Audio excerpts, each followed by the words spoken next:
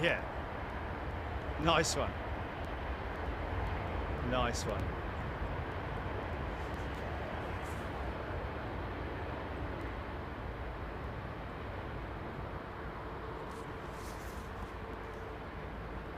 It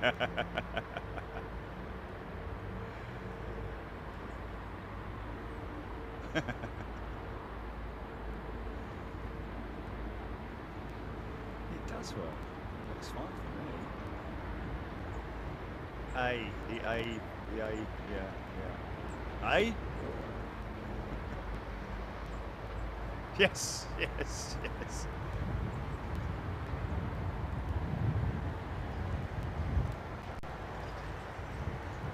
He ain't heavy.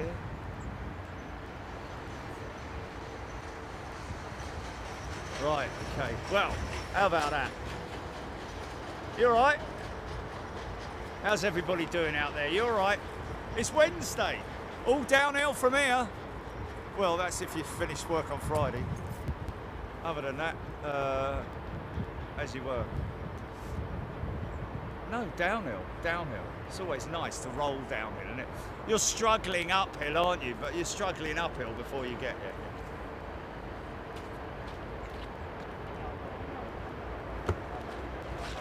I know, but this is the other way round. Yeah, yeah. No.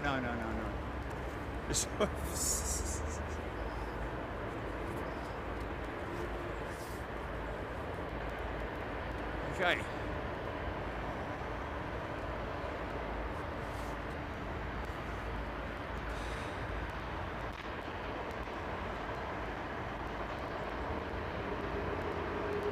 Fire it up.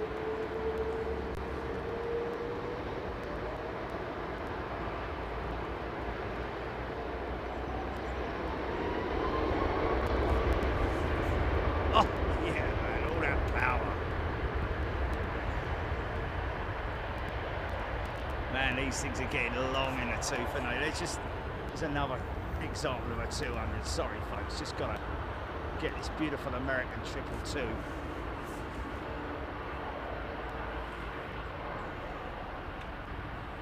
I can hear the Trents humming. I can hear the oscillation.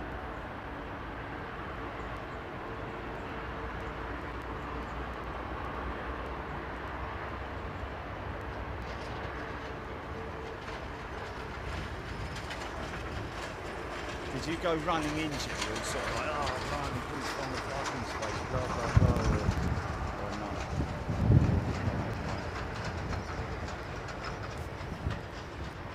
Oh, Alexis, thank you. Alexis has gifted a channel membership. Thank you, Alexis.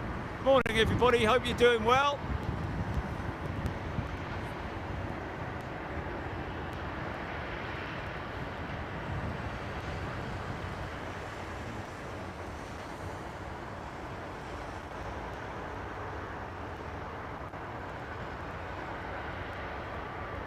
Morgan loving the close-ups, yeah, get some tight stuff here.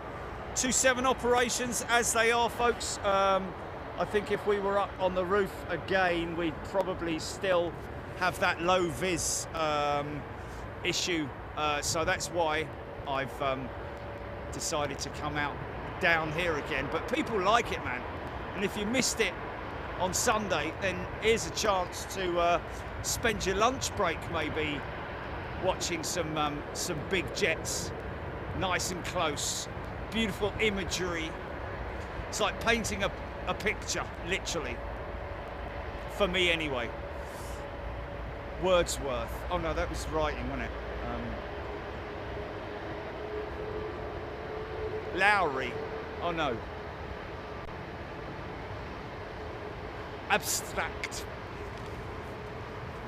777-200, of course, got the big juicy undercarriage on it, but no rear gear steer on the 777-200, and no actuator. See, you're missing the actuator. That is because she's a shorter aeroplane than her 300 sister. Listen to the hum of those Trents, man. Of course, that's the engine that kind of saved Boeing's backside really in the initial stages of the launch of the 777, because the first oh no, it wasn't, it was the Pratt & Whitney PW4000, of course. I think it was the GE90 that that they kicked it off with. Oh, hold on a minute, I need to think about that.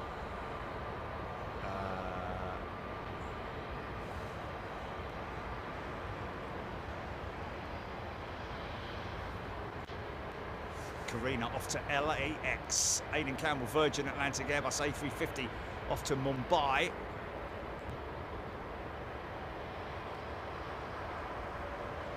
Neil P. Dalgo.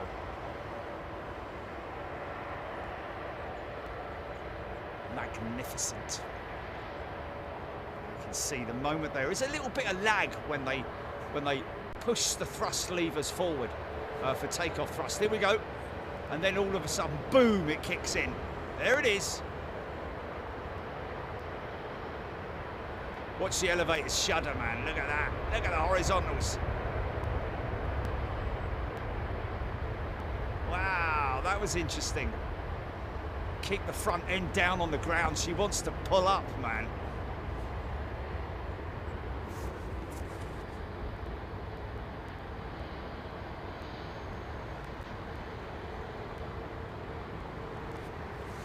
Ben Whitaker flying out on VS91 at 1 o'clock. Well, if you're on, okay.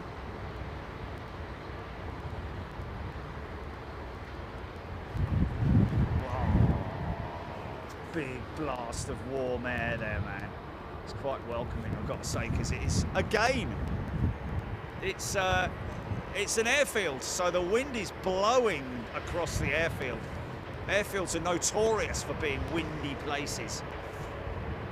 And right here, I'm at the okay, Air India 350. We've also got, whose wife is it? Aidan Campbell's wife. Okay, so if you're flying out, folks, then please keep us notified as well. We've got so much going on, always difficult to, you know, keep track of everything that's happening. Piece of cable there, because it's kind of in my way, and I need to move it over there. Oh, sorry about that. Oh, sorry about that.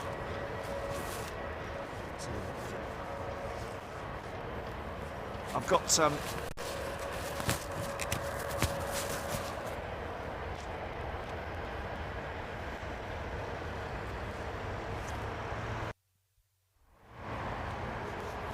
yeah, sorry, Jackie, if you're listening, likely we'll be gone by 5:50, I would imagine. Creeping up to the line.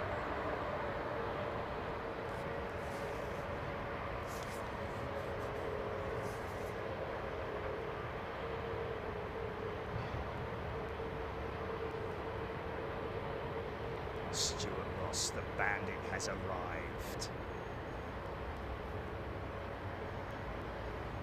Tim Rayner tuning in with his 11-year design class. There you go. Some budding young designer out there. Look at these wing designs. Well, the wing tip design is the, look at that, man. The wing tip design is the, obviously the wing itself is a pretty standard, straightforward piece of design technology. However, the wing tip is what makes all the difference in terms of efficiency and reduction of drag and so on and so forth. Leslie Fraser has gifted a channel membership. Thank you, Leslie. But talking about wings, look at these wings on the Dreamliner. As she picks up speed, the wings flex upwards. It's just the best wing in the industry as far as I'm concerned. In terms of that profile, look at that, man.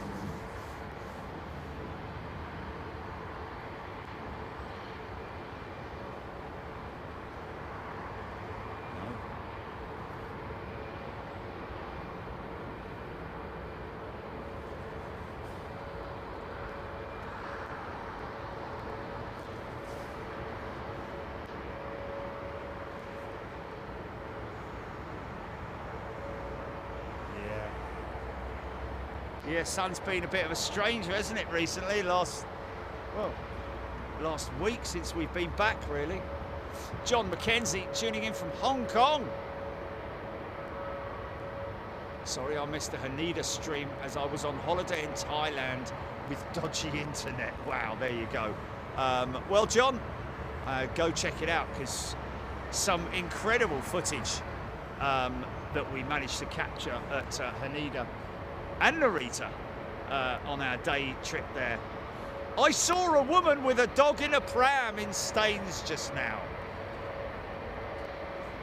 The dog did look very sort of like, okay, am I supposed to be doing this? I don't know, I'm just going to sit here and... Did you see it, Jenny? Did you see it? It was sort of like, you know, okay, well, I'll just go with this. Was it what? Something like that, yeah. Oh, he's had a bump, look.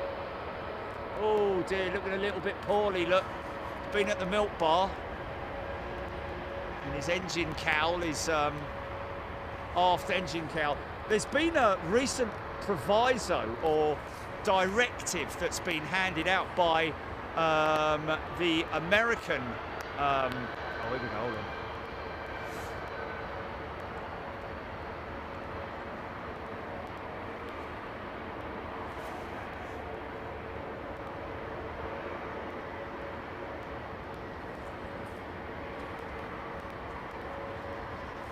See, Buddha Day in Thailand.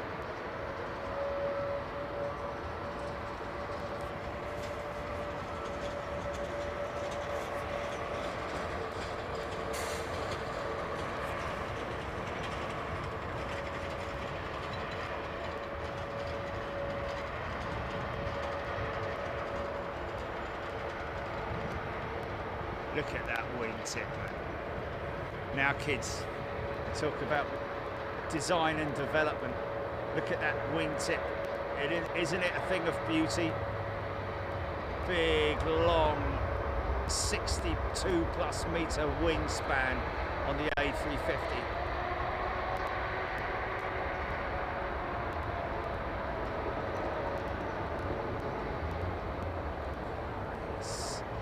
Nice bit of power up to the line there, man.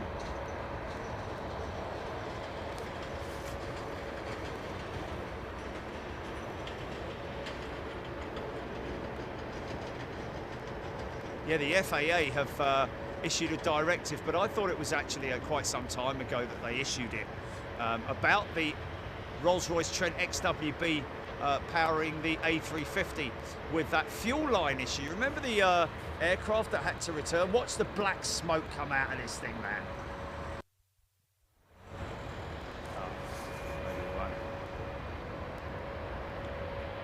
Look at that.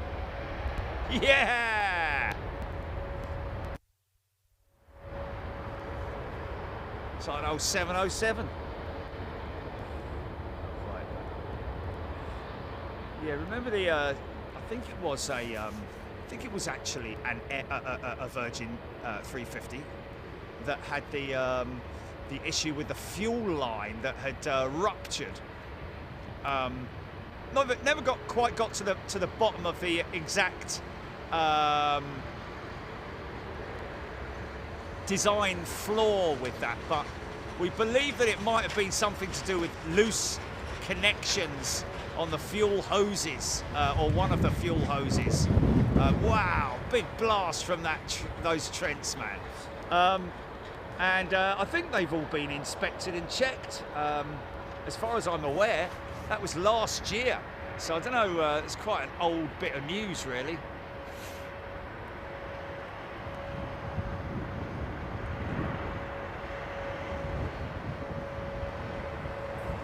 Ian Barnes, gas grill. Like the shade of red cowling over those Rolls-Royce engines, magnificent. Well, yeah, when it's all the right combination. Seen some right old combinations, haven't we, in the past and currently as well with the Trent 700s. Onkar Singh, thank you, Onkar. He's popped in and he's immediately gifted 5 channel memberships. Thanks, mate, much appreciated.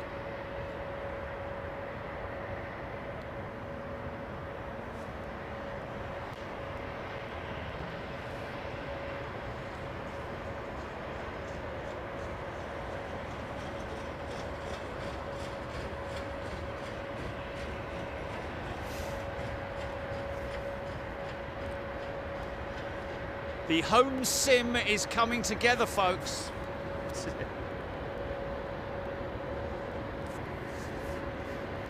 So I'm going to, if I can, get myself to a level kind of the same as what Johnny is. It's a big call, because obviously you're going to rely on Johnny to be available, to mentor me.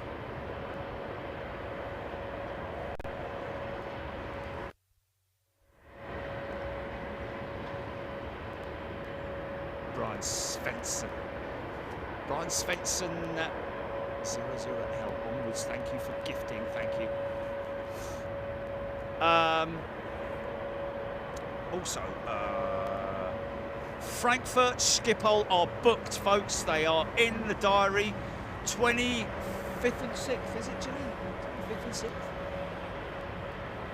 25th and the 26th of this month, folks. All members join us for a 2-day special overseas at Frankfurt on day 1 and Schiphol day 2. Hopefully they're going to be on the same operations as they are now, because that means they will be taking off on the Polder Barn. But no problem if they're not. We'll still get some fantastic footage there, and of course Frankfurt as well. Yeah, a lot of people ask about the flap that they see open on these small jets. It is on all A320s. It's a pressurization flap, basically, that will close as the aircraft takes off, so to speak. During the climb out, that will close because the pressure will build up. It's something to do with the aircraft being on the ground, basically. Because the aircraft is, believe it or not, the aircraft is pressurized on the ground. Louise Morgan, looking forward to it. Cheryl Howard, that will be us on that plane in October. Not that one exciting.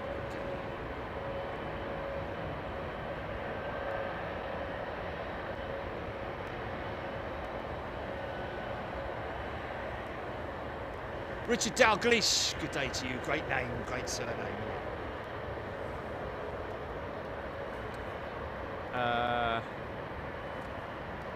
Brian Svensson.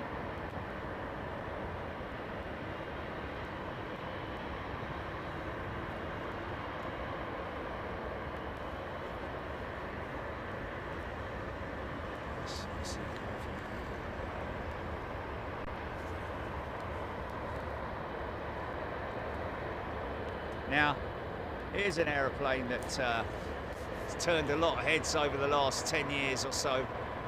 Well, actually not the last 10 years, it's only been operational for like the last 8 years, is it? I don't know, but it's became very popular very quickly. Originally a Bombardier jet. Not Bombardier, Bombardier. Creeping up to the line, listen to it, a little bit of power.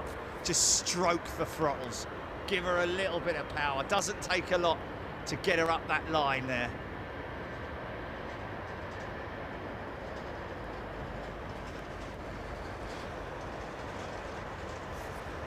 Yes, but if you joined us yesterday, you will have seen us talking about seeing the new model of the Comac C919, and boy oh boy, is that a great looking aeroplane, I have to say.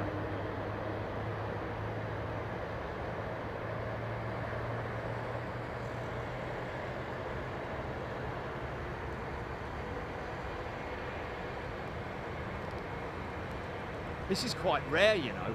Air Canada 200. That is quite rare, you know.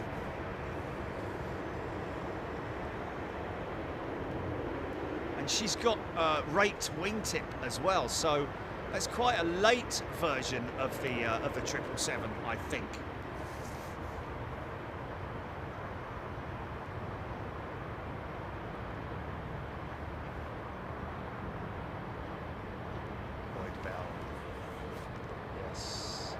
course, Bombardier, the program, obviously Airbus were keeping close eyes on that program and seeing how successful the aircraft was, not so much in terms of orders, but in terms of its threat to Airbus. And as a result of that, they bought it out. Lock, stock and barrel, bought the whole thing out, and it's now the Airbus A220 and the 300, I think it is, is due for, you know, a slightly stretched variant of the A220 is something that they're looking at, I believe.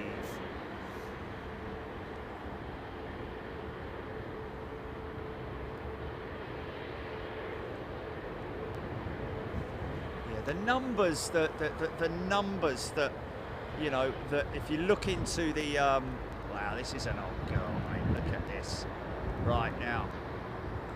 Wow, she's old. Sue Cowder, thank you, gifting 5 channel memberships. Nicola Walker, do we know what has happened to BA380 GXLEA? Haven't seen her out and about. I know she did half a winglet missing, thanks in advance. I don't know, Nicola. I've seen the LEA jet recently. Haven't we, Julie? Sure we have. You can see that. LEA 380.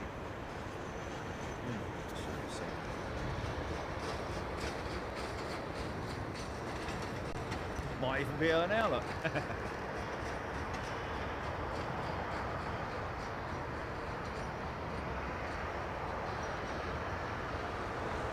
Fully winglet.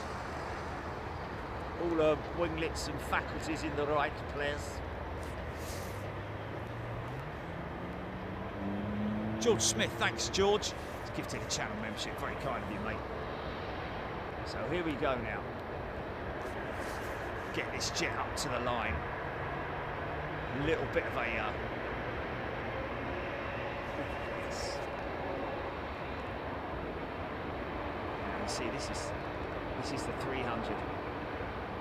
She's got the actuator. See that actuator? It's got steering actuators, but you can't really see them. But see the angled actuator at the front there. That's to basically push the undercarriage down on the ground to keep it stuck as much as possible. She's going straight out, man. No messing with this one.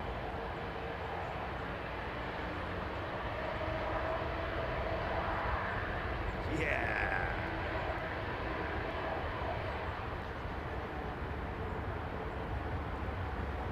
To avoid potential tail strikes.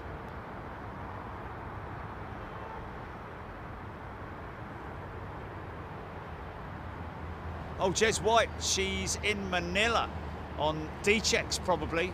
Arrived 25th of November, right? Okay, well there's your reason why then we haven't seen LEA for any substantial amount of time. She's in Manila where she goes for maintenance, possibly a D-check. Mind that.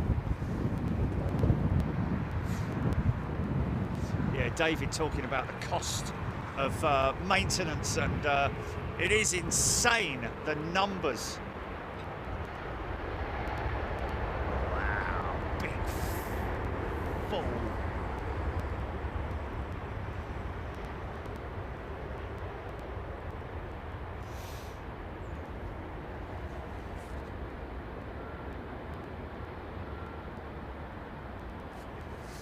Yeah, got a full thrustmaster setup, throttle assembly, side stick and pedals as well.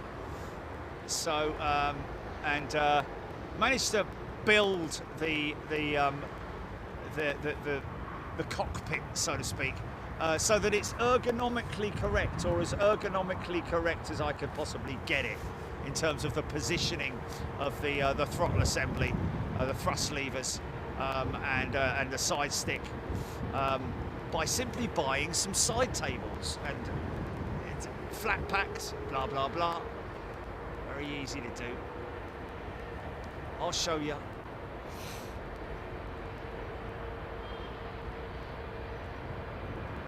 Yeah, 50 grand tyres, 75 grand for one set of brakes per side on these jets.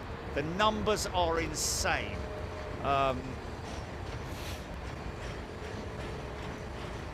Obviously these tyres as well, most of the aircraft tyres that you see here are all remolds, as in refurbished tyres. Very rarely that you see brand new tyres, because there's a big refurbishment program. The sidewall is obviously extremely thick. These things are filled with around about 200, I think it's 200 psi nitrogen filled. Maybe even more than that. It's 200 or 2,000? No, it's 200 in it, I think. Mark Sullivan.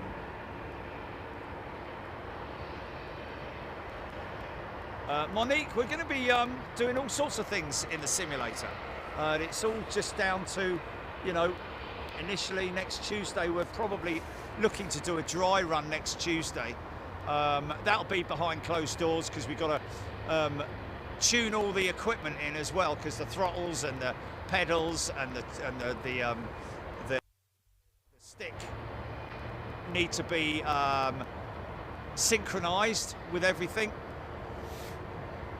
and then we'll get on with it. Gilly will be the flight engineer for the sim, so to speak. Mark Sullivan, little Roo on the move. Is that the little Joey down there? I think it is, mate. Yeah, it is. What's that, Skip?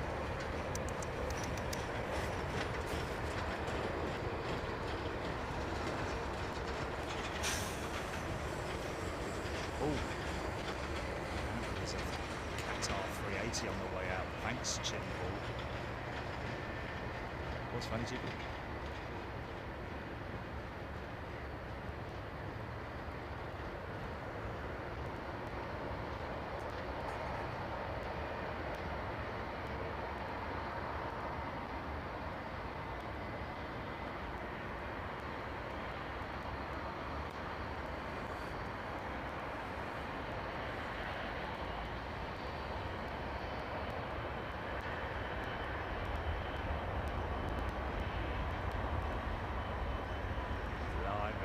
That's an old one, isn't it?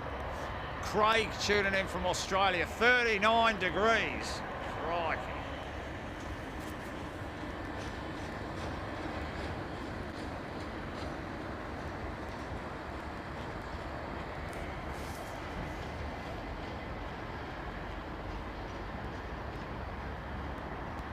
Karen landing. Karen loving the noise from the American jet. Well, there's all sorts of noises coming from that side of the airfield as they line up.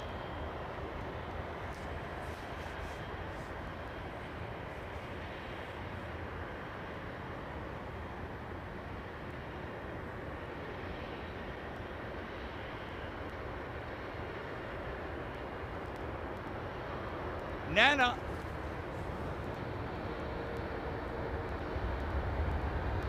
Jackie Green. Oh, okay. Jackie Green, morning everyone. Hope you're all fine and down here. I only just logged on, so I've missed if Jerry is staying until MU534 takes off with my sister on board. Yeah, 5:50. Yeah, Jackie.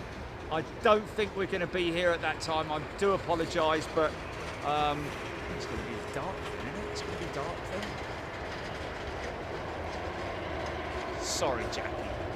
Yeah, because if that's a 5:50, if that's a 5:50 estimated departure, it'll be more like 6:20. She'll be wheels off ground, I'd imagine. Stephen Rouse, good morning. Tuning in from Providence, Rhode Island, where we're going in July, ladies and gentlemen. Beverly George, this American 777-300. Off to Miami. She's 10 years. Oh, it's, yeah, sorry, June.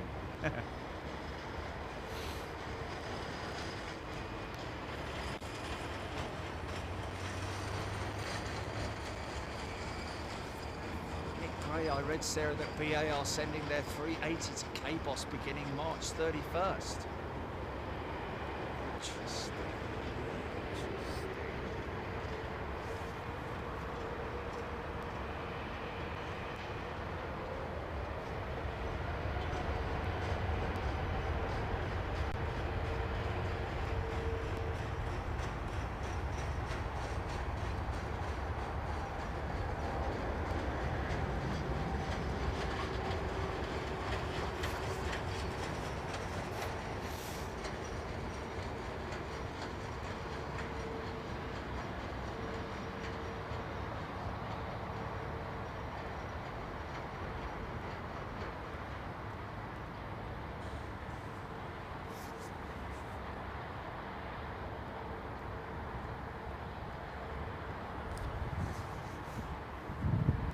Fair old blast from those engines, man.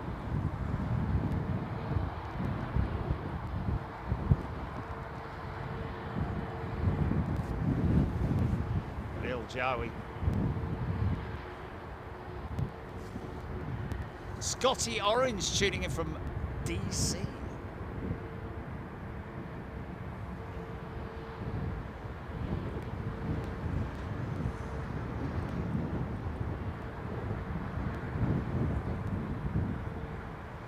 Tim Hitchcock, 10 p.m. where he is.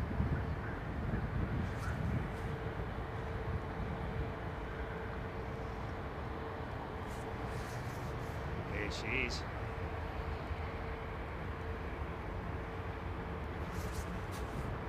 Lovely lamppost. On the corner of the streets, the lady goes by. Bentley George QF10 to Perth. There we go. That's where we're going to be next month, folks.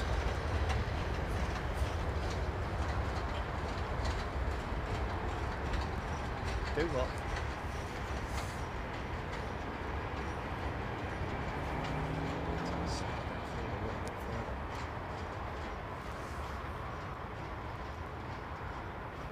New South Wales in the house.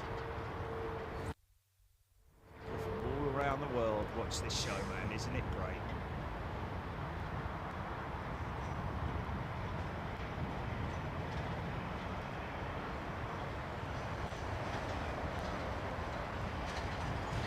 Wow, that's crazy. Avro Arrows obviously watching a very old, some very archaic streams. That's crazy, man.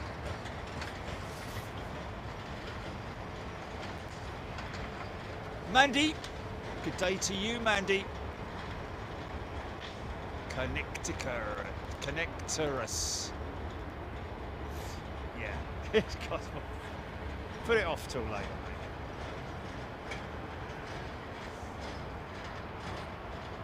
mate. Craig, no, we're negative. We're it's Cathay Pacific, isn't it, Chile? We're going.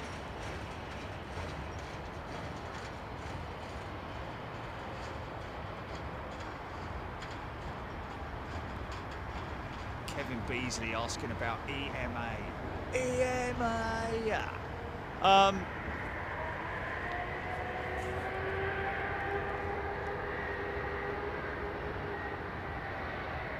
Nice. Nothing planned for EMA at the moment. If we were going to do an EMA show, it'd probably be during the summer, just because of obviously the longer nights.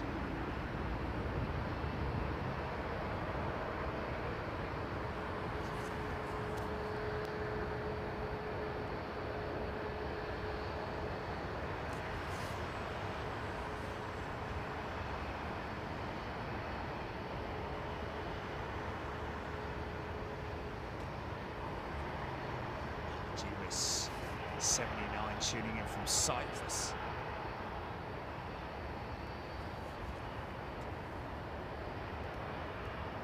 John McKenzie, if you're a CX A350, we're on 777 and 350, aren't we?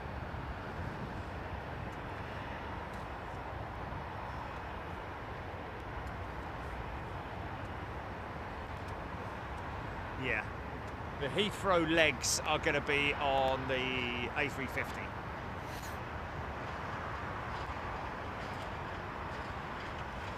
Jeff Grisdale flying out of Manchester to Atlanta, March the 6th, Virgin 330. Nice for you, Jeff. Not long now, really, is it? G'day.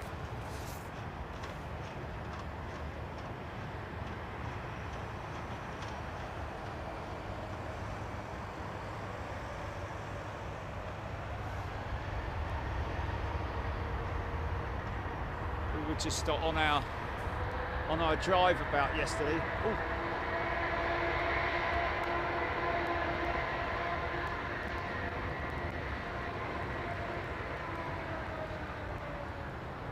Nice. Saw a Lufthansa 380 doing circuits yesterday, which was quite interesting. Frankfurt to Frankfurt, obviously on some kind of an engine test, I would imagine. Some kind of test. Oh yeah, they said crew. Yeah, that's interesting, isn't it? I'm guessing it would be flight crew, not cabin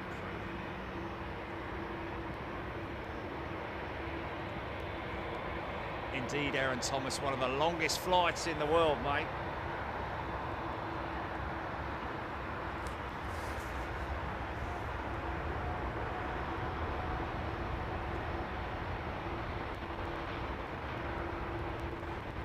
Crispy, got a lufty 747-400 in April. Wow, lucky you, mate.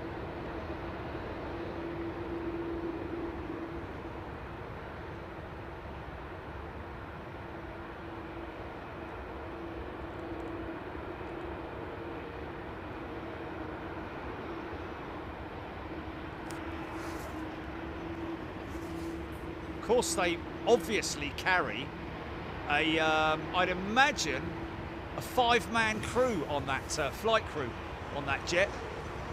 2 captains, 2 SFOs maybe, or a mix of, and then a backup pilot as well, I'd imagine.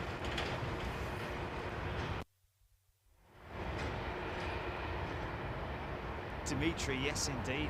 It has been said that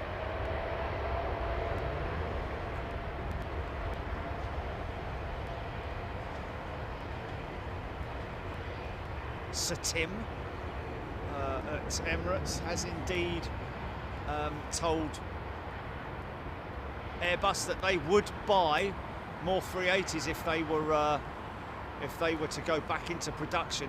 Well, not maybe they would. I don't know. I mean, maybe they would be able to switch up. But it's just a big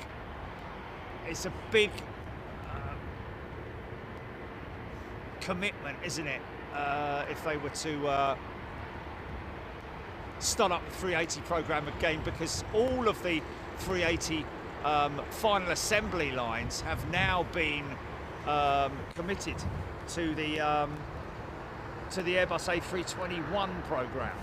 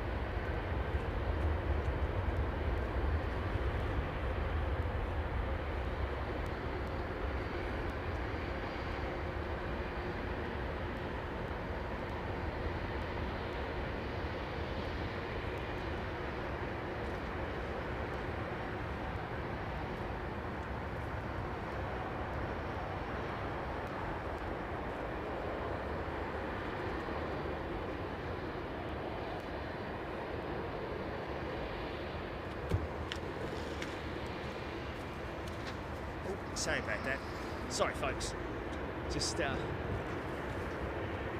getting me hand warmers in position.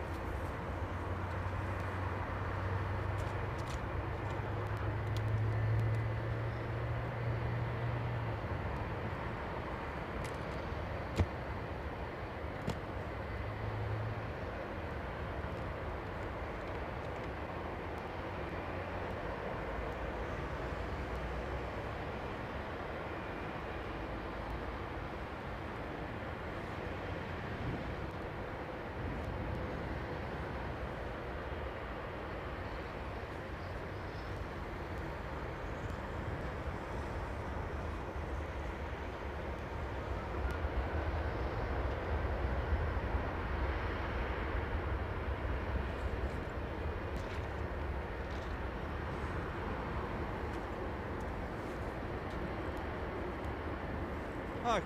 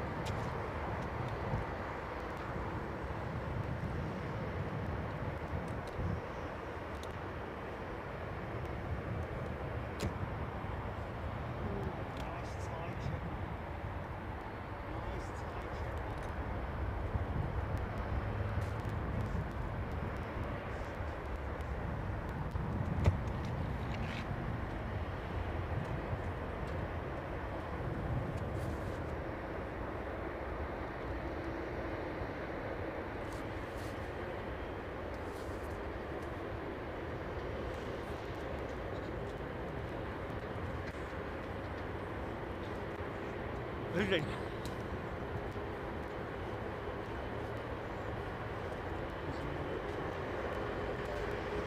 The tech desk.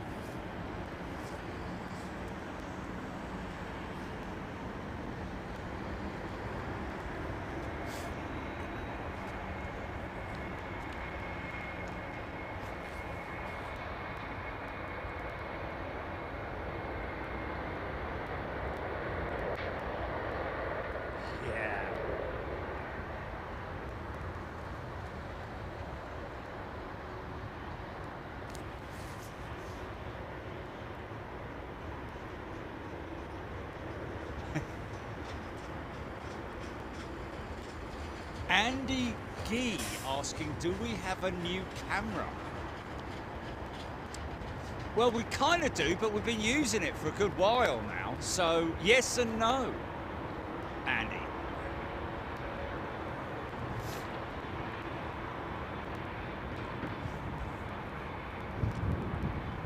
This is the VX3, isn't it? Which has got more technology, apparently, in terms of its lens. It's got a new lens.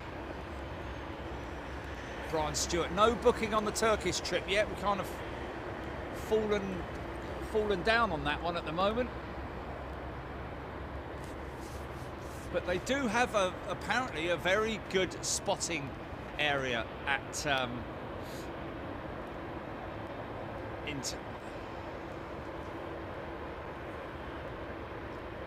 Shy.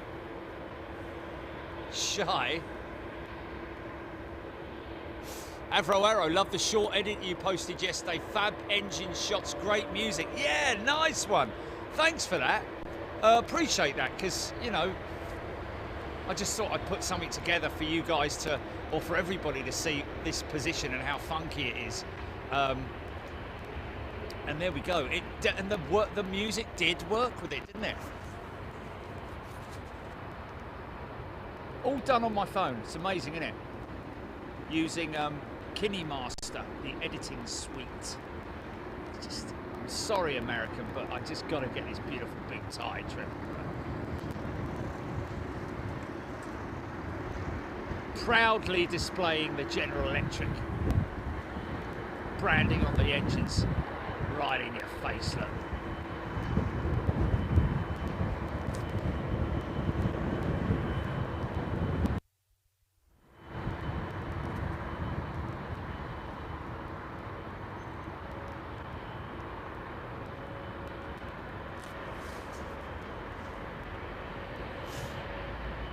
Thank you, Paul.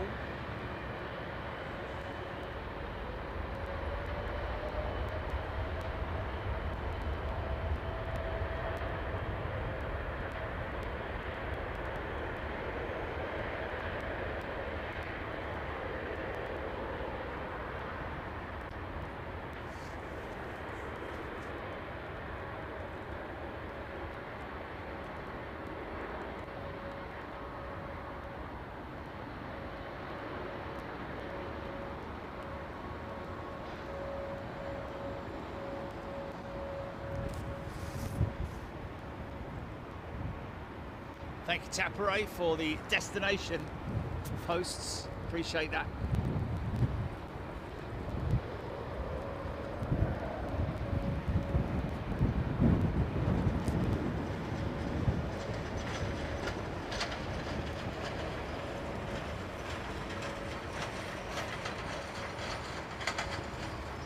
Watch the horizontal stabilizers as the engines power up. All the thrust from the engines, watch them shudder. Look at that, man.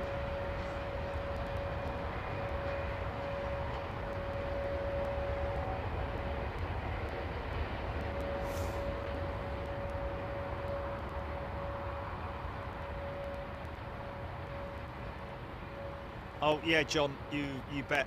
Summer nights here are great. We actually did, me and Johnny did our solstice show from here. Didn't I do the solstice show last year? From here.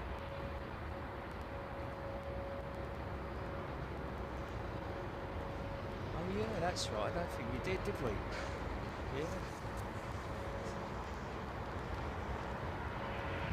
Yeah. On a summer night, oh wella.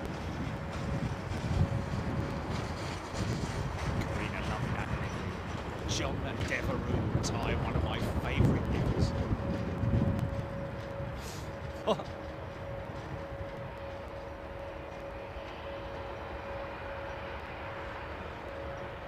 Lloyd Bell.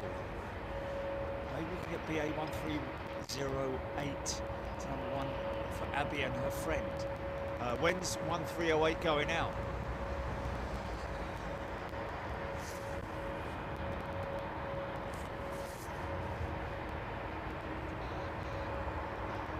Mate, when I was editing that video last night, you can quite clearly and easily hear the engines. I don't know what people are...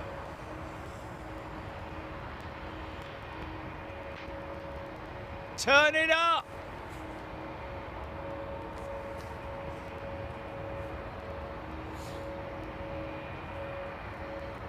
Peter, what can I say, my friend? Thank you for your contact. Appreciate it, but really... I can understand it if you couldn't hear. What I can hear is what you can hear. I can quite clearly hear the engine sounds. Maybe what he's talking about there is the power-up noise. Obviously, the aircraft are going away from us, so as a result of that, that's nothing that we can but you know, Peter, as you know, as far as our positions around London Heathrow, we like to mix it up. We do a lot of We do a lot of no, absolutely, yeah. You feel the rumble. You do feel the rumble. You, from time to time, do hear the odd spool up as well. Depends on. I can quite clearly hear those engines, man.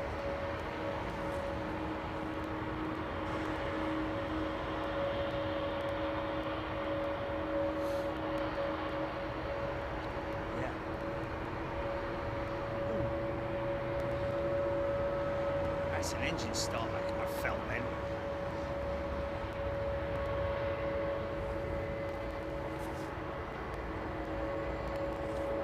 Smart looking jet, innit?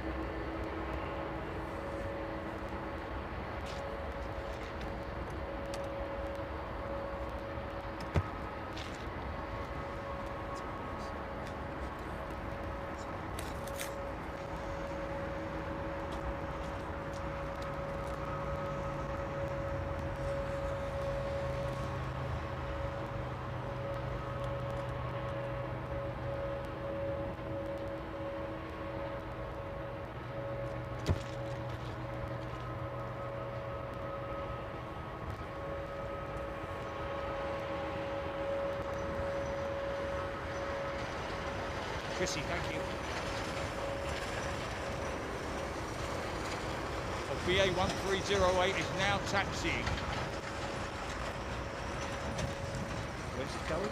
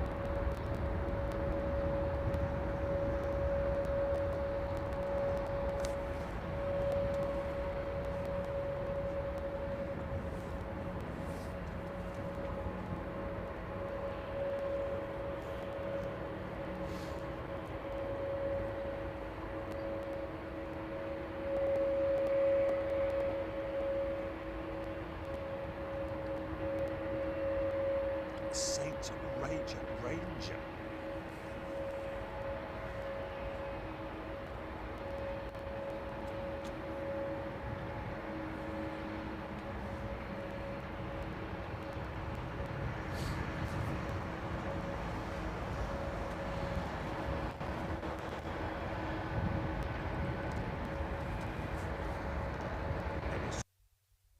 Some cat.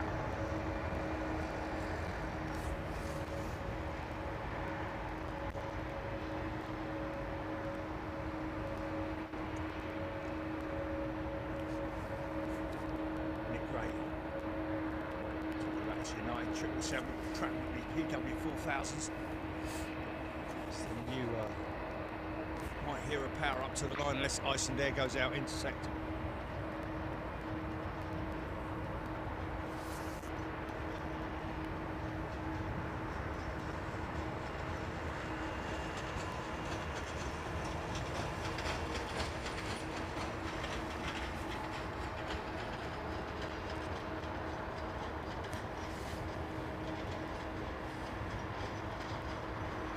Got to be the biggest fuselage livery in the world, isn't it? Of all the airlines in terms of its size.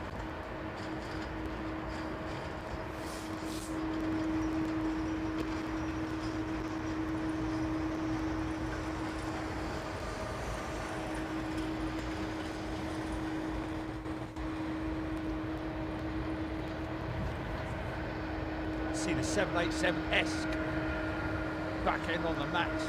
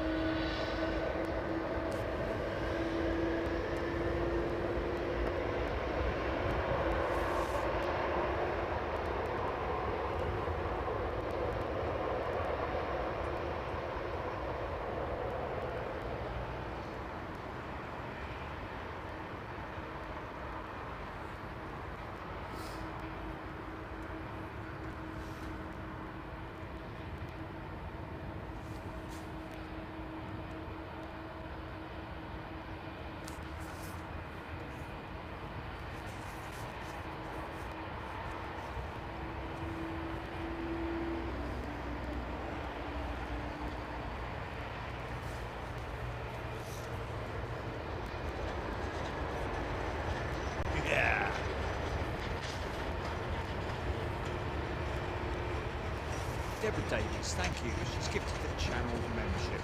Thank you, Deborah. Yeah, quite rare to see an Air Canada 777-200 in a Heathrow. More used to seeing their 300s and of course the 330s, the 787s as well. But more often than not, it is a 777-200, is it not? 300, sorry.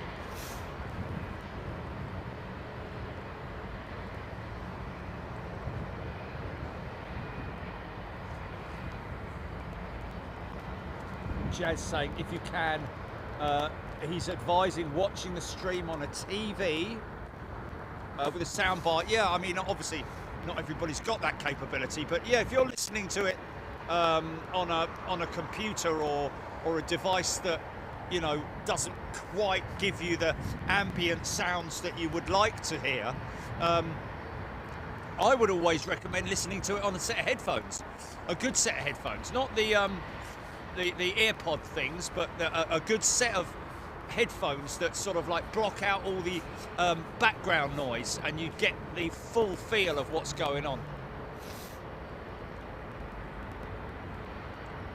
Aaron Thomas BA380 just came on Flight Radar 24.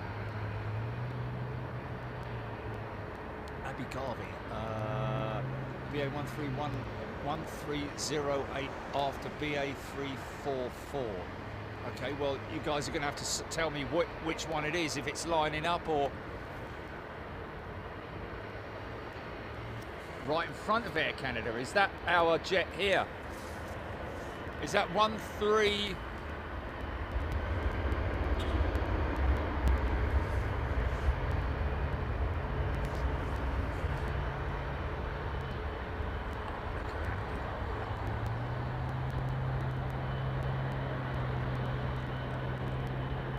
Is this the one?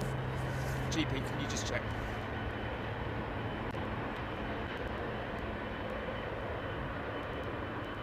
Oh, behind Air Canada. Okay. Well, there's nothing behind Air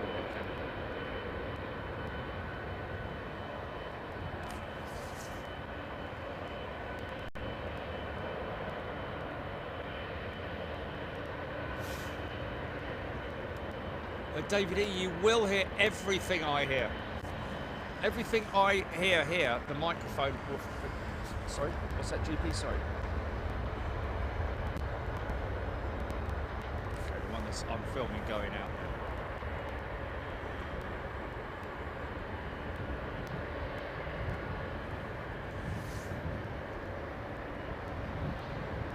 Jilly doesn't mix the sound, folks. She does nothing with it. She does nothing.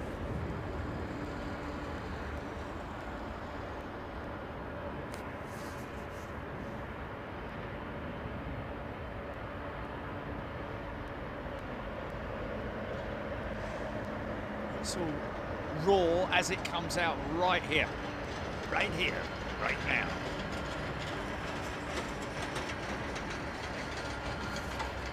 Oh, listen to this old thing. Tessie, welcome Tessie. She's a new member. Tell me, you've got to hear those engines, man.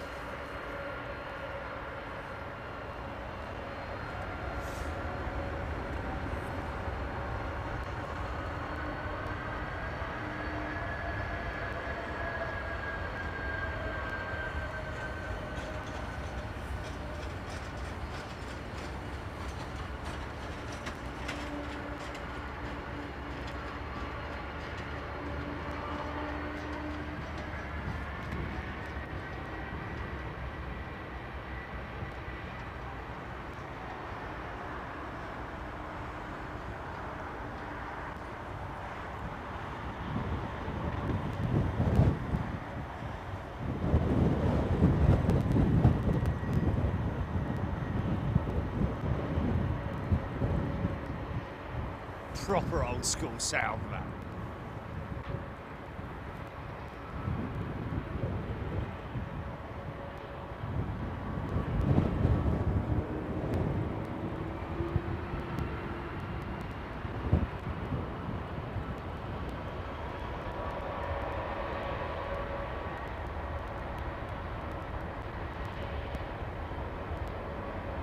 Chris Savage has got his headphones on. It sounds so much better. Brilliant, mate. There you go.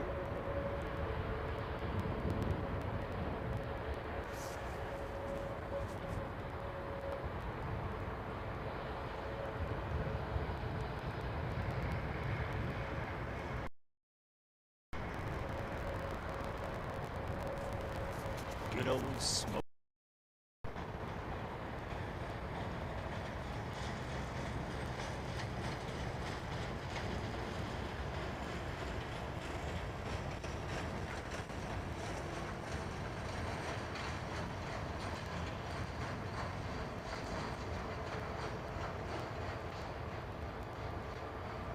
It's not the rush hour, really, Francois. It's more or less remains sort of like the same sort of like level of activity throughout the day. Tina Benfield, good afternoon to you.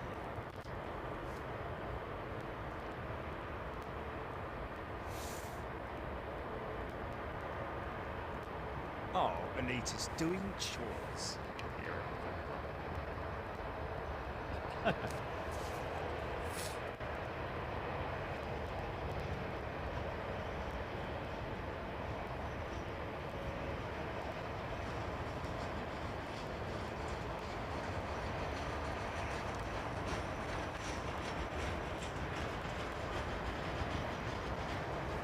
NBR rider, thank you.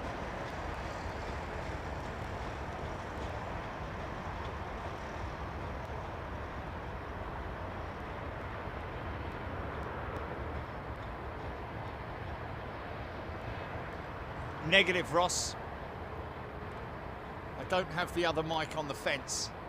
I could run down there and try and throw it up, see if it makes any difference. It didn't really last time, did it? Does it make any difference? Beautiful looking Swiss 220, man.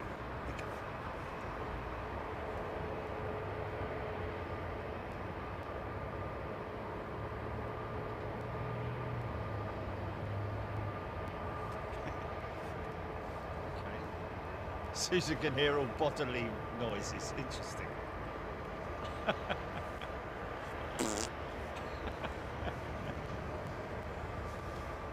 That was me.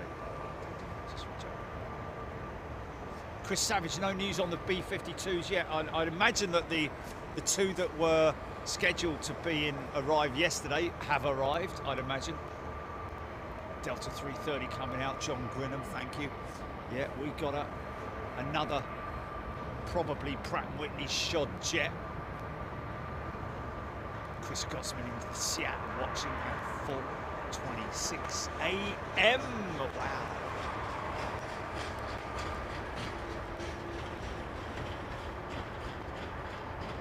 Thank you, Ellis. Decent sound set. Nice on those trees.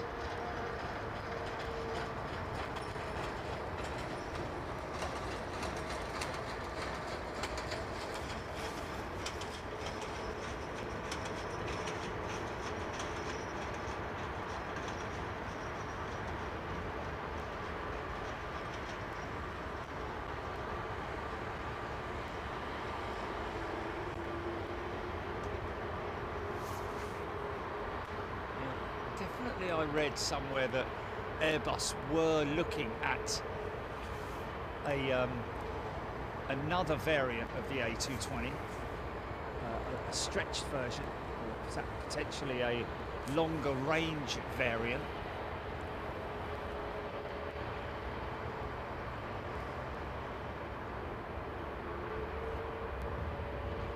Correct, Matthew.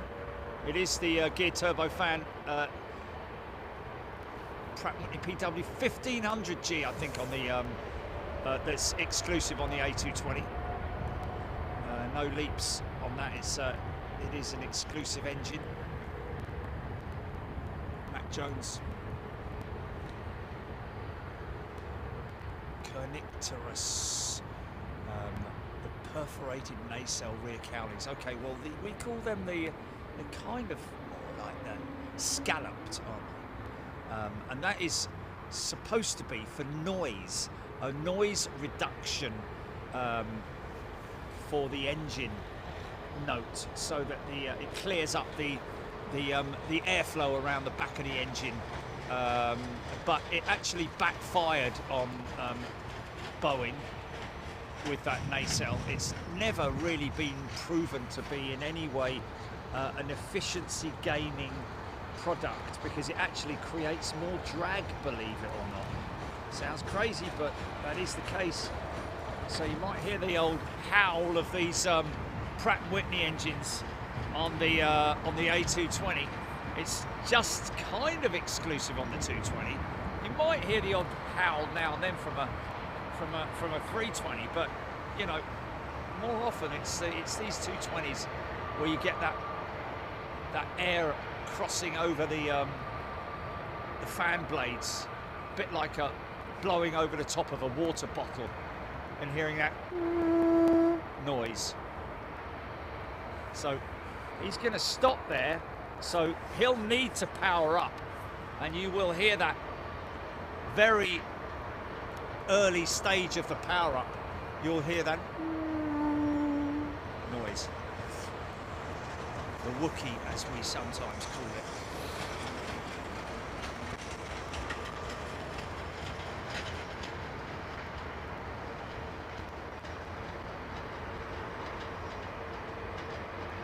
Matthew Smith, no Bombardier wouldn't be involved. All of the technology and everything about the A220 was taken by, bought up by even the CADs and the design, everything, the designs, everything.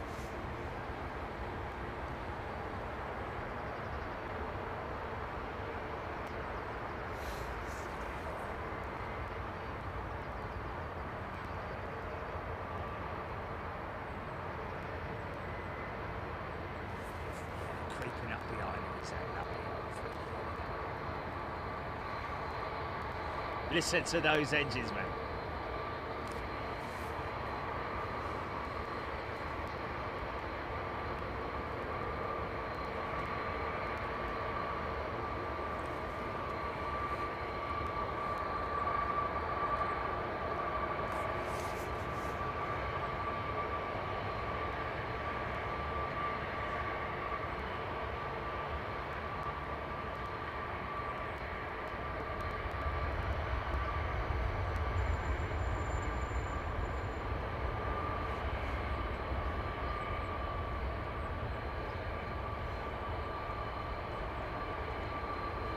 JetBlue's 321 going out intercept.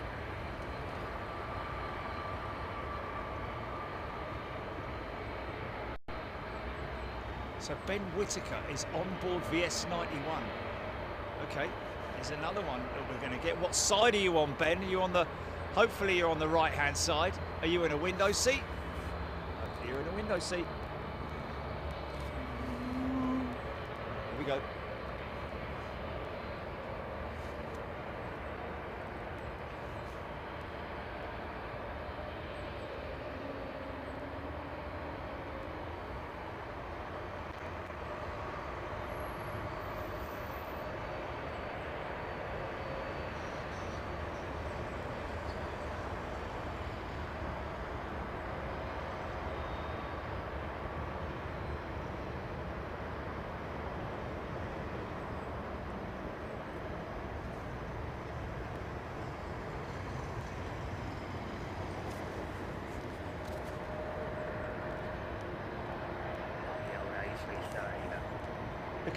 Look at how the rear seating. Look how the windows angle upwards, folks. Anyone with is it OCD? That's it. Yeah.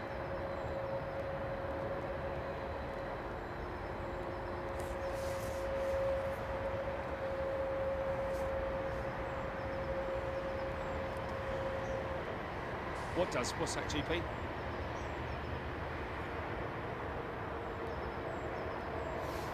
Oh, okay.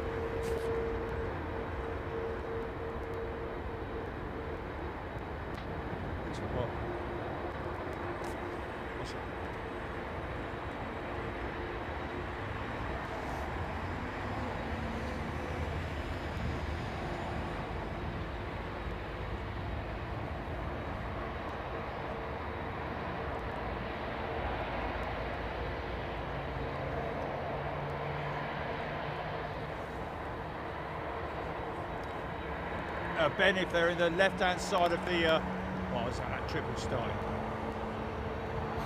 If they're in the left side, we won't see them, mate, unless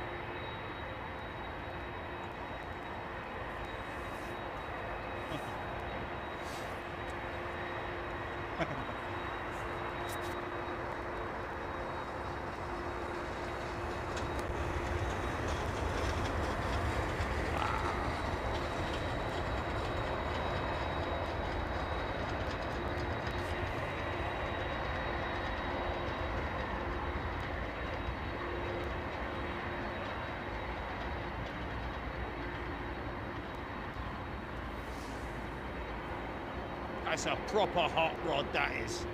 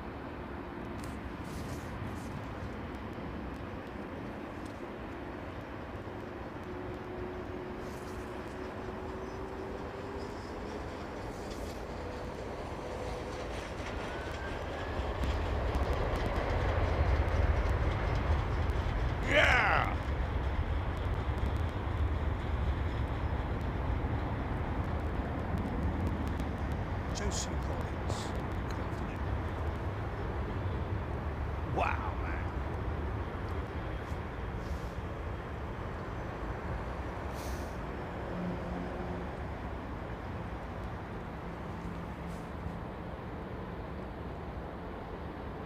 Proper old school jetliner, man.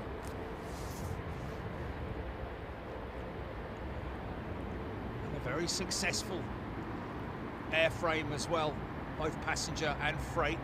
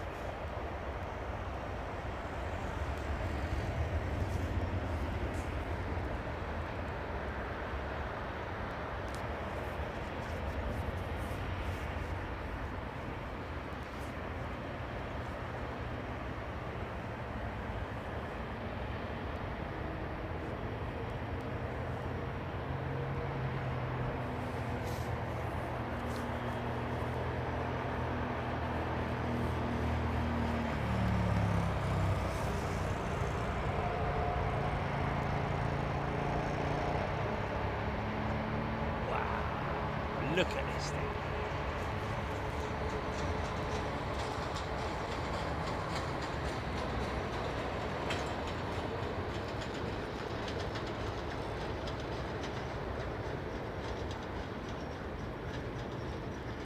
Gaggle of undercarriage, man. Look at that. Insane.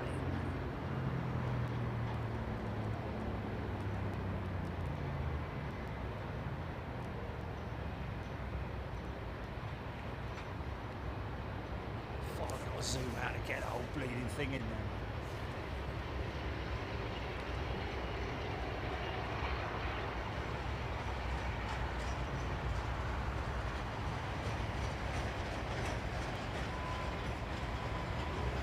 Straight out the blocks.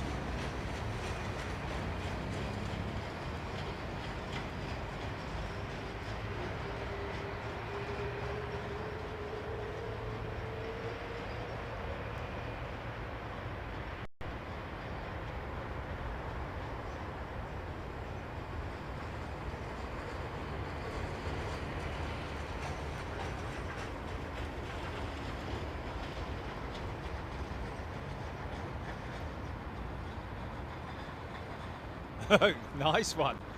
Got the full rundown there of Kernicterus's system there. Wow, that's crazy, man.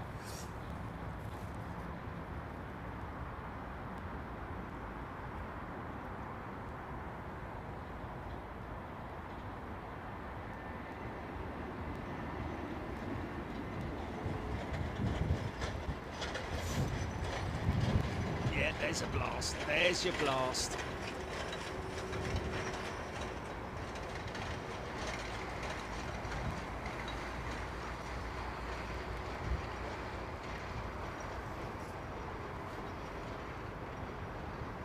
Right turn, Clay. Or is he going to go left? Don't know yet. She's going San Fran, isn't she? She's going San Fran. Left turn, here we go. Over the top.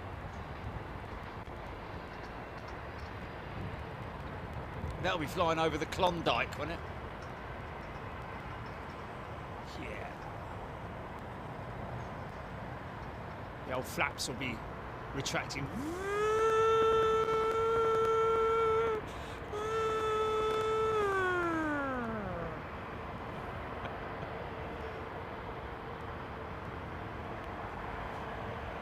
Just everything's massive. Little electric winders on it.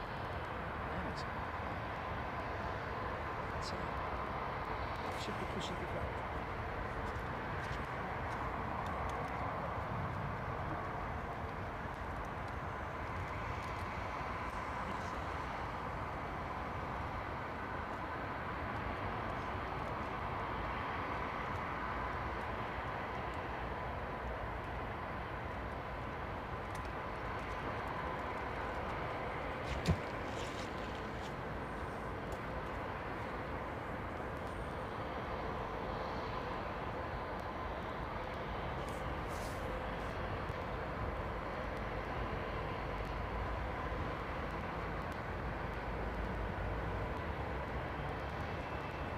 See you, John.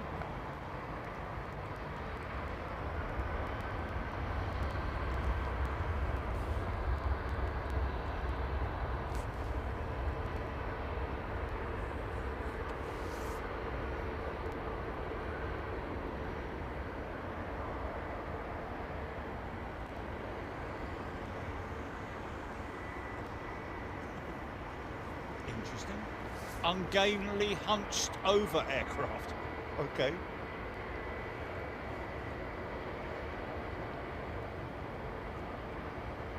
We'll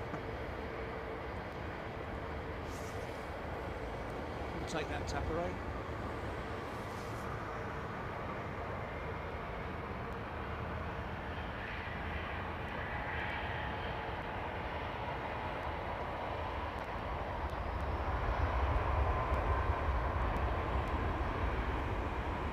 Kevin Wadeson.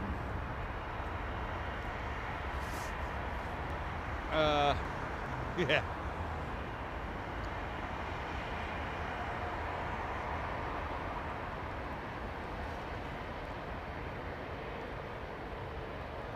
Can you imagine me going, nah, not really. I'm not bothered that I didn't get to film Concorde.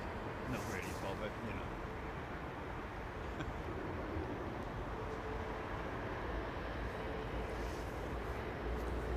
Imagine watching Concorde from here, going out, reheat, smoke galore. Unbelievable. Imagine it. Just imagine it. Maybe we could create it somehow.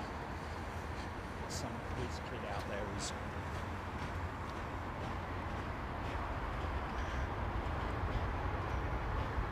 mind you, there are some videos on YouTube that people took of her going out from a position like this, 27 right, when the fences were a lot, well, there weren't really many fences around Heathrow back in the old days, were there?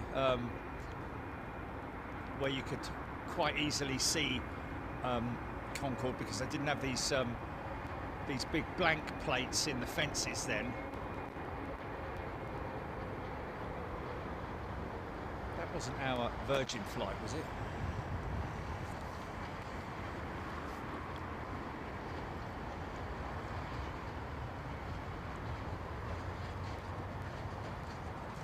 Yeah, it wouldn't be the same though, Nick, would it? It wouldn't really be the same flying the Concorde in the sim. But, you know, we'll definitely, I'm sure Microsoft have got a version of it, haven't they?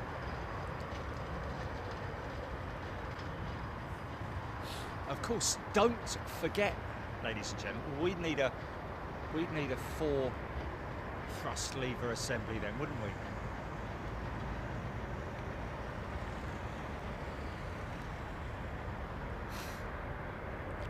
Well, talking about Concorde Sim, to be honest with you, I have flown the original simulator at Brooklands that was used for simulation training. Remarkable thing.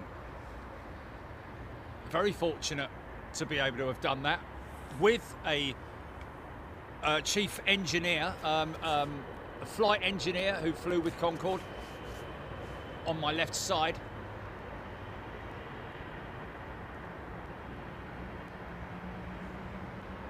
Tell you what, I'll be honest with you, if Concorde still flew, I think I'd probably come up here every day to film it departing. Because you'd never get enough of that, would you? I mean, hammering over the paddock or whatever. Because she never went out high, did she? She always went out very low. Oh, God, just... If I got 3 wishes by a genie, yeah, just...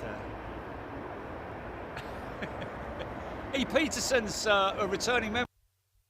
E. Peterson to Big Jet TV. Imagine just seeing, zooming in on those Olympus engines and then just watching them squeeze and injecting all that fuel across the... Oh, just... The noise would be thunderous and everything, wouldn't it?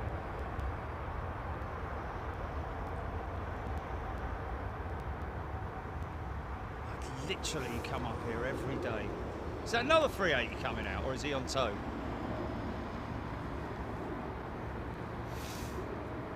Oh, E. Peterson's gifted 10 memberships. Thanks, mate. Wow, straight out the box. That's very kind of you, James Burks. Welcome to you.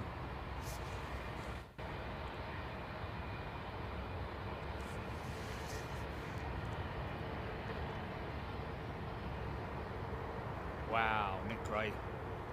Seen and heard Concorde on approach to JFK every day. Wow.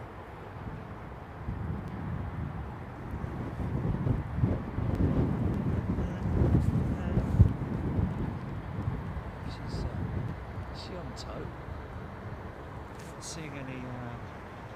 Yeah, I'm not seeing any lights on her. I think she's. Let's have a look at her slats. Show us your slats, love. Oh. He's coming out.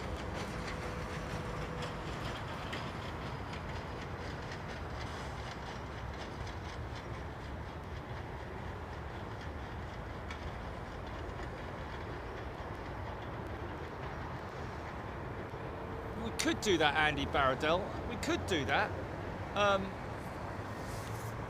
Kind of, yeah, but it'd be a lot easier to do it if you looked at Google Earth. Because you can see a considerable amount of... That's why it's going to take so many years before the third runway is even... Before they put any, you know, what do they call it? Shovel in the dirt or whatever, you know, before anything like that happens. They've got to go through the planning, which basically means rehoming probably a good few thousand people, I would imagine, and relocating businesses, hotels, infrastructure. So much will be affected by the works for the third runway. Huge project, and one that, like I say, will probably rumble on for many, many years.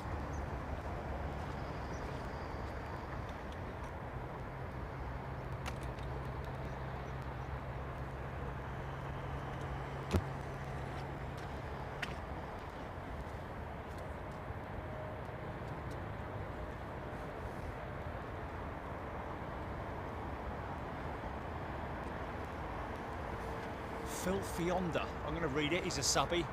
My late father-in-law headed the engineering team who built the swivel nose, or the tilt nose, wasn't it? Cone for Concorde. It was at BAC Filton in Bristol. Wow, British Aircraft Corporation. Wow. Heritage, man.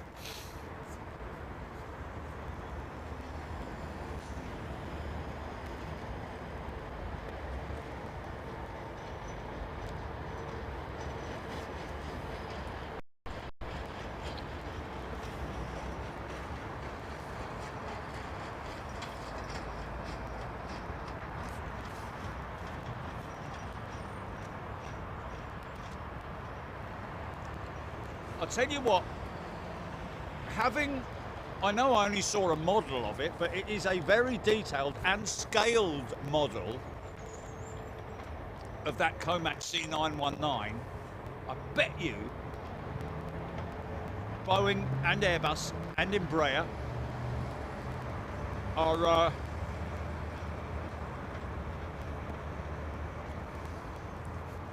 possibly a little bit concerned, shall we say.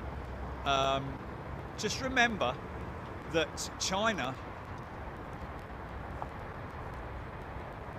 who build the Comac C919, is exclusively of Chinese design. However, it is also powered by General Electric LEAP engines, which is kind of crazy, isn't it? A Chinese company using an American engine supplier.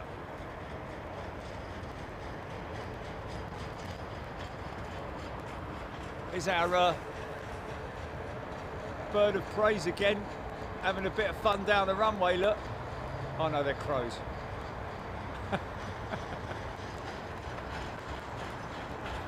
Yeah, so it is quite interesting, isn't it? Because obviously, let's just listen to this big old brute lining up.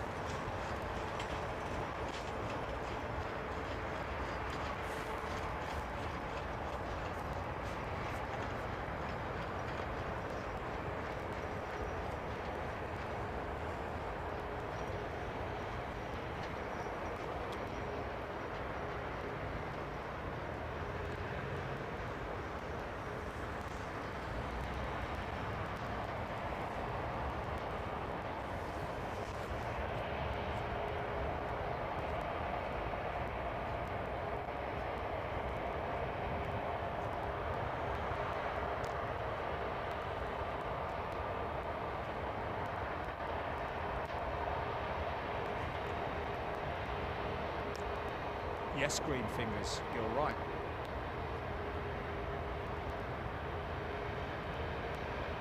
Right on the money there.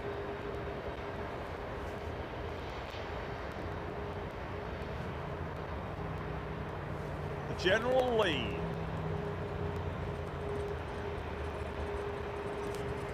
Blending into the skyline. Big, heavy aeroplane, man. The size of the empennage, folks. Look at the size of the back of that. The span of that horizontal stabilizer is as big as an A3, a single aisle jet like an A319, or that basically the wing of that jet there. The span of that horizontal stabilizer is more or less the same span as an average single aisle jet, believe it or not. You're making it up! Who told you that then? Like down the pub.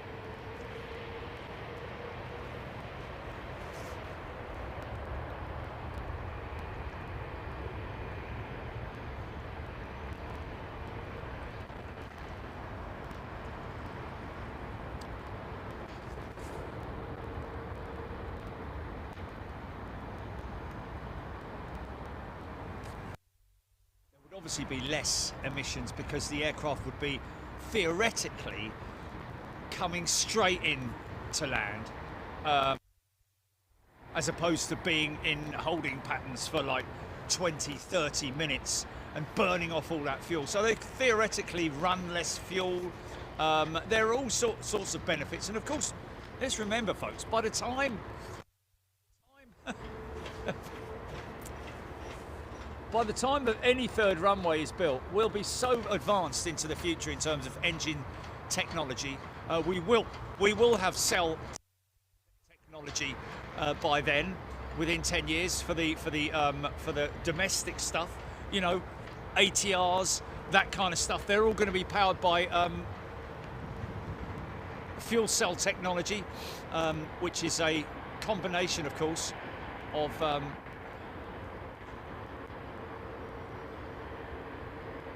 a mixture which gets converted into fuel cells. When I say fuel cells, it's electrical battery storage, literally. Of course, I know a lot of people are like, yeah, it's going to weigh too much, isn't it? Blah, blah, blah. Well, first of all, they do know what they're talking about. They do know what they're doing. What is interesting, though, is that Airbus have completely curtailed the plan to have the E-engine mounted on the side of the A380. There was a big plan to do that.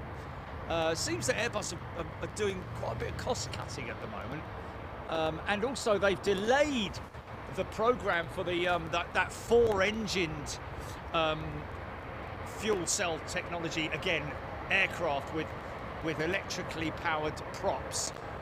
They've delayed that by another 10 years, man.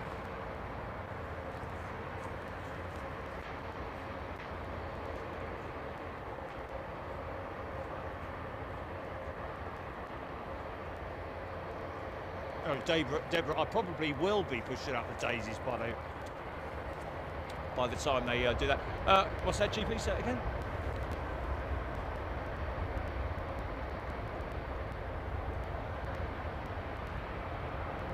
Oh yeah. It's a mega leap, isn't it? It's a mega leap.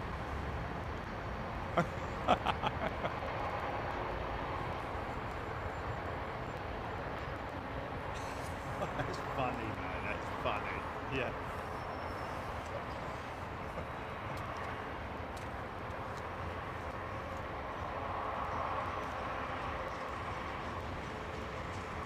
Tony McCall, that's interesting. I wasn't aware of that.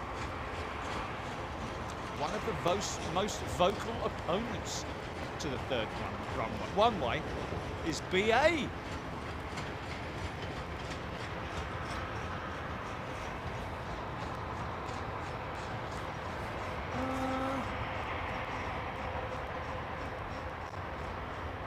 I'm saying it would affect their monopoly, but I can't see that being the case. It's not like someone's going to come in here and take over their overrun their operation. Or are they thinking maybe Emirates or one of the yeah, because let's face it, Qatar already own half of Heathrow, don't they? Something like that. To be honest with you, ever since we lost our gate guardian, the Concorde gate guardian, and British Airways did replace it with one of their own, and Emirates got to buy up that spot. It's just more and more we're sort of like sinking into being, you know. Come to England, sponsored by Emirates.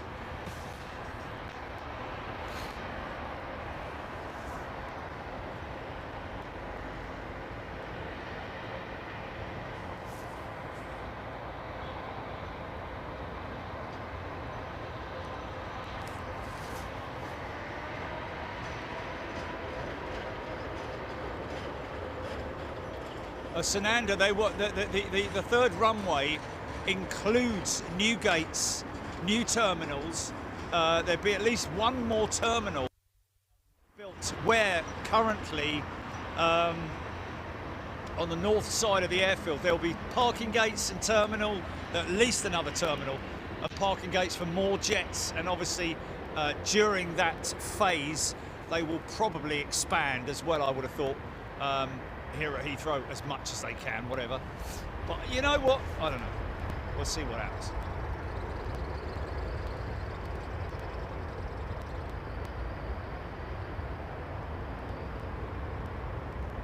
Guy Gibson's dog, absolutely, and design and build, everything. And interestingly enough, I did Google where is the Airbus wingtips, where are they designed, and that is apparently also at Filton or Broughton.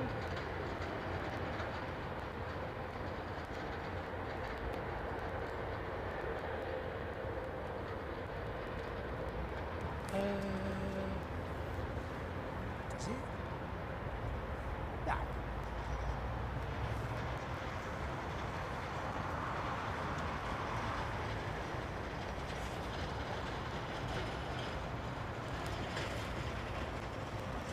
That one there.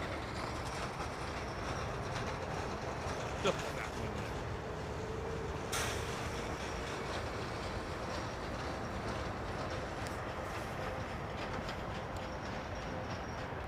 Reading up the other day about the A350, it was a very old post from like Flight Global or whatever it was from a long, long time ago, like 2008 or something like that, talking about or showing how they had changed the front end of the A350, taking a lot of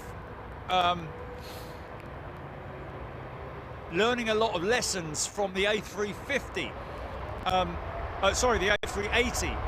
One of those is the way that the front landing gear. Listen to those XWBs purring, man. Oh, I think I have. We got a rogue, folks. We got a rogue. First rogue of the day. Here, read all about it.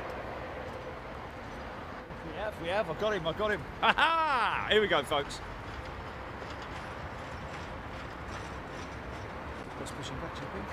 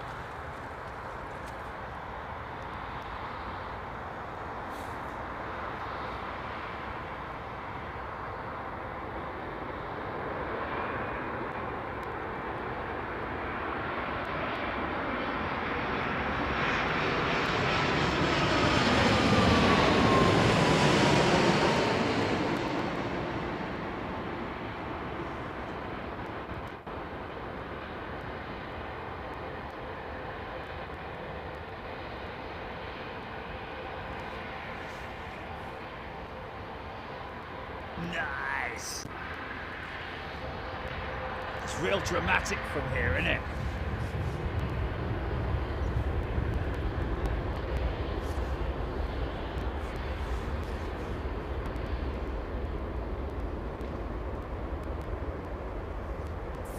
Wow.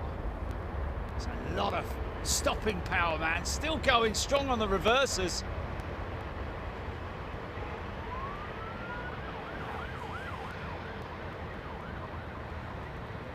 Yeah, the A350 undercarriage, and also they changed the cockpit window layout on the A350, which they learnt from.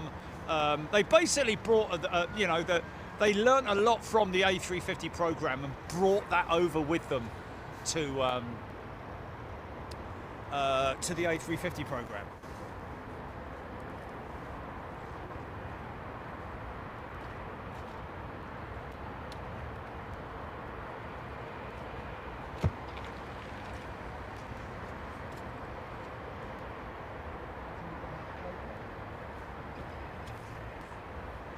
Oh, yeah.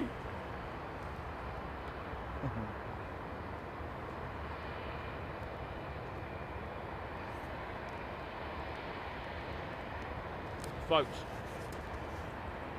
can I tell you something?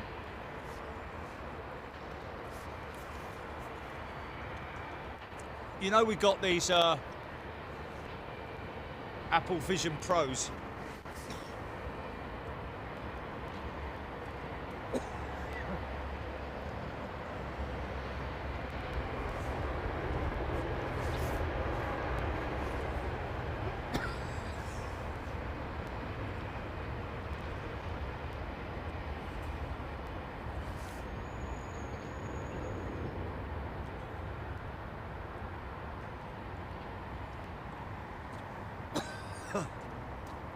Excuse me. Start talking about Apple Vision Pro and a bleeding bit of apple gets stuck in my throat. Can you Adam and Eve it? Seriously, man. Slow down, Jerry. Oh, nice lineup of jets coming out. 330neo. Air India triple, the least jet that is. Another nice Canadian triple with the Bandit livery. Nice United 777-200. I don't know if he's coming out, isn't he? And we got another rogue, folks. Apparently, it's a 777 as well. Hey, hey!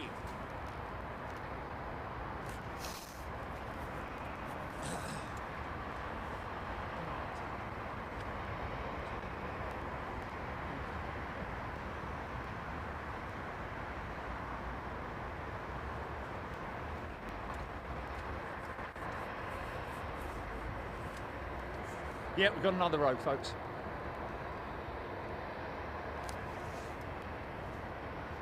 Qatar, I think.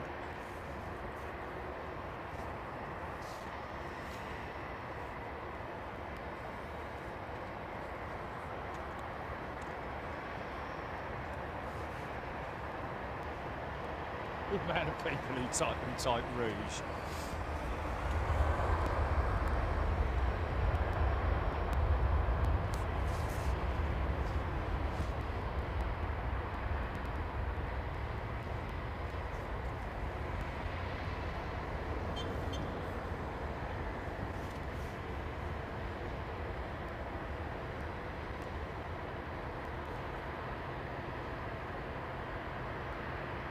I think we should do a dictionary thing about rogue. You know, when you look it up on Wikipedia. What are you doing?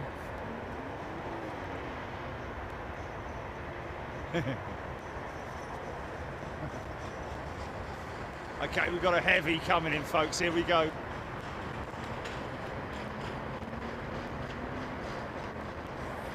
Lowland, the Qatar 777-300 Formula One Global Partner livery.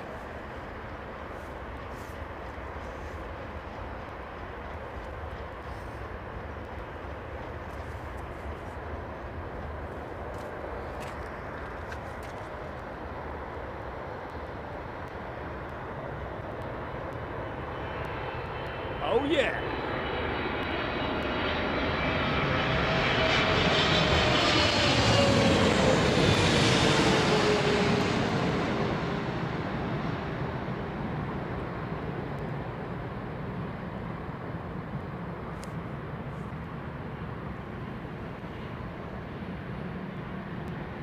Nice!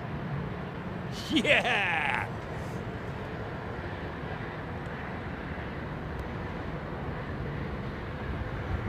Get a great view of the elevators being used to smooth the transition onto the ground.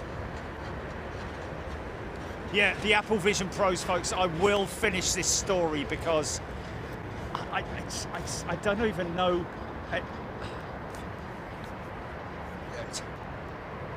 Do you remember? Well, you know when you see sci-fi movies, yeah, and you see all these, they're like, you know, they're planning something and they're standing in front of this on this table, and in front of them there's all these holograms and stuff like that. But there's a hologram. Oh, it's called it's immersive. Is it called immersive, Jerry? No, it's not. Yes, it is. The immersive stuff on the spatial. That's it. Just the most incredible thing. Demonstrations. If you go to the Apple store and get a demo of it, it's the most incredible thing. You'll have literally if they do it right, they'll show you it, and they'll take you to the dinosaur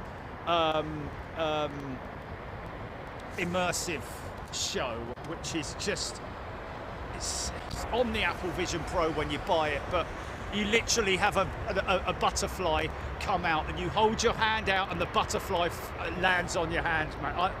I can't describe it because when you put those things on, it's like it's another world. It's another world, man. It really, really is. You know, you could be on a beautiful beach, you know, fully immersive. I mean, I was sitting on an A350-1000 on Japan Airlines. I'm sitting there, and then I turn on this thing, and it's like, I can't even describe it. Anyway, whatever.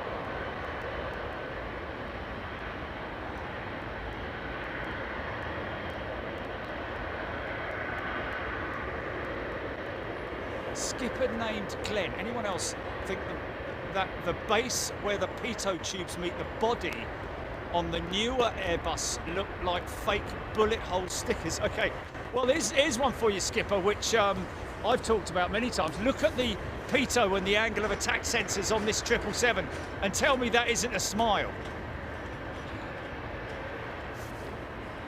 And it changes, the intensity of the smile changes as it turns. Watch this. Isn't that crazy, man?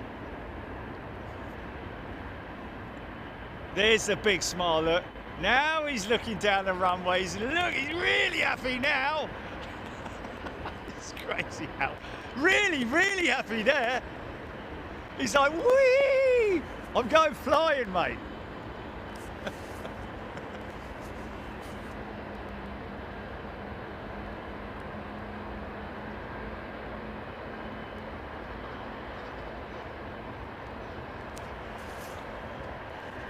Just about see the transition of power through the stator blades there. There we go, there we go. There's the power up.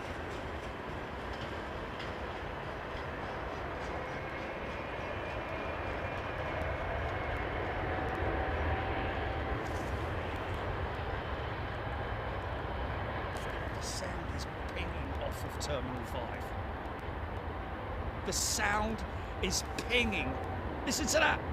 Off of Terminal 5 building. Wow, man.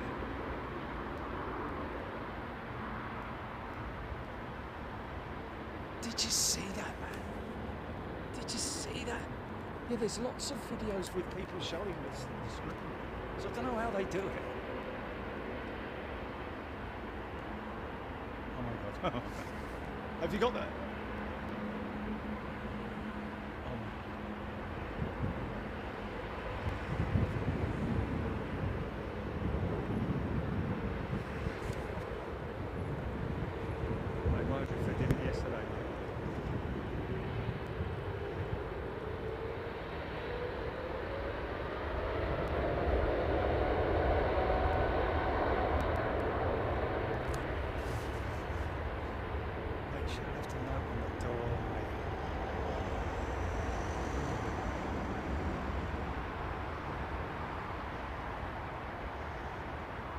You've got to call the courier company, man.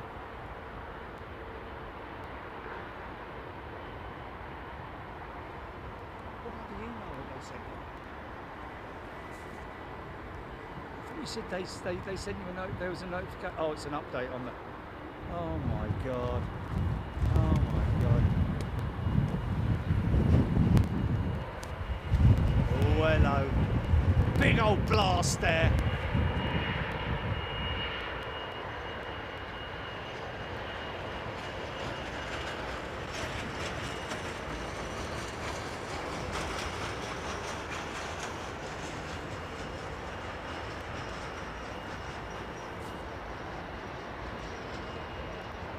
What a beautiful image that is.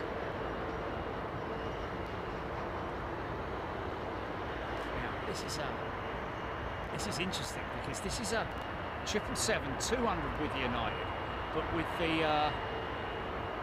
the Rolls. Sorry, they are GEs, aren't they? Or are they the Pratt & Whitneys, the 4000s? I think are they? No, they're a bit too big to be PW 4000s. They because they do have some with GEs, don't they?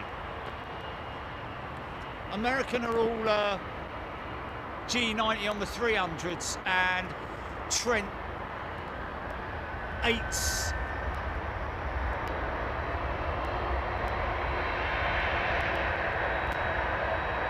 Oh, that sounds like a GE, man. Big old lump. I think they are, you know.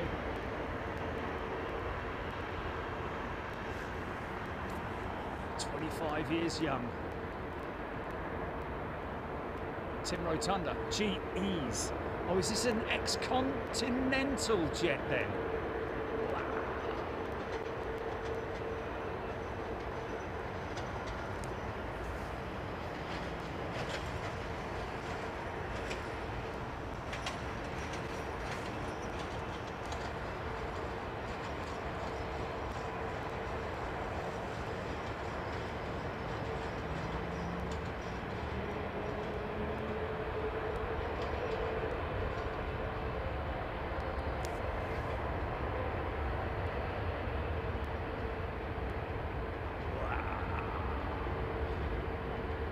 Oh, that power, man. Yeah, she's an ex-Connie, isn't she?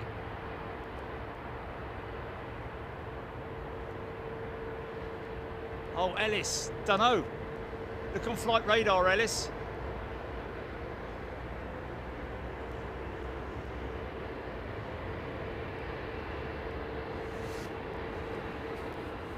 Is this our Virgin flight, GP?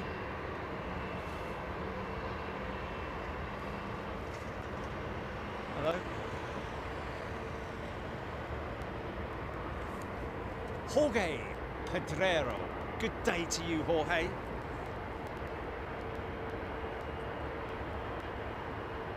So this is our jet, folks. With who on board now? With Ben Whittaker and family, isn't it? Kids are in the back on the left side, so we won't see them, unfortunately. A330-300, Trent 700s. Quality old engine, this.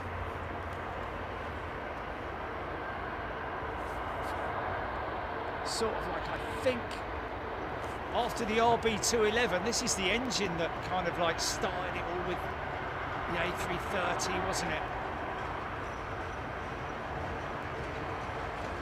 Mind you,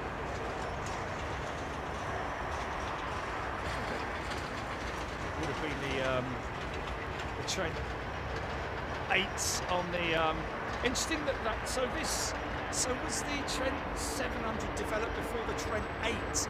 I'm guessing you think it would be numerically, you know, but obviously the Trent 8s on the earlier 777s, and this Trent 7 exclusively built for this jet, basically.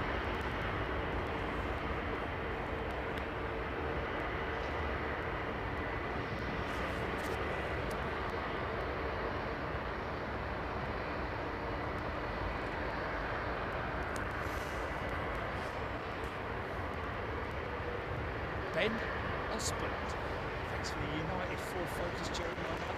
So hold on a minute. Sorry, Jimmy. Can we backtrack a little bit there? Was I right about the they were right about them being GE90s?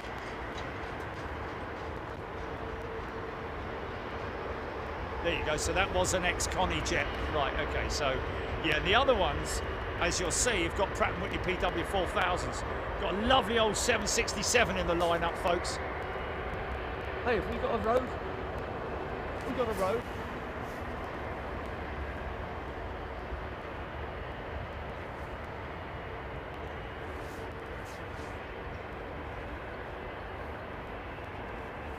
Oh no, it's this one. Sorry, he's making his way in from Sierra. Little Serbia 319. Ooh. Yes.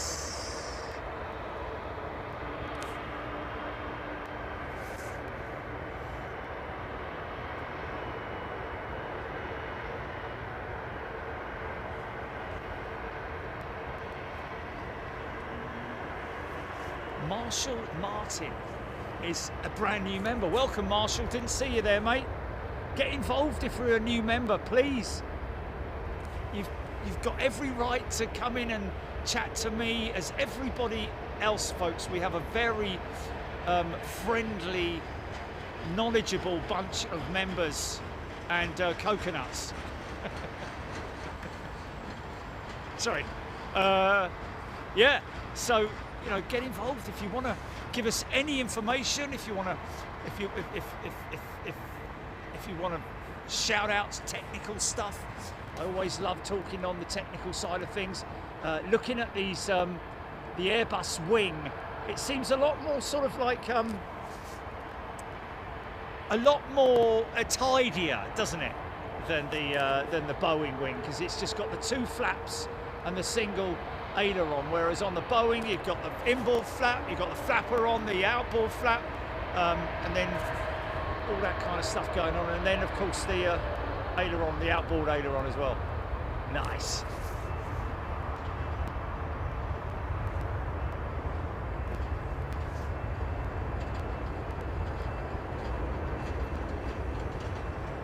Interesting. DCF full saying didn't realise how small the Virgin Atlantic fleet is. Interesting. So obviously they give the impression that they're bigger. That's quite interesting to coming from somebody there, that they always thought that Virgin had a bigger fleet than what you're seeing here, or did you look it up? I don't know, but.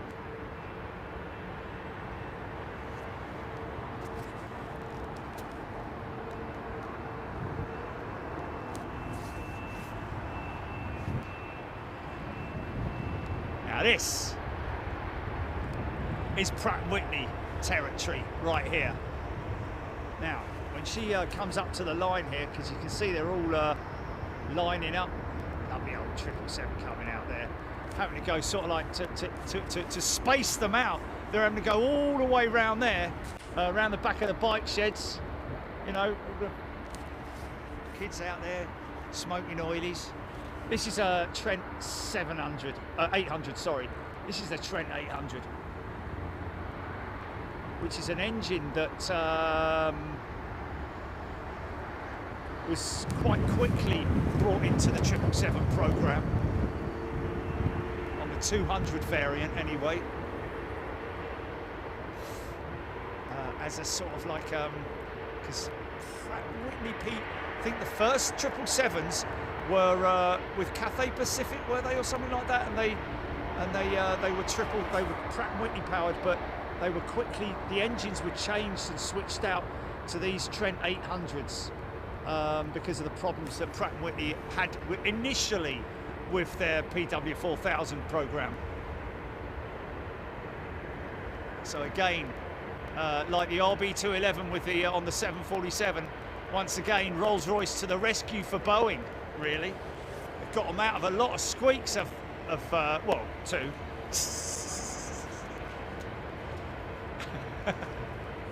You're making it up.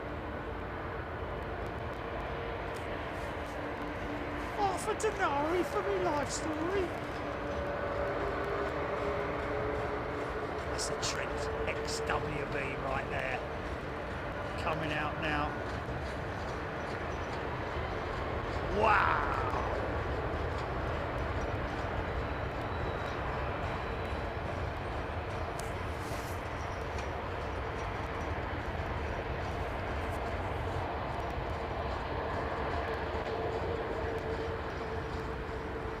Clean 350.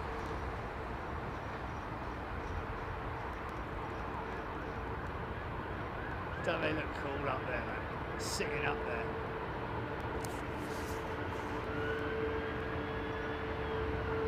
Now these things can blow some hot smoke. Watch this.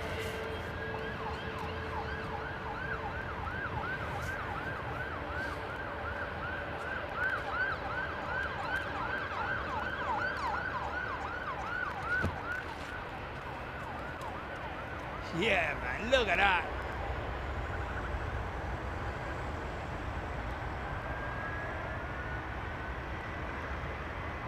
Aerofart Spider, good afternoon to you. Ultimalex. Schiphol is pretty chill though. I've been well late for my flight before and still made it. Yeah, internationally, I'm not sure. I've not done the international terminal at Schiphol. I've only done the domestic, sorry, not domestic, but the short haul sort of regional terminals. Great views of the runways, got to be said. Nice bit of puff of brake dust off those XWB brakes, man. But listen to this rolling out now. More Pratt & Whitney power. Listen to this.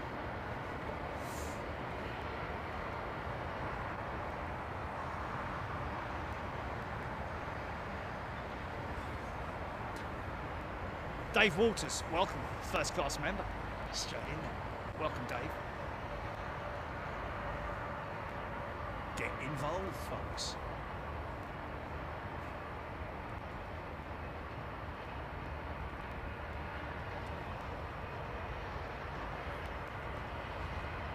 Zombie Tog, I think you'll find that it's still the same. They're just as grubby. It's just a cycle that they go through in terms of cleaning aeroplanes. Every airline does, doesn't it? It doesn't it's like, right, it's Thursday, you're getting a wash, you know. It's their washes come when they can, when they're able to do it. It's not like they wheel them up there, you know, during the night and wash them. They only generally get cleaned during maintenance. That's when they take the opportunity. Such a big fleet that a lot of them do indeed look quite grubby, especially the older 777-200s. Look very sort of like worn out, off-white, nicotine stained on my fingers. I got a silver spoon on a chain. Aidan Campbell, Air India's Airbus 350 to Delhi, now on radar. Thank you, mate.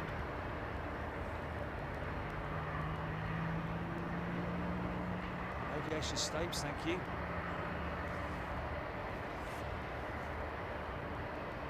We don't.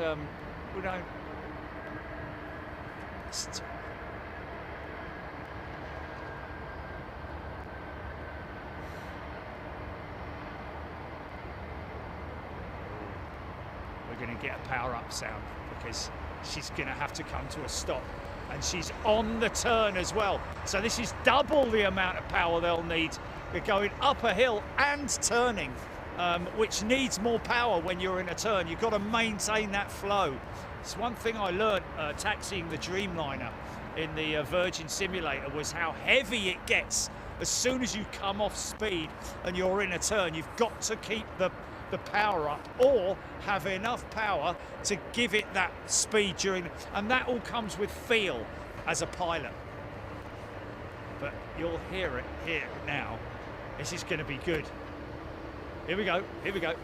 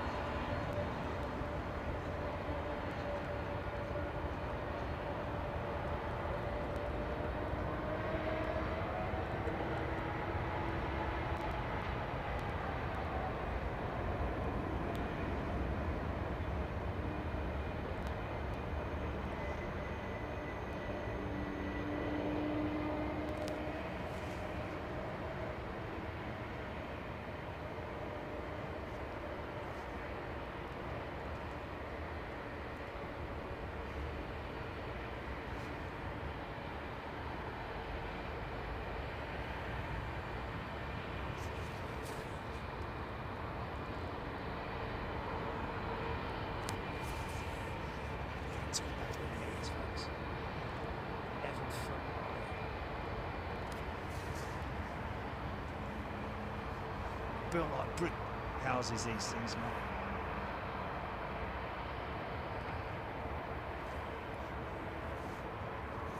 Here she goes.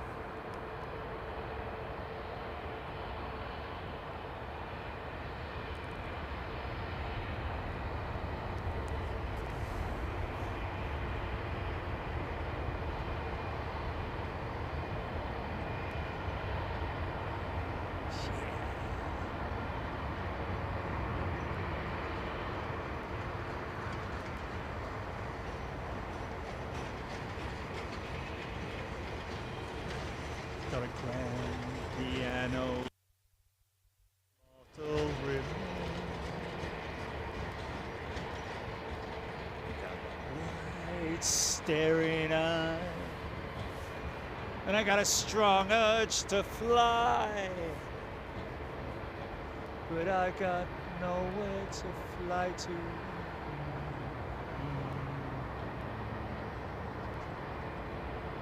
Sorry. It's quite apt, seeing as it's got flying in the. Oh.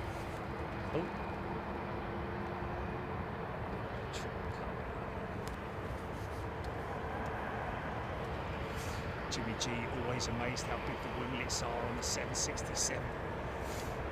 Aidan Campbell premium on the right side. Rusty joints, 25 years young, that jet man. Twice.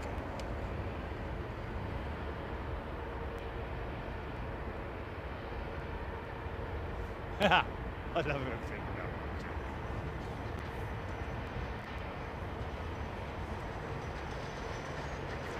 Dr. White's. It's a bit random, and He went to Liverpool Airport at the weekend and saw. Oh, okay. Sorry. No. I'm just. Yes, yeah. That was. Sorry, mate. No, I just saw the wrong side of that. My apologies. Yeah. It's more act for Southend.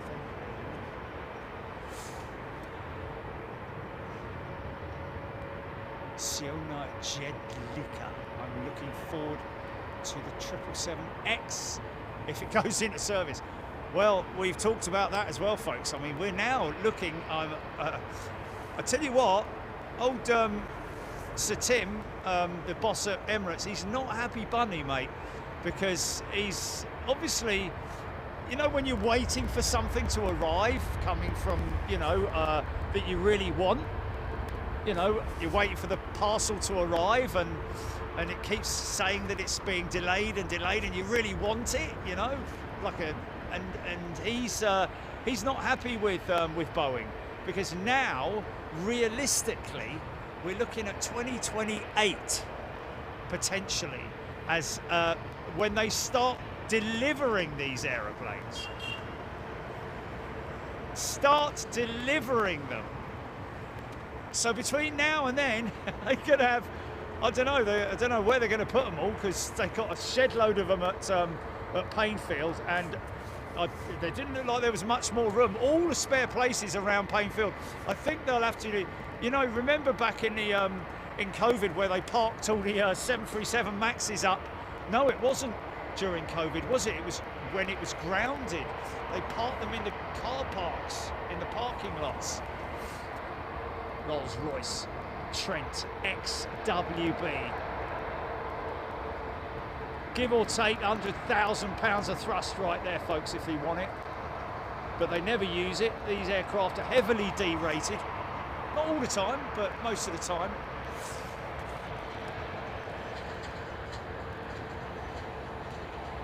Tiny little 320. Next to it. Hello. Don't look at him.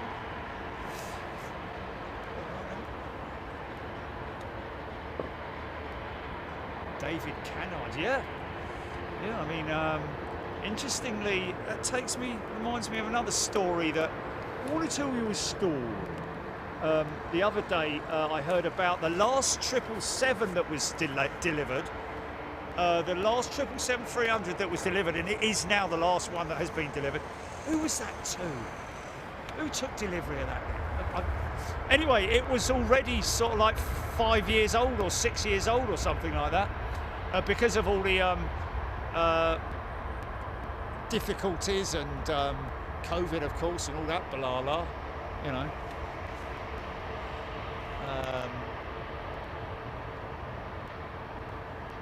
Yeah, I think the last 777 had been parked in one of the deserts for quite some time in LTS.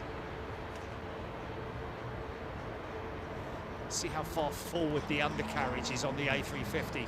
A lesson learnt on the A380. Next A380 that comes out, folks, you look how far forward the undercarriage is. Now imagine that going forward, it goes right up to almost the nose of the aircraft, not so much the inner part of the radome there, right where his whiskers are. Look.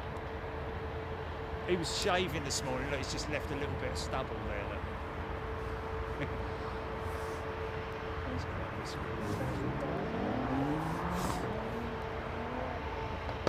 Wow.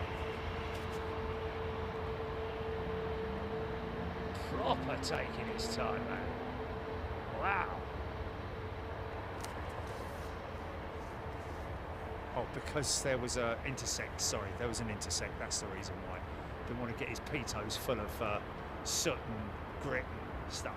Now watch these things literally blow out a big load of black smoke, which is, to be honest with you, it's a bit like your old car that you didn't get, you know, because it chokes up inside the engine. I'm guessing that I've heard they're quite burny on the oil side of things, which kind of is what you'll see any moment now. You see not quite as bad as the Pratt & Whitney powered triples, but definitely on the same lines as a 7.6 or...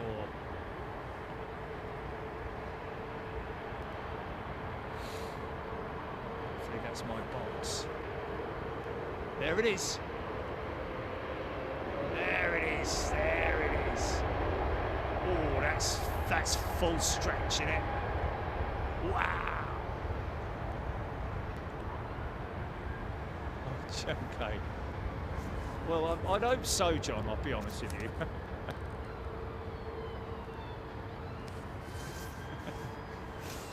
But thank you anyway, John.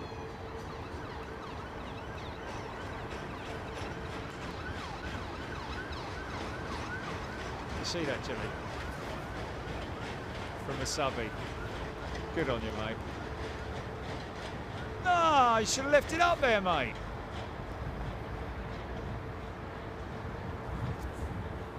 Yeah, no, true, yeah, true, yeah.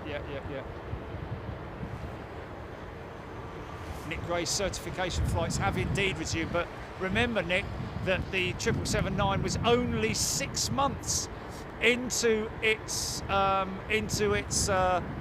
testing program, certification program, before the thrust link issue came along. Now, of course, again, they've got to double check. They'll be probably, you know, there's no better way of physically testing something than actually testing it in its own environment. You can strength test certain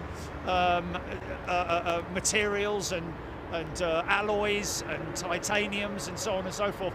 You can do that on the bench, but you've got to put it on an aeroplane to really appreciate and give it the absolute maximum loading that it's going to be under. So they're going to have to wait and really monitor those thrust links on those engines, as well as obviously everything else, of course. And, you know, because that was 6 months. Obviously, the aircraft that they were using to certify are the ones that they've been flying at the air shows and stuff like that, as far as I'm aware. I think there's, is it 3 or 4 777-9s have been, are flying, you know, with engines. Obviously, a lot more have been made. Rod Moyes, welcome back, Rod.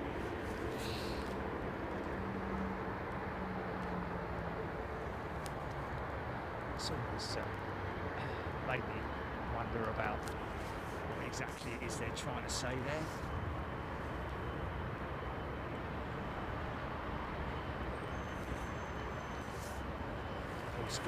We've got an Emirates EK, whatever it is. Look at that profile, ladies and gentlemen. 4 on the floor.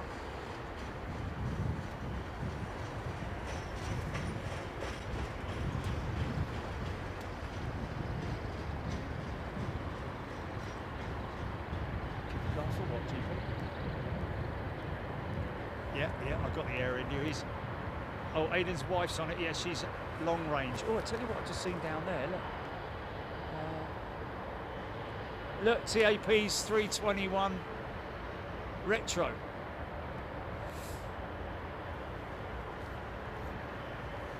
Paul Skinner's gifted a channel membership. Thanks, mate. That'll be coming out later on, 100%. We've got, is it Aiden Campbell, did you say, Julie? Aiden's missus is on this jet. Is she on the left or the right? Is she in a window or?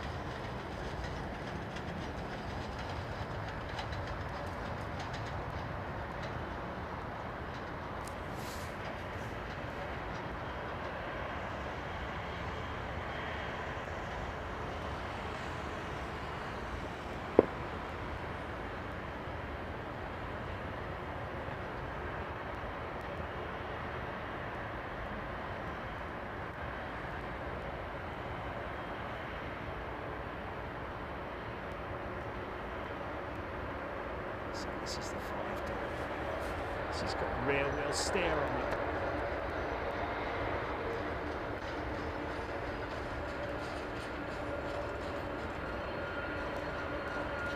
Oh.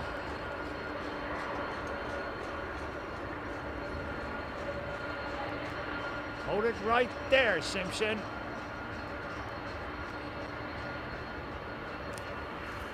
He's not having any of it, is he? Timing it. It's all about timing now. He's going to have to stop, I think. I think he's going to have to stop. Because that triple's only just... That's a time. He's still going to have to give it a boost. He's going to have to give it a boost.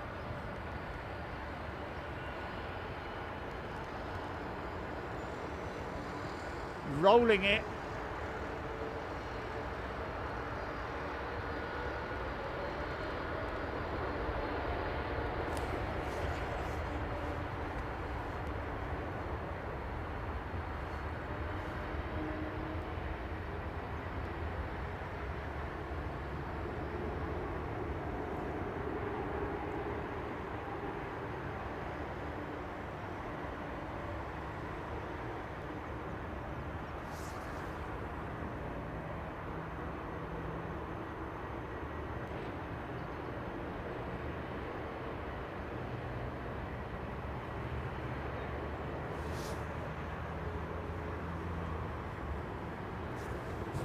Very nicely done by that pilot, I have to say. Minimal amount of work on those engines to get her into position. He knows that aircraft very well. He's got the feel.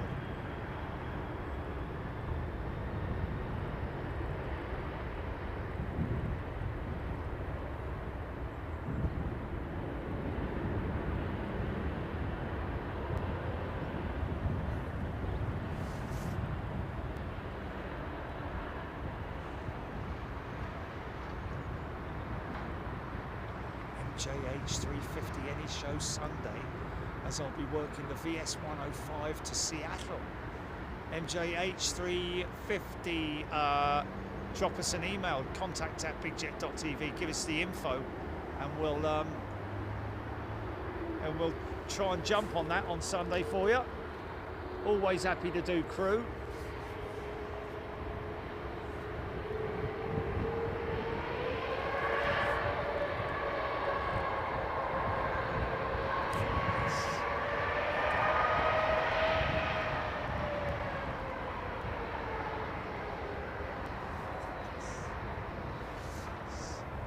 Oh, what a lineup, mate. Go on, son. That was beautiful, man. Okay, we've got to cut to the 350 because I told her to point the torch at Jerry when the airliner swings round. Okay, well, we'll soon see. If she's in the right-hand side of the in a window seat, well, we'll definitely see her. But whereabouts is she, Aidan? Front, middle, or back? On Sunday, Paul Skilling saying, "Oh my word." Well, that'll be good for MJH 350 then, won't it? Because they can let the whole crew know that we're filming. Might even get a flash, because to be honest with you, Virgin are always good to us, man. We've got some good friends at Virgin. Not that we haven't anywhere else, you know. We've got some good friends at BA and other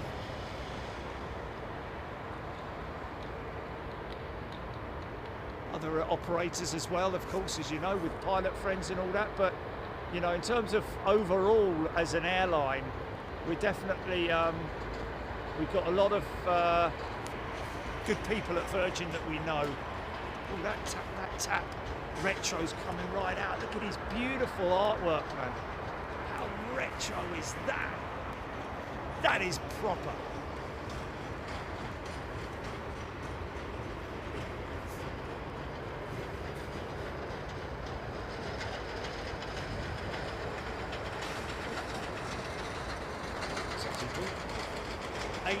H. Okay. Front right. Okay. There we go. 8H. That's in the posh seats, isn't it?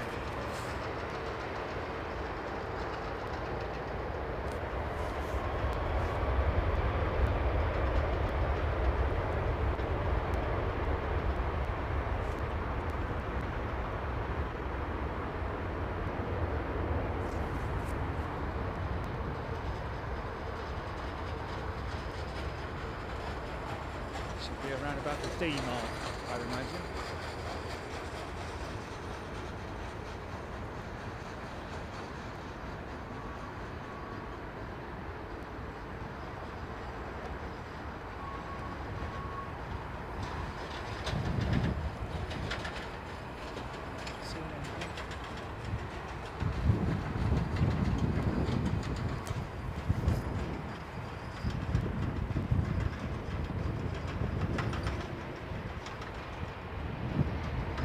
Heathrow all day. It's the TAV retro. That's a great livery, isn't it?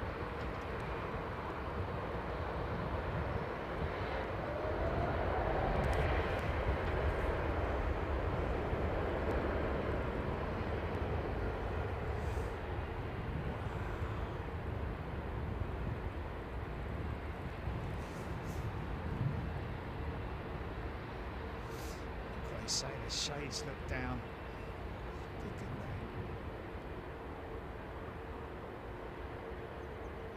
In the R, okay.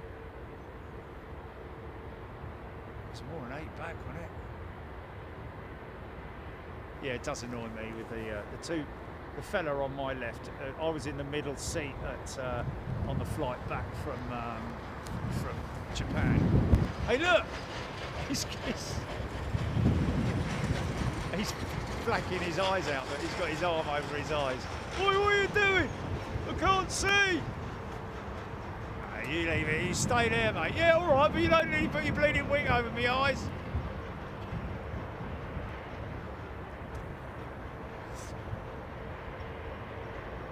Yes. This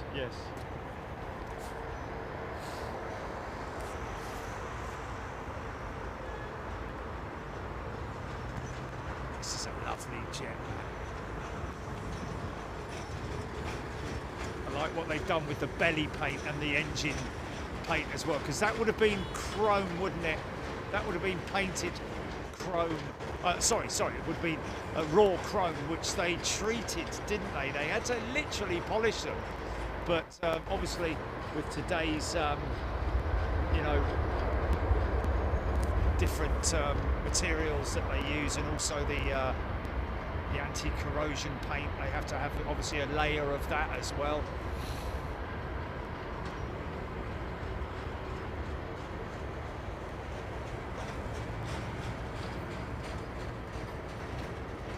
Yeah, the fella in the seat next to me in the window of the A350 when we took off Just not even looking out the window, mate. Not even looking out the bleeding window. And we're coming into land. He's just looking at his hand, playing some stupid game. Mate, really?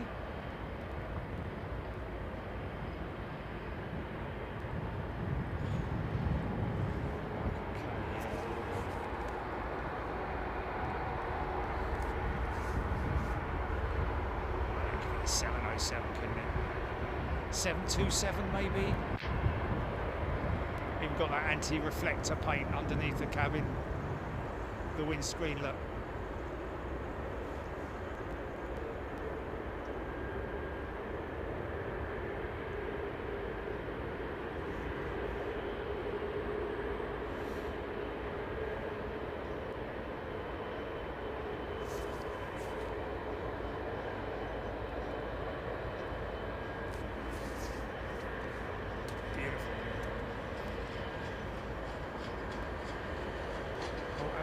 So it looked like someone had a flashlight up. Oh.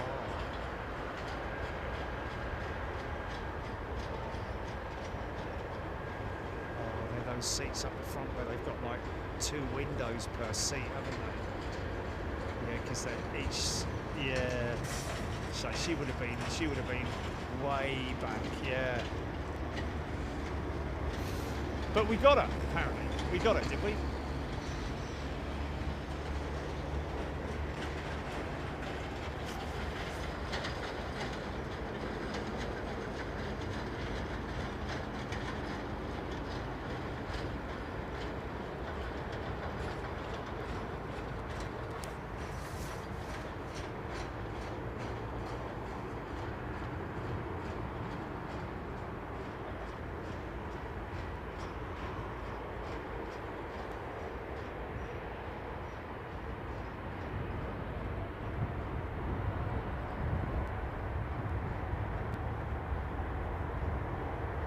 I didn't half get going, did it? Look at that thing shudder, man.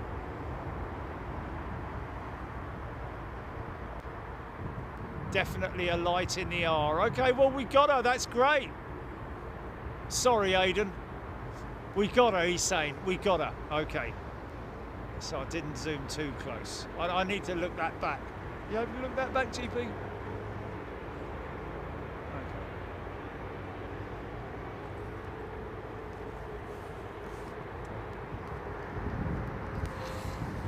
Oh, as it's turning away from me. Right, okay. Now, look how forward the undercarriage is on the 380 as well, folks. So basically, the early designs for the A350 didn't have that forward system, and they basically took that and the windshield of the A380. Look how similar it is to the A350 windows.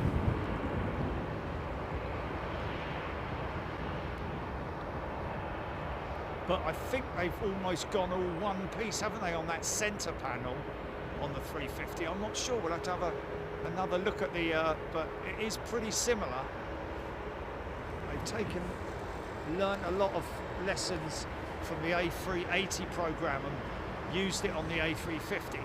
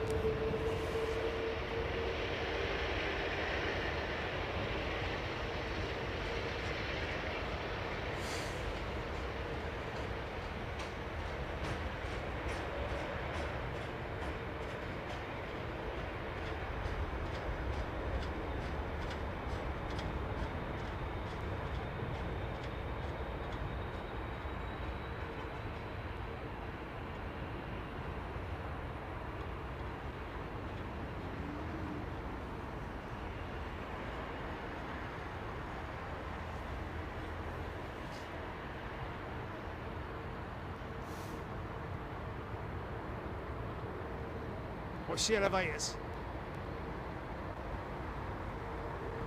Wow, it's a long run. It's a long run. She's heavy. Wow. It's like Grandad getting out of his big comfy chair, innit? Well, like me anyway. Wow. Chris Williams giving a shout out. Thank you for the membership. Thank you for the membership.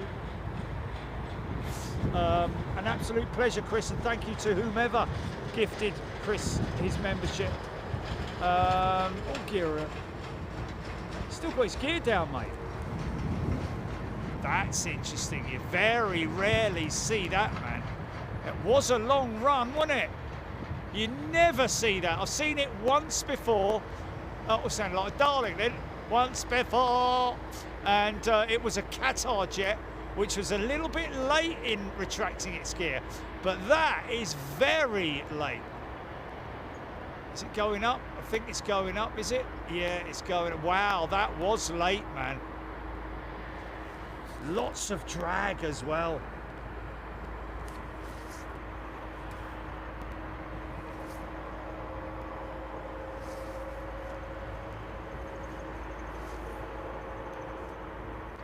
Yeah, Karina, very possibly hot brakes.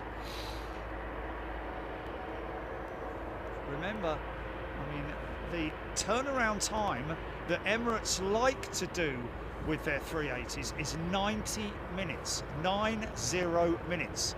Now, bear in mind that these aircraft brakes need, ooh,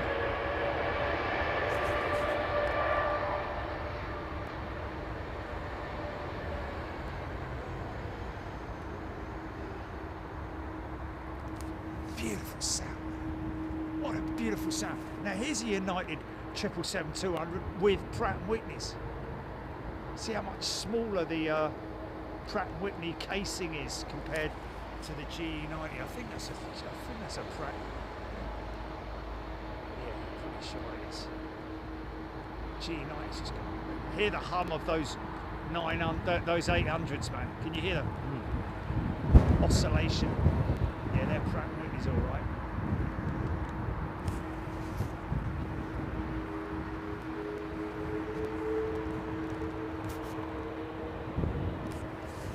Chris Clark, thanks mate, he's gifted a channel membership.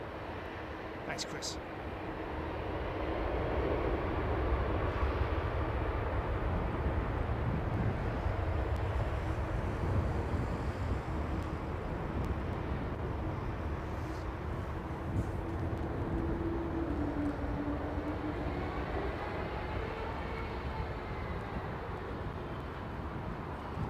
Nice. Get some great engine noises today, man.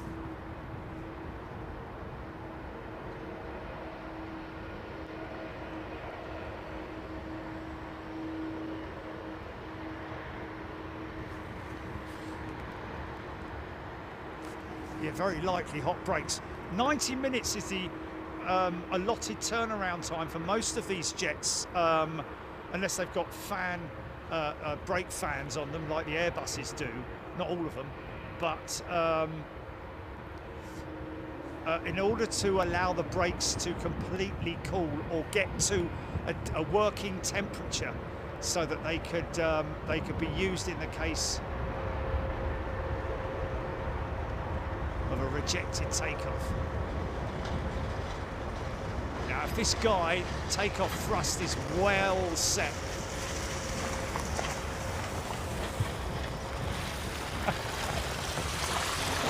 all right, fellas, caught me right out there. I've got caught in the netting again. Caught in the netting. Sorry about that. Okay.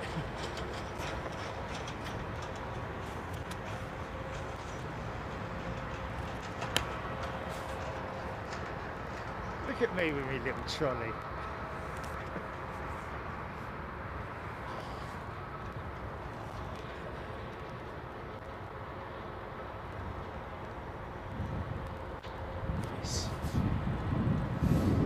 Brian Henry's gifted a channel membership. Thanks, Brian. Yeah, so you need about 90 minutes for the brakes to cool down to a working temperature or a workable temperature, whereby they can use the full braking system in the event of a rejected takeoff, even up to the V1 point, you know, where you're hammering along, and if all of a sudden you need to stop, you need those brakes to be fully operative and not hot.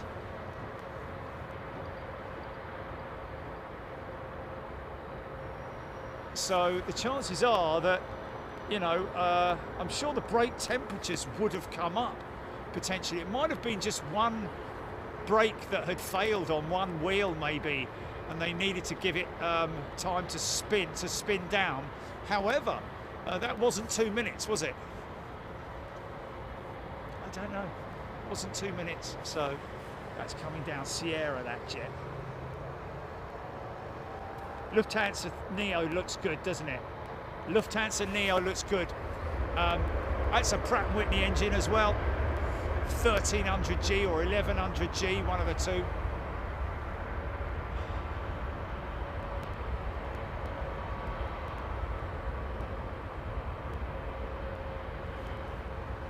In distance, Avro Arrow, I'd say probably about 500 yards. I've got to tug that thing or tow it. It's not light.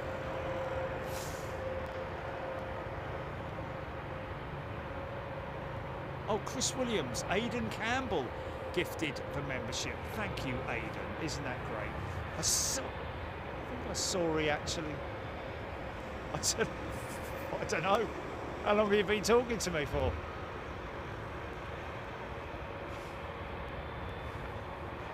Don't you think that I'm talking? I'm not. I don't normally talk over you. I at least acknowledge you, man. Go on, Bennett. That's interesting. That's interesting.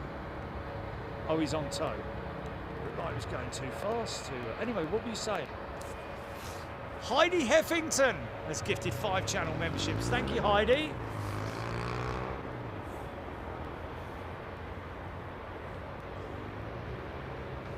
Yes, gear down, yes. No.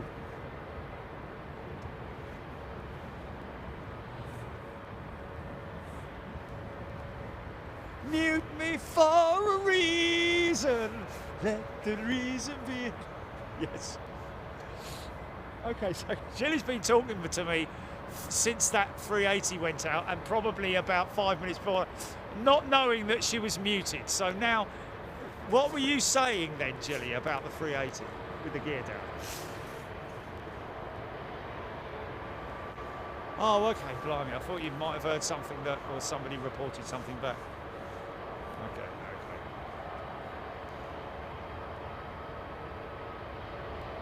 No! No!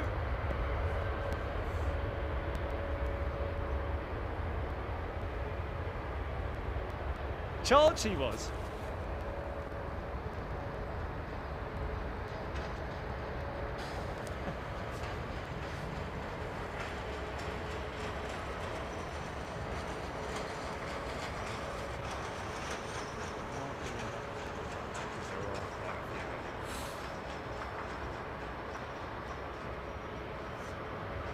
By the way, folks, here's something I said to Jilly, I think when we were away in Japan.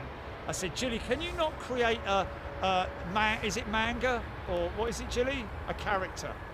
An anime cat version of me, and you know, oh, look at that bit of freight, look. A race car. So I want to show you, Jilly, because I asked her to create that and also see if she could somehow incorporate Chachi in there. And you're going to be, and also I want one of these, to be honest with you, because it's actually really cool. Look at these 3 A320 Neos in a row, Aer Lingus, SAS and Swiss. great liveries apart from him. He's been in the milk bar, hasn't he? Yeah, so you've got to see this, folks, and we'll show it in a little bit. We'll show it on screen. Gilly's going to show it. Mind you, can show half of it, can't you, Gilly? If you tell me it's going to be on the left-hand side, then I'll keep everything on. Okay. So you want to put it up? You want to put it up? Okay. So this is the new shirt, folks, for Japan, basically. Oh, hold on a minute. Wait, Gilly. Wait. I've got this lot. They've come back from lunch, haven't they? Hold on a minute.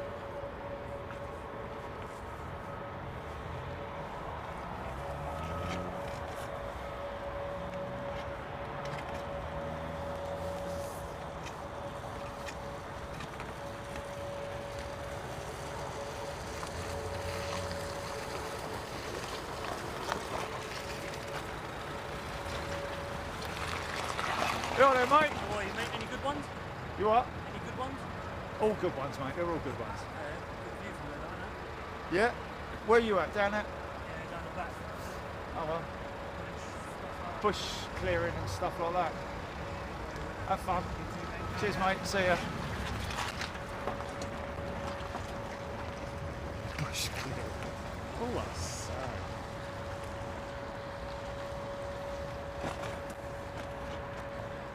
Bloody things.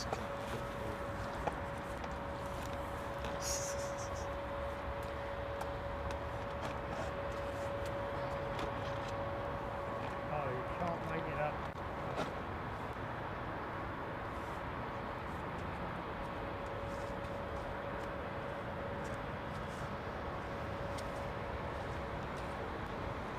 Okay, sorry folks. So that's my trudge all the way down there. All the way along there. And it goes outside. Okay, let me just get me bearings back again.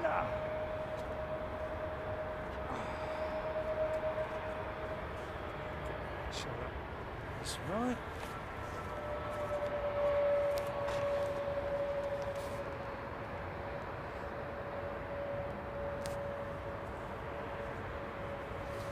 So of course the A320 has two engine options.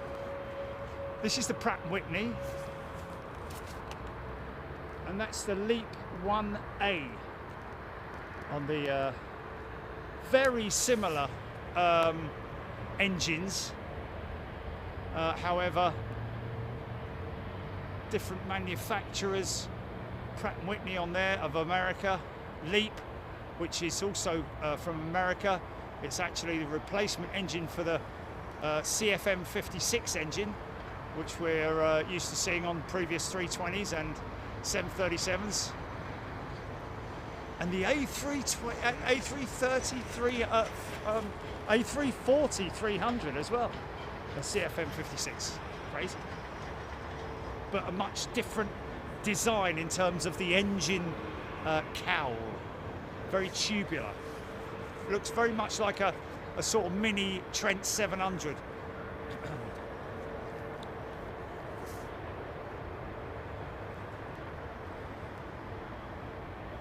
Just got to straighten this out, folks. Stand by. Has anything else been delivered, then, Jimmy? Really? All that stuff that's supposed to be.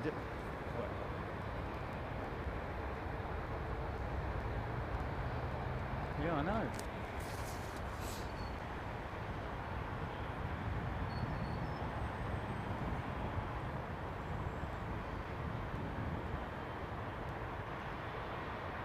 Soldering that.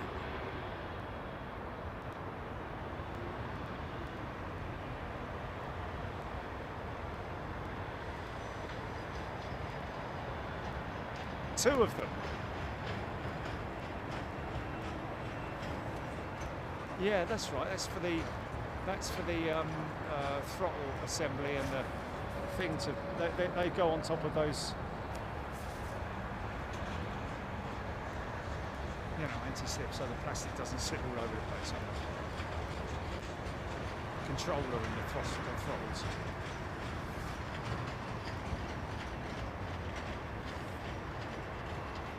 very clever, very clever by Airbus to create this, what has, it's a bit of a gamble, isn't it? You know, doing the A350 program. They rather than create another aircraft type, hold on a minute, they went and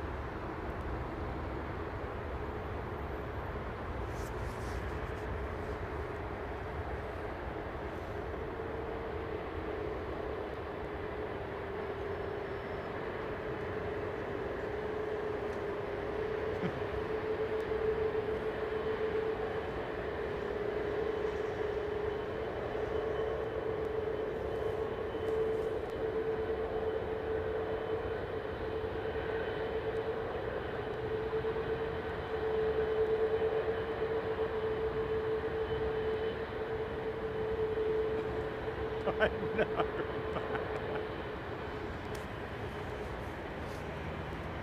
Yeah.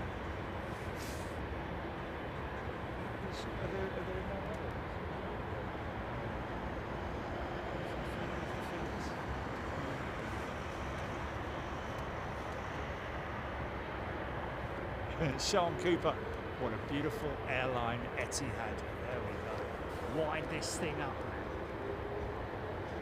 Trent 7000. Big fan.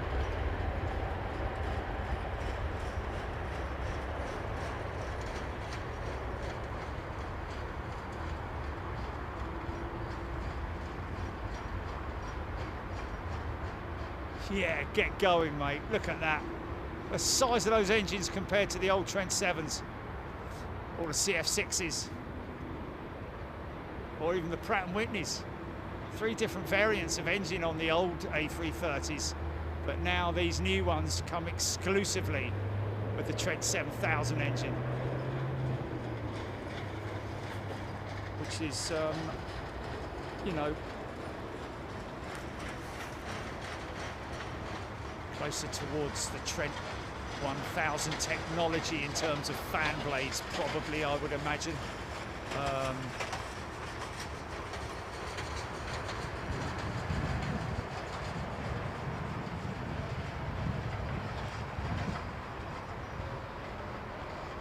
Sean Cooper flying to New York with Virgin. You'll enjoy it, man. You will enjoy it. Virgin are, you know, they're a good bunch of people, and they do look after you.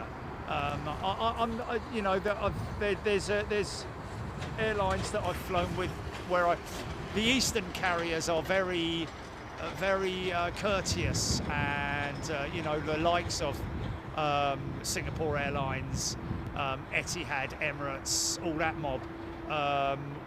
And Japan Airlines, of course, was just incredible. You know, in terms of their sort of like attention to detail and cleanliness and sort of like, you know, that kind of thing. And I think a lot of that maybe is down to, in some ways, I don't know, I don't even want to get into the whole wokey thing, but, you know, I think with, wow, look at that. We'll have to get a bank shot or two, won't we now? We've got clearer skies. That going straight over the top of you, Jilly, or coming towards you, one of the two. Okay, we can get some bank shots now. But yeah, I have to say, you know, and it really does a lot depend on the crew that you get on the day, doesn't it? You know, sometimes you can get, and also it's the manager that's looking after your part of the plane as well, because you generally don't see the rest of the crew. You generally have one or two people that are looking after your section and your side of the aircraft. So really, you're just hopeful that those two crew members get on well together, they gel well together, and they are helpful if needed.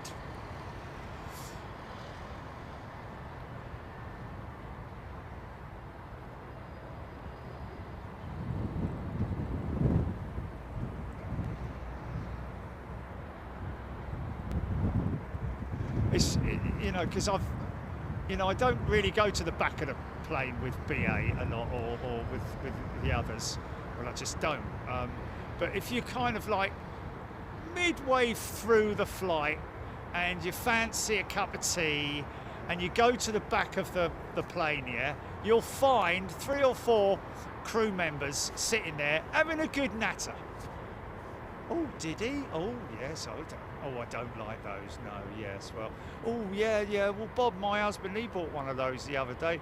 Yeah, no, we thought about it. No, we took the dogs for a walk down at the blah blah park the other day, and you know, just having a normal natter. It's great. And you just ask for a cup. Can I? Any chance to get a cup of tea, please, love? Yeah, of course you can. Do you want me to bring it to you, or do you want to take it? There you go. You see, they just offer to take it yourself, and then nice.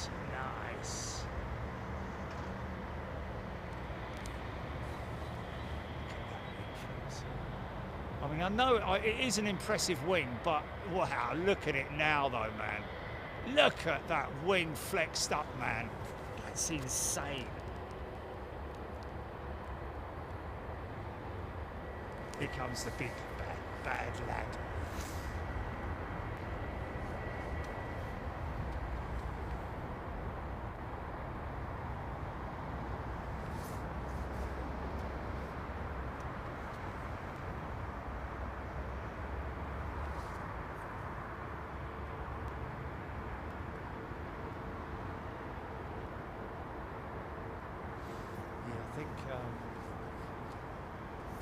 So yeah, folks, if you didn't hear it earlier on, 25th and 26th of this month, we're going to be doing a back-to-back member show. Frankfurt day 1, Schiphol day 2. So put that in your diary if you can. If you keep a diary, who keeps a diary these days? I've got one on my phone, but I haven't got a sort of like, you know.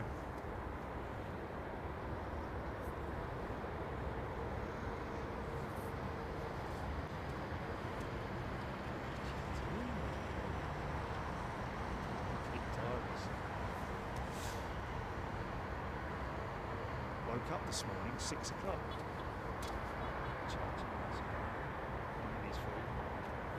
Downstairs, made a few changes, and started doing a little bit of sim work.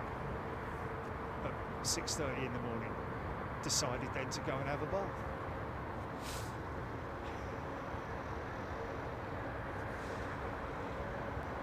Called Jilly at 9 o'clock. What's that? He is. What, wanting to go out? What, screaming meow? Did you see the?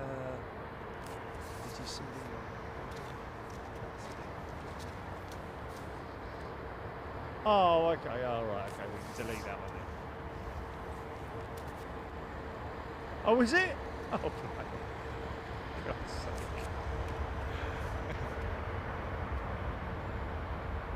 Herbert saying there's an A340 freighter. That will be, yeah, way above that cloud. That'll be ex-Virgin Atlantic. A340. Oh, is he coming out? You coming out, mate? Oh, he just come in. Come on, son, over here. He's kind of Yeah, okay. Yeah.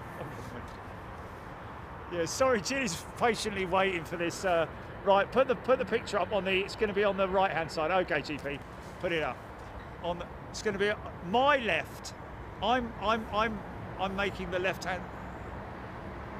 My left. Okay, yes, yes. Okay, go on then. Go on then.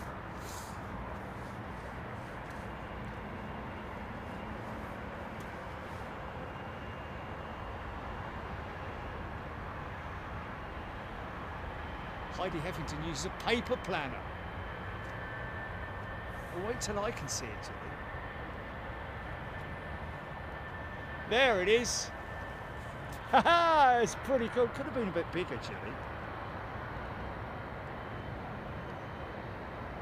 Oh, you know, in the shot, you can hardly see it on the phone.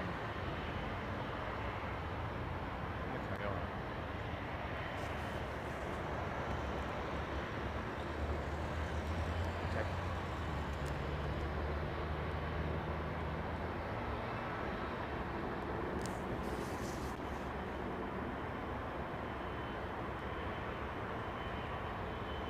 James Horvath has upgraded to first class. Nice one, James. Look at this sneaky little chap. He's sitting over here waiting to come. Don't be shy, mate. Oh, smell that. Oh, oof. Sweet kerosene, man.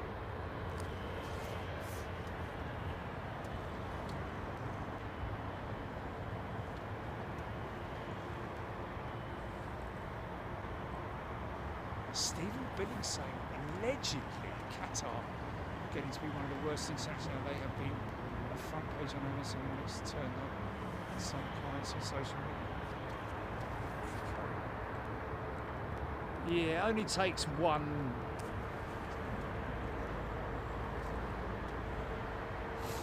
Yeah, just you can't please everyone. Let's be honest. Can't please everyone when it comes to flying. Someone, you know, you got 300 or so passengers.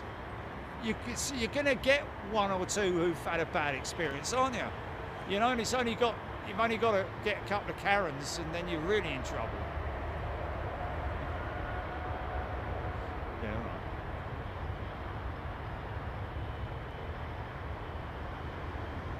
Apologies to all people named Karen who are nice people.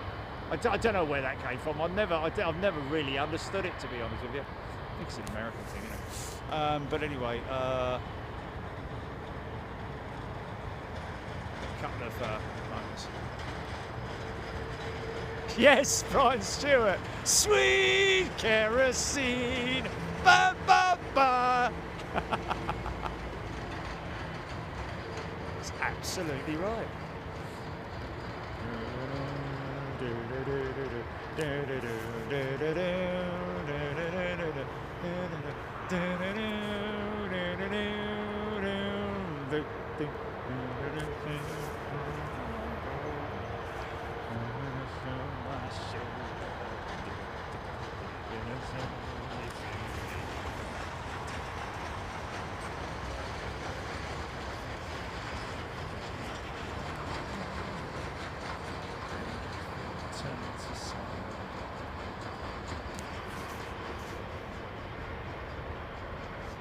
Thomas, it's a rogue.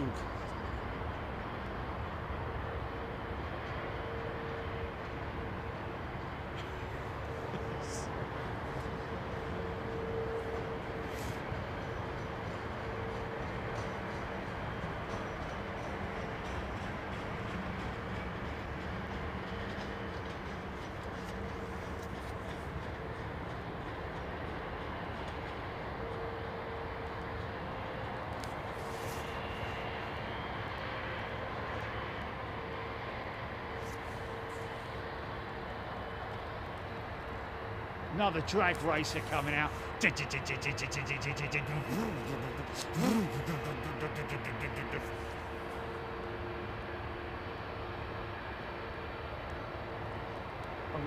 someone else give it the wrong name?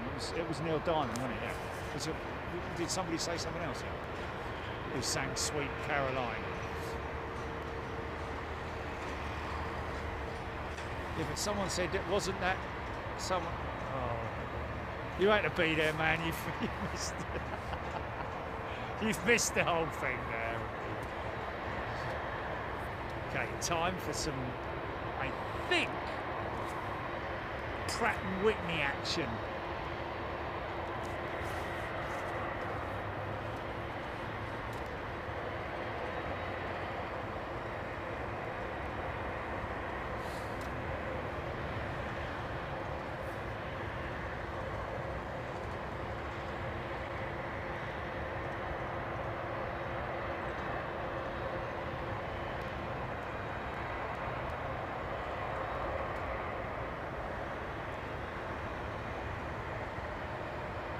It's so good, folks. These 767's going to be around for a lot more years.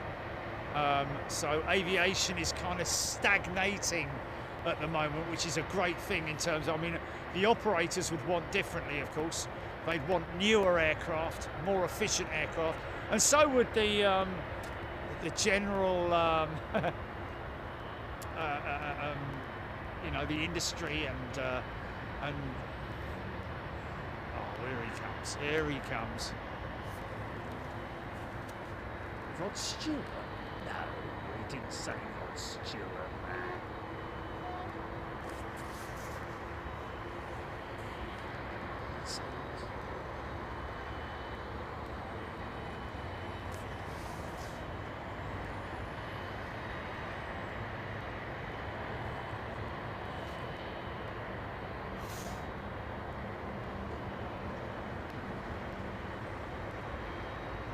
I heard that.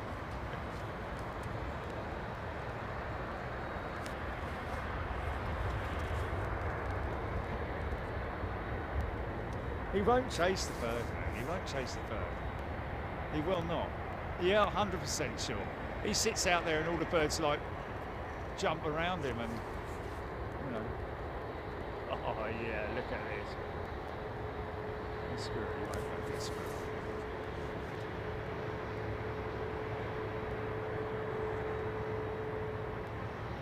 See, look at the smile. Watch it turn. It was a little bit of a frown then. Now it's turning into a smile. Look at that. Now he's getting even more happy. You can see down the runway now almost. Look. Now that smiles. He's turned that frown upside down. Here comes that big smile on the triple. Look.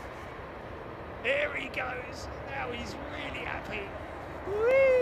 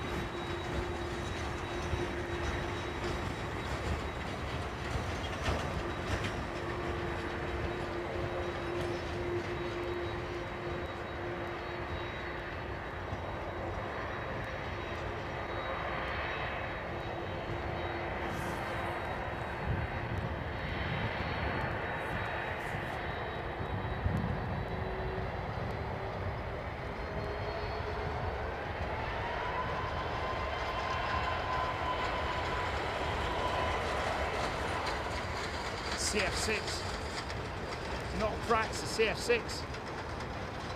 Got a long extended cone on it. Pretty sure that's a CF6 engine, even though you don't see the cone exposed like you normally would. But just looking at the general length of that shroud leads me to think that that's a CF6 engine.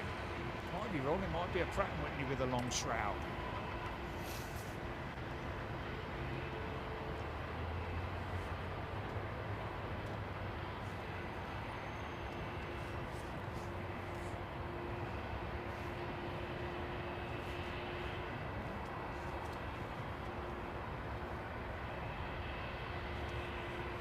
Well, for lunch today, I've had a lovely chicken and salad sandwich, or whatever.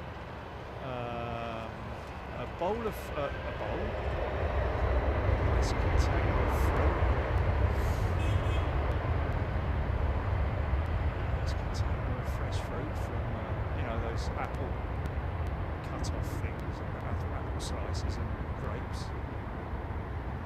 And, one of those health bar things, with apple in it.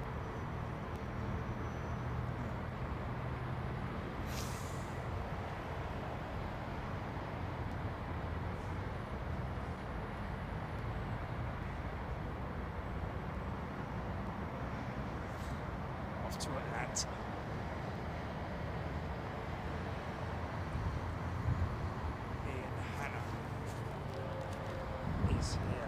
Ian, well, just 2:36 in the afternoon here. We've got Qatar waiting to cross the active. The reason why they take her across from T4 that way is because she obviously is too big to taxi down Sierra like the other jets that you see. So she's a little bit of runway activity right now. Gulf Air has just arrived crossing the active. Concorde, of course, just about to cross the active. Oh, if only, eh?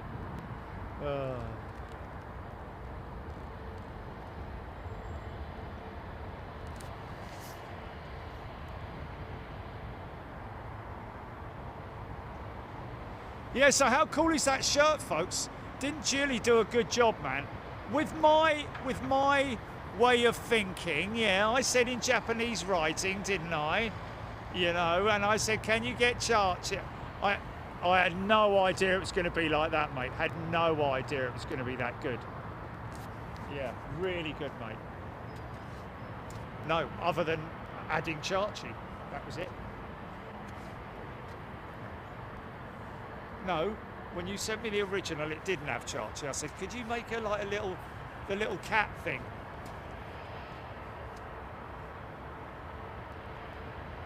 Yeah. Okay. Not really. Yes, I know. Yes. Yeah, but no, but the original sandwich didn't have Chachi in it. I know. Yes. Okay. Yes, that's right. Yes. Okay.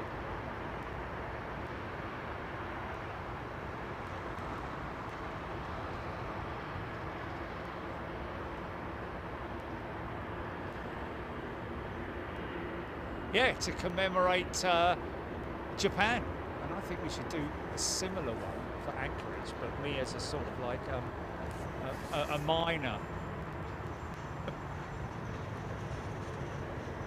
Well, no, not really. Yeah, prospector as a prospector.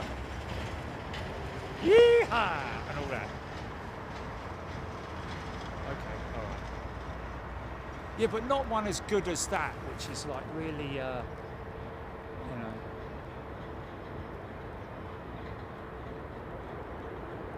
Yeah.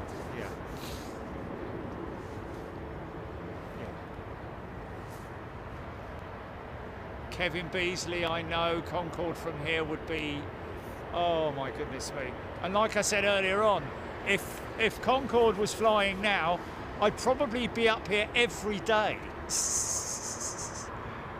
At least.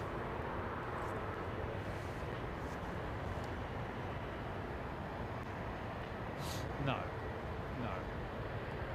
Simon 007, Delta has some comfy seats. You know what? They do. Well, not so much the new ones. I know that Americans are up in arms about the new cabin seating with Delta, because I know that Delta's old planes, when you get on them, they're like bleeding armchairs. The cushions, way easy, sir.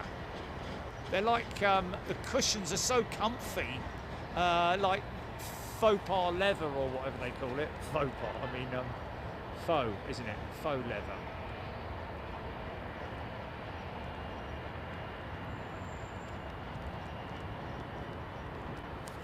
There will be a Friday night show this week, folks, just to let you know.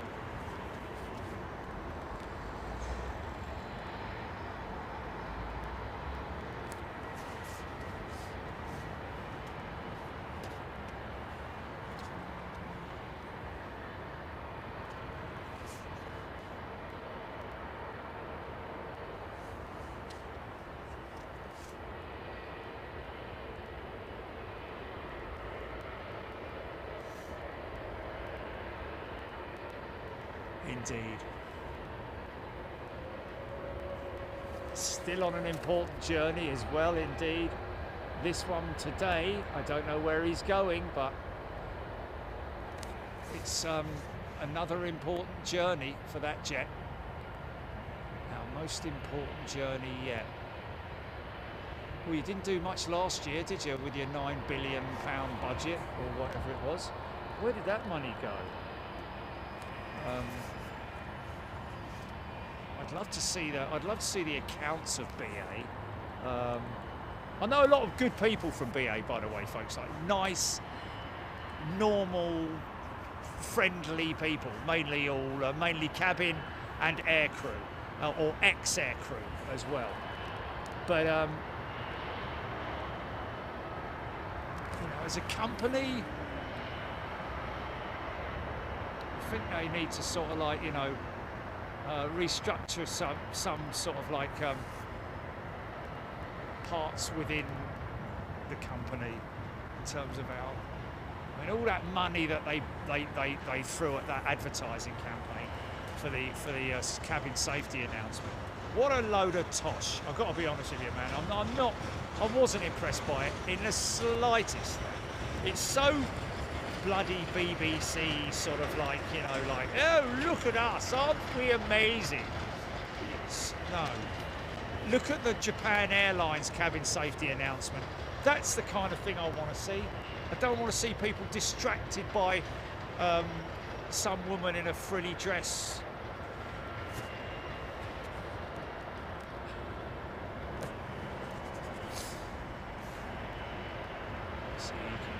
Appreciate that I don't really think much of it. Now look at this, the A380, ladies and gentlemen. I think these are Pratt & Whitney engines, the Engine Alliance engine actually. Pratt & Whitney and General Electric got together to build this engine. It's the one of two options available on the A380. Either the Rolls-Royce Trent 900 or this one, the GPW 7200, I think it is.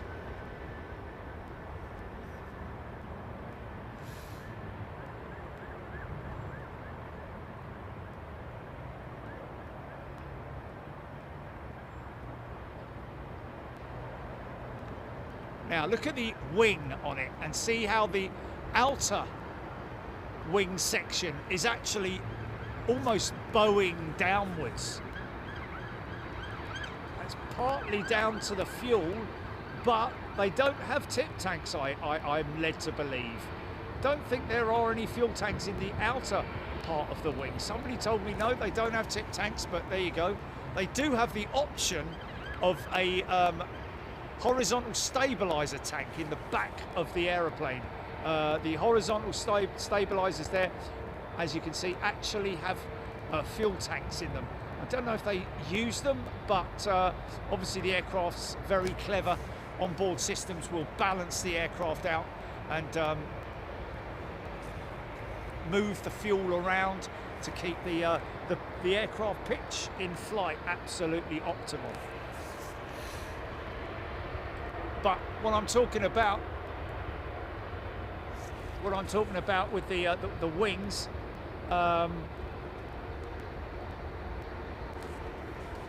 if you're sitting, when it points at us, you'll see how much that wing bows. Look at it from if you're sitting in the on the wing seat. See over the wing, but the wing outer part bows downwards. See it?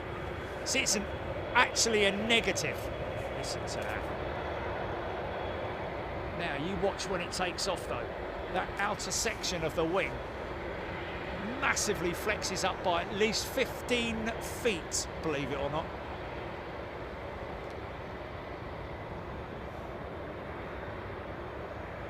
Simon 007, do you have superclass? How I find the merchandise? Will I get tariffs since not in the UK?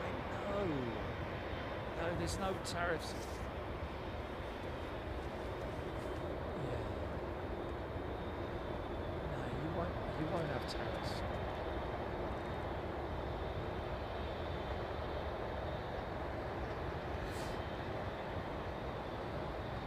See that outer section of the wing there? Now, when this thing rotates, it'll be right at the rotate point. You'll see the wings will flex up.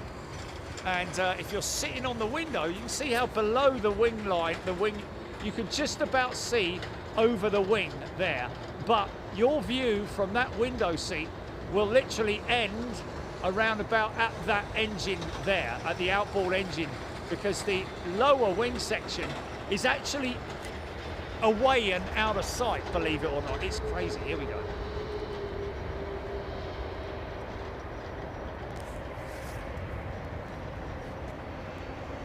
11 years old Taparay, thank you.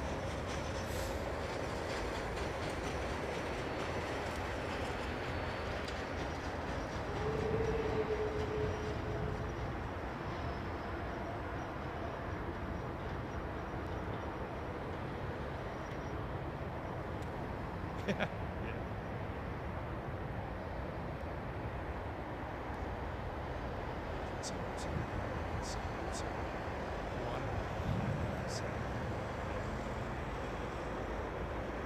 Refuses to fly. You know, okay. No. Oh, look like a bit of a knob. There we go. Right, okay, so see how the wing, the shape of the wing. Now watch as this thing gathers speed. We're clear for takeoff. 209 right. Winds are calm.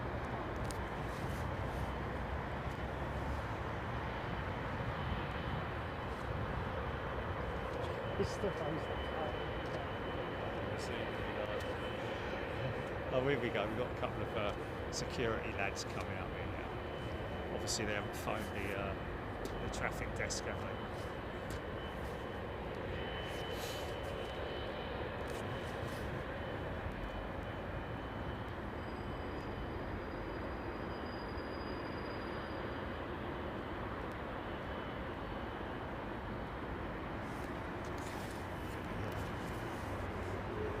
Oh, here we go.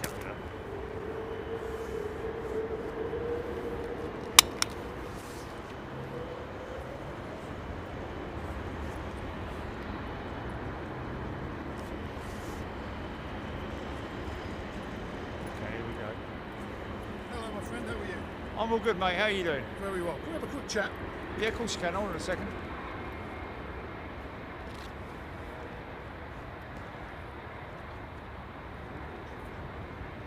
Okay, I'll just lock it out on here. Hold on a minute.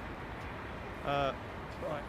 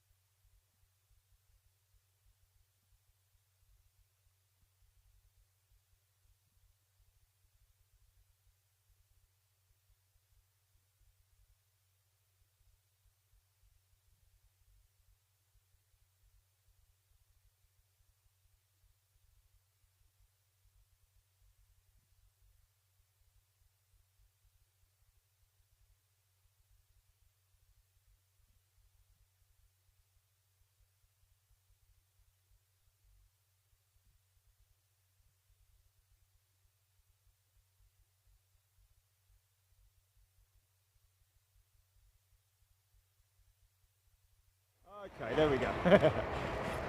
Sorry, folks. Just a couple of fellas who were with the airport teams, but one of the teams that hadn't been informed that we were out here. So they just wanted to check my details, not so much my details, they knew who I was, but just the permit details for the day, because the permits are always daily numbers that you phone in and get numbers from the police and so on and so forth. That's why we're so well known around the airport, and that's why these guys were just a little bit baffled.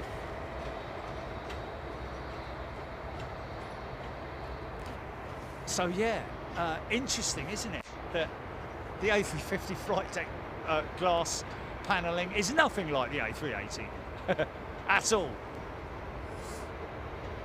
4 panels on the 350, 6 panels on the 380. But look at the difference in the that's quality old school, isn't it?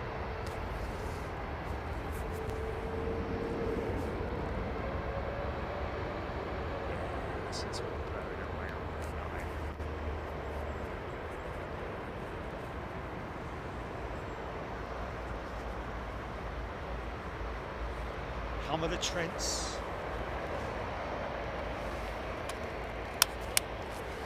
Hum of the Trents.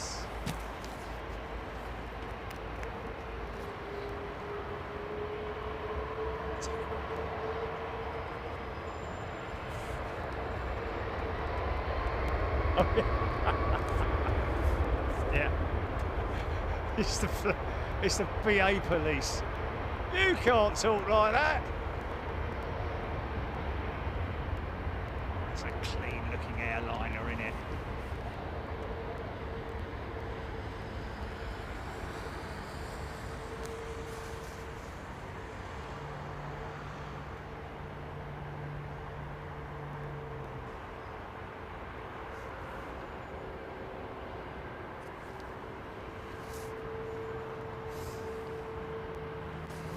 Mac Jones. On the odd occasion, yes, I am getting jet blast. Digger has gifted a channel membership. Nice one, Digger. Look how small the empennage. See how the you look at that, right? That's the 350. Look at the length of the, look at the span of the horizontal stabilizer. The tail fin, the horizontal stabilizer there. Wow, look at that. She kicked in there, man. That was nuts. That was like a flipping drag racer going off the line, mate. Wow.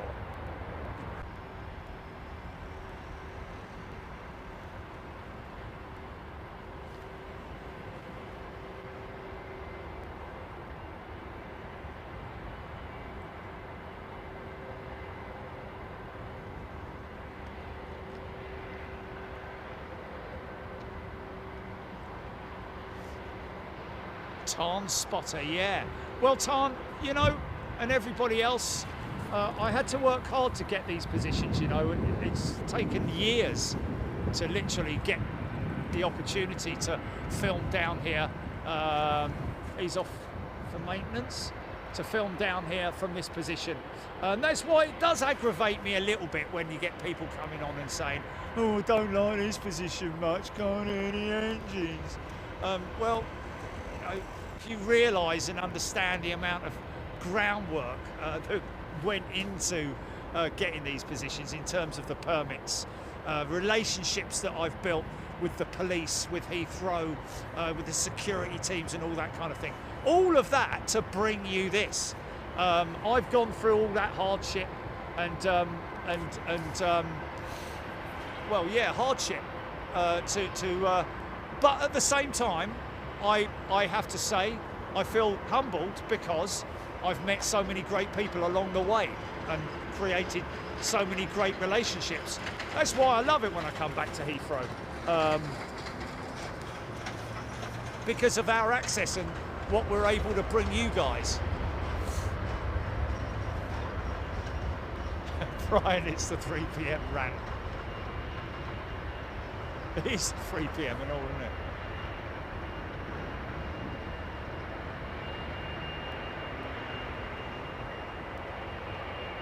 My heart bleeds. Listen to the engines, man. I'll tell you what, the great thing is that it's a northeasterly, isn't it? So the sound is all being travelling over this way on the wind.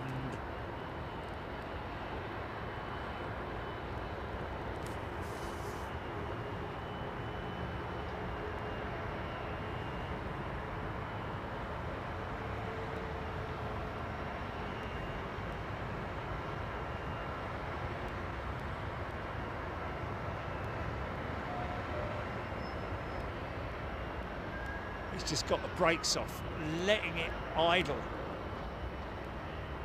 Oh, okay, that's ironically enough, Jilly, just had the WAN approval sent through. So that's WAN property, and now we'll go Streetworks, and then we're done for 2025. How quick was that? How easy was that as well? Do you remember all the hassle I went through filling all the forms in? Because yeah.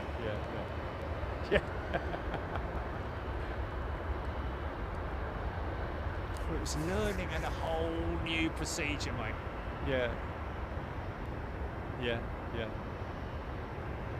Like, I'd leave it like 3 weeks or something like that, and it'd be like, no, we haven't got that yet. It's like, oh my God, really?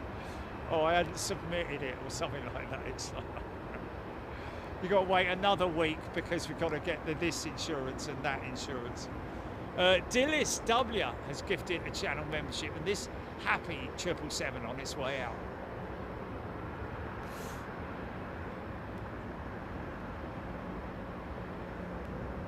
Rainer Kraft tuning in from Germany. Thank you everybody. If you're new, if you're watching the channel, then go ahead and subscribe, folks, if you fancy it. We're live every Wednesday, every Sunday, and you are all welcome. Of course, we travel overseas with our channel members as well, and it's always great to be able to deliver so much great content from all around the world, from their loyalty and commitment, and I mean, some people have been with us right from the very early days, the dinosaurs, you know, not really, but right through to the new crowd, you know. They will be electric planes one day, folks.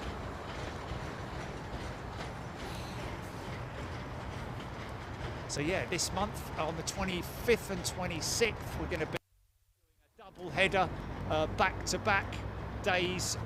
Day one from Frankfurt, day two from Schiphol, and then next month we're going to be in Perth. The month after that, we don't know yet. Yeah, I don't think that's going to happen, mate. I don't think that's going to happen. Because obviously, I remember I want to follow up and like, you know, bless you.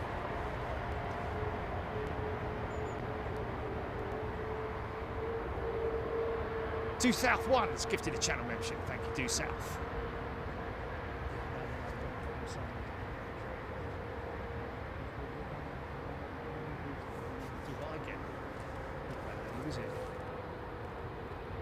Well, so did I. Yeah, I know, but that's what's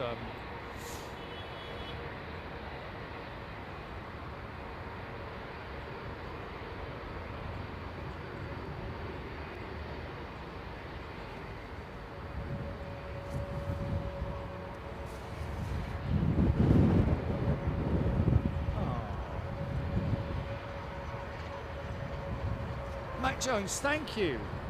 And glad to have obviously been there by your side, literally. and help that with. That's kind of like quite. We hear that quite a lot from people, and we're always very humbled to know that we've been there for people during hard times.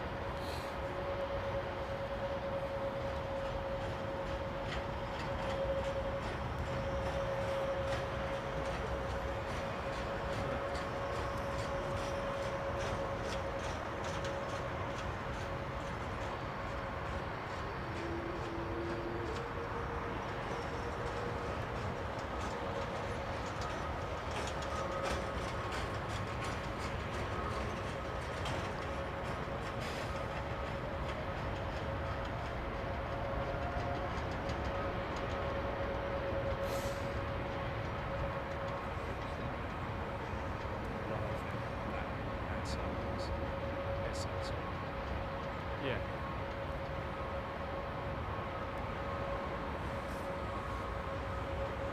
Yes.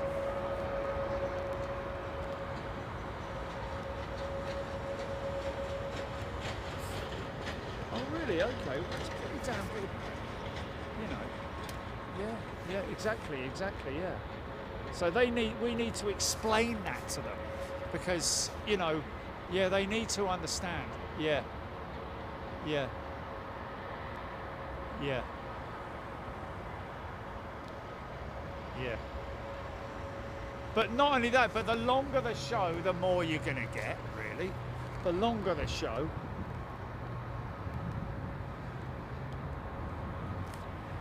Really?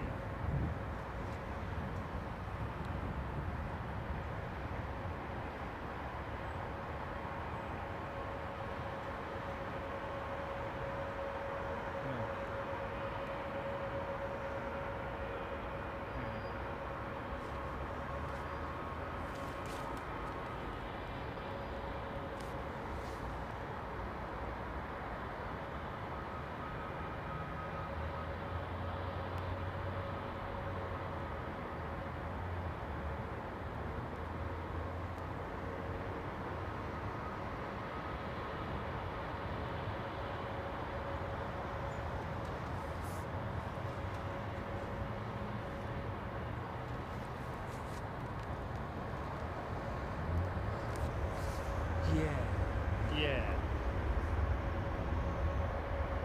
I think we need to get on the call about that, because you're right. You're absolutely right. It's not so much a different demographic. It's just a different way of presenting something in a way.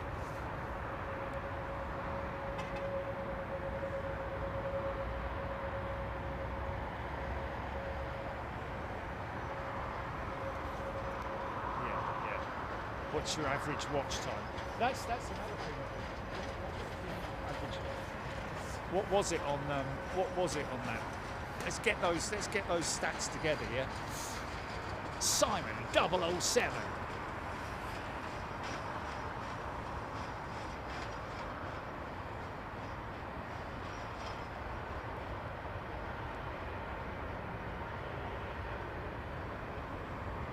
What's this? Kernicterus saying, I've been popping in and out for a year or so, regularly for a few months, and a kind Glynis gifted me a membership, so I'm here for keeps. I've even stopped watching wristwatch videos. Okay.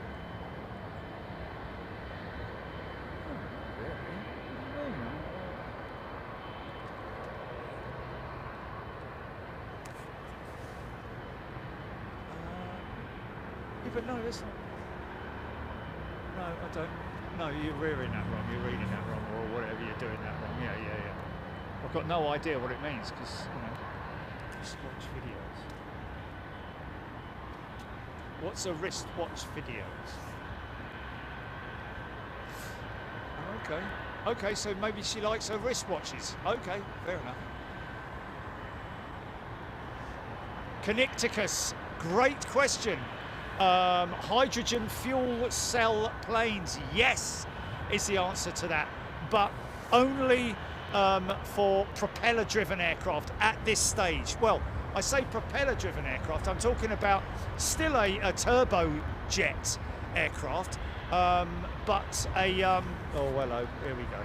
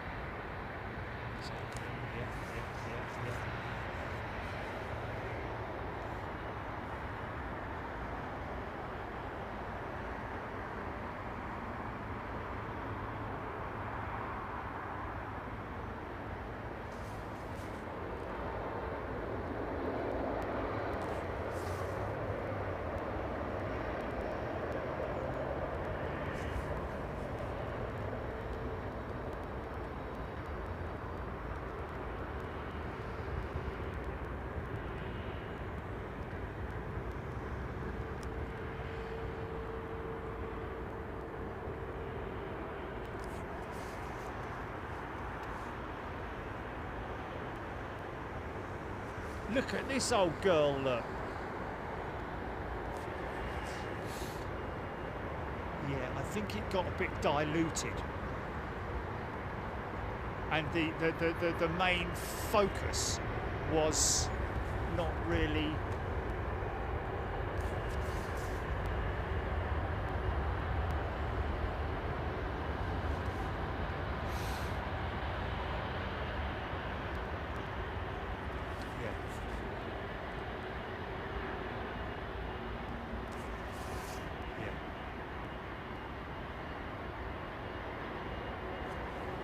Remember, Green Fingers is a new premium member.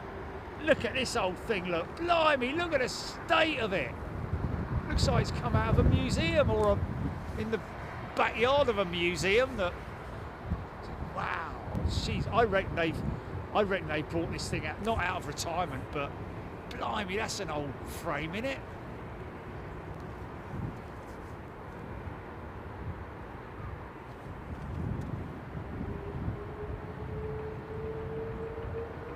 Oh, wow.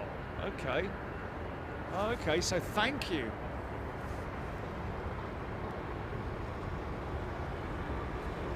Thank you, Ian Byrne. Watch videos. Our videos of people taking old watches apart and repairing them and restoring. Oh, fucking hell. I mean, flipping X. Sorry, man. Sorry. I just... Well, what would you do if all of a sudden you saw these? Cheers, mate.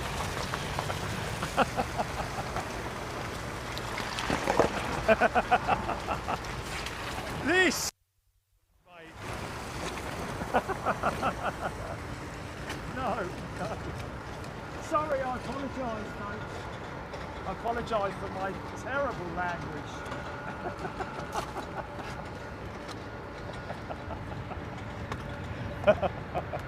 Oh dear.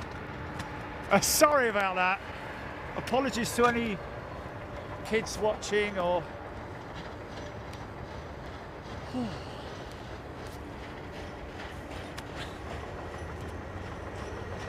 No.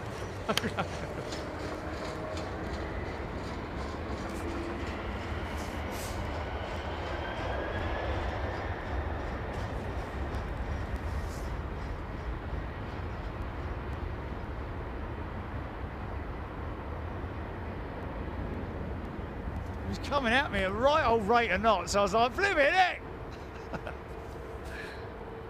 Just kind of, he wasn't really, but it just kind of caught me off guard a little bit, that's all.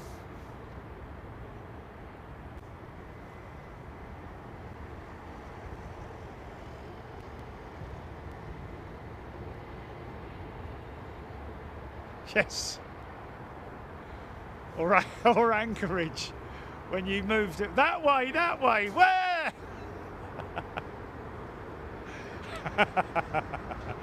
Oh my goodness me. Would have been no good as a rally team, would we? Wow, look, they turned that one round quick, haven't they? Lord Jason Matten, good afternoon to you all.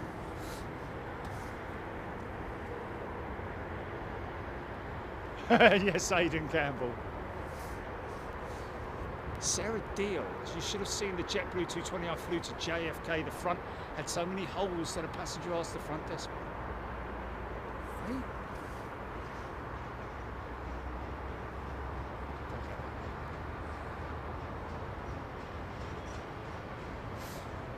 Yeah, let's throw down some memberships, Julie. Just apologise for that.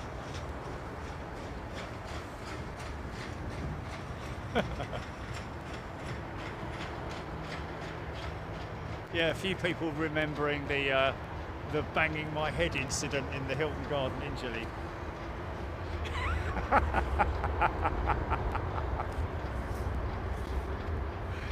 Oh dear, oh Lord.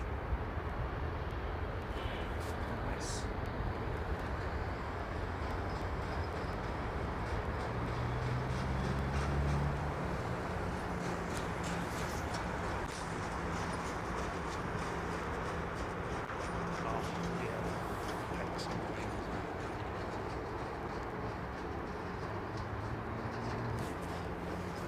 Hey, there we go.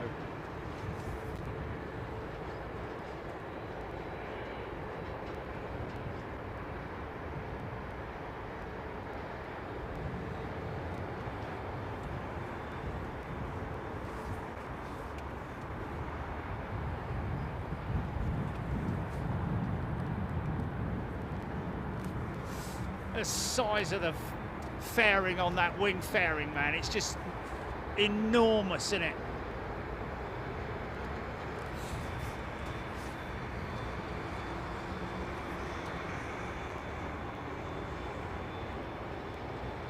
Just the wing slats alone are about the size of a bleeding 320 wing.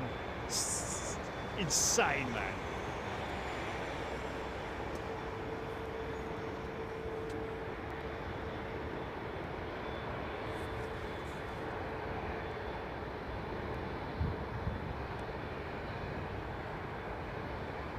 One of those sort of like scenarios for British Airways where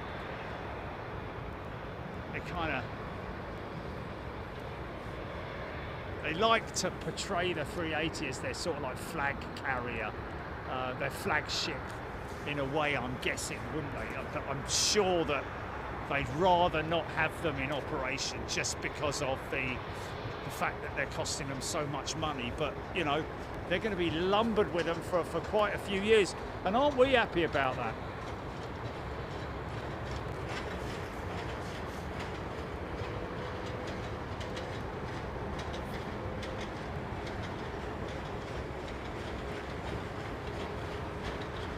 Got another 380 just pushed back on the San Fran bound.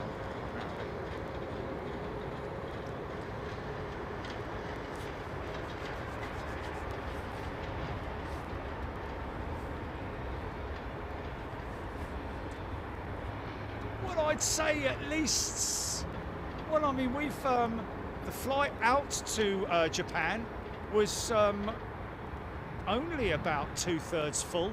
Certainly in the economy cabin, probably up front it was full. You generally find that most of the seats up front, the business and premium economy, are taken up. It's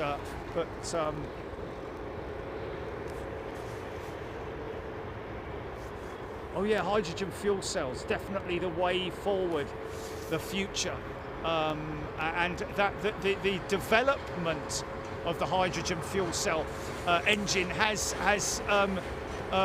evolved quite quickly, it has to be said. However, the hydrogen fuel cell project that Airbus were going to do with the one that was going to be fitted to the side of their A380, they've completely cancelled that program, and they have delayed the other hydrogen fuel cell powered aircraft by a further 10 years in terms of their perceived launch of it. And it's a 4-engine hydrogen fuel cell, so completely electric aeroplane, kind of like a 4-engine ATR, but with a big wing on it.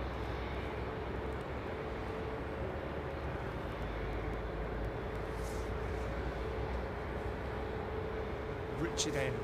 Is there a collective now for a group of A380s? An overshadowing, a vastness. Yes, an Emirates, yeah. A vastness, I like that.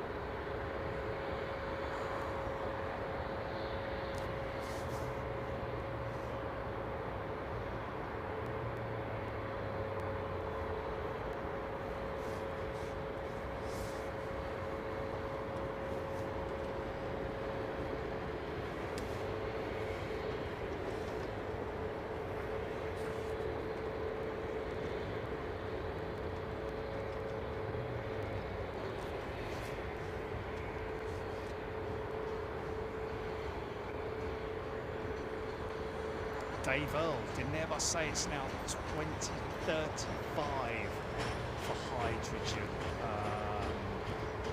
Yeah, of course, when we talk about hydrogen, folks, we talk about fuel cell technology, whereby the hydrogen is mixed with the air during the flight process. That air being mixed with the hydrogen then creates electricity, and that is what powers the engines. The torque, the electrical torque.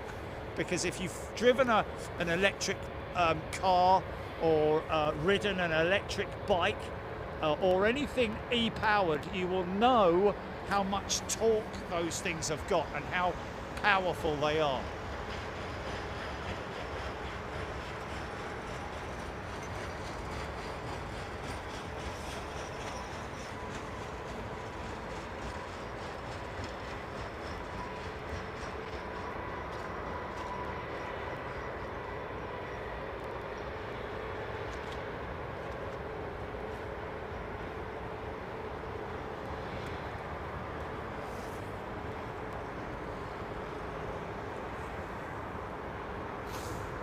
Stuart Pritchard, but you could say the same for these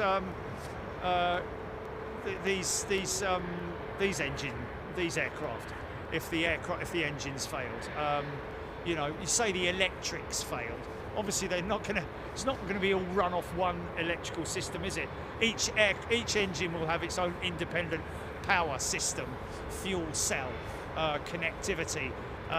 It's not like one fails, they all fail.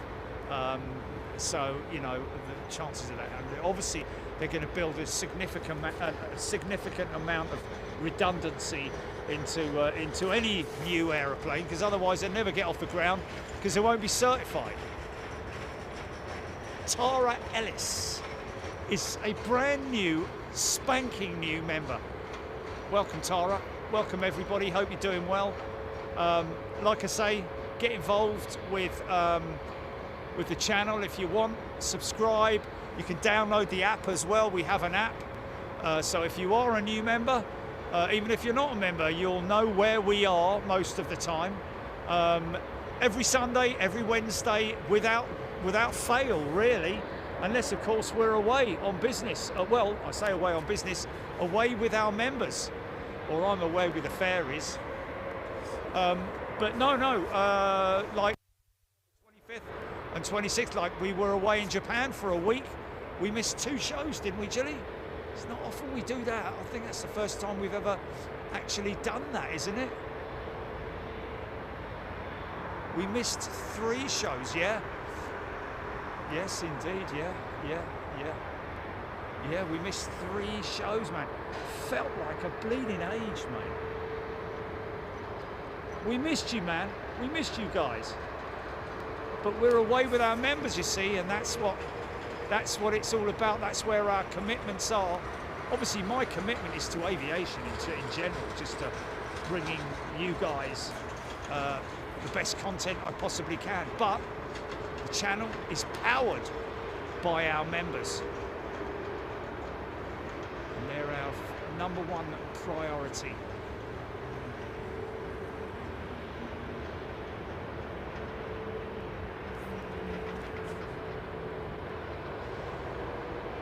But if you do become a new member, folks, look at that engine. Isn't it beautiful? All the componentry on it. If you do become a new member, make sure you have to subscribe to the channel as well. It's not just a case of that, because if you don't subscribe, you can't chat. Sometimes people don't want to chat, that's fair enough, but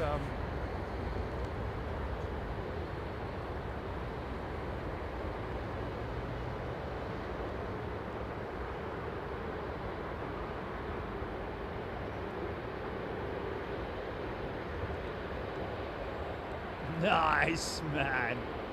You gotta love it, haven't you?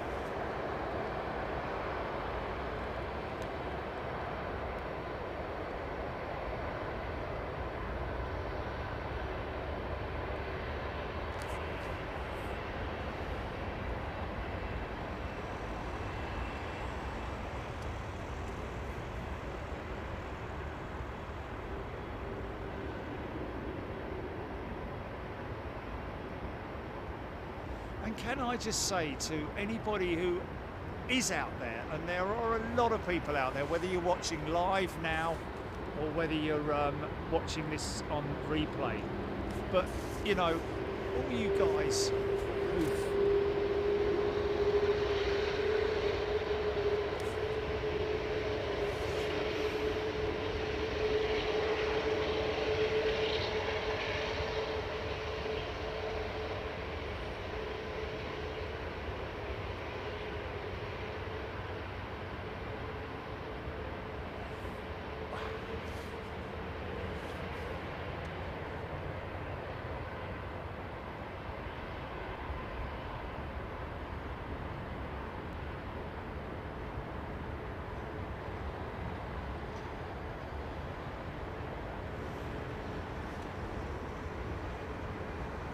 yeah, so if there's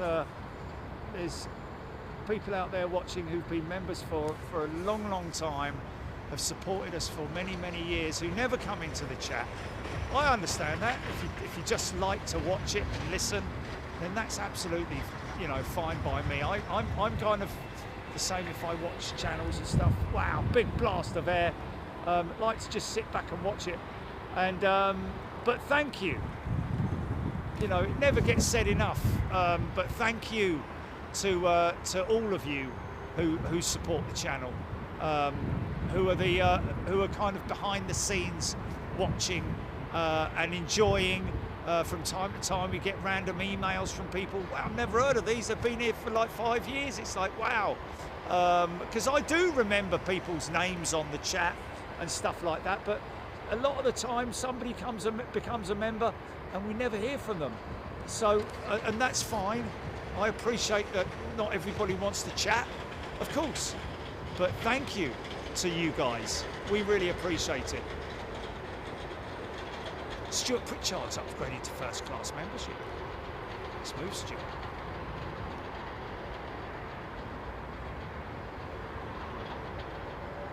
Now that wing's all fully stretched up. If she straightens up, unlikely she will, because that's a full 180 turn. But look at the wing. Look how flexed that wing is, man. Yeah, look at that compared to what it's like on the ground. I'm just about to show you one on the ground, and that will give you a perfect example. Look how negative that is compared to what you've just seen there. Sananda Allsgood, 5 channel memberships. Thank you, Sananda. Did I get Nick Gray's 10 GB? Did I shout him? Sorry if I missed it, Nick. I apologise.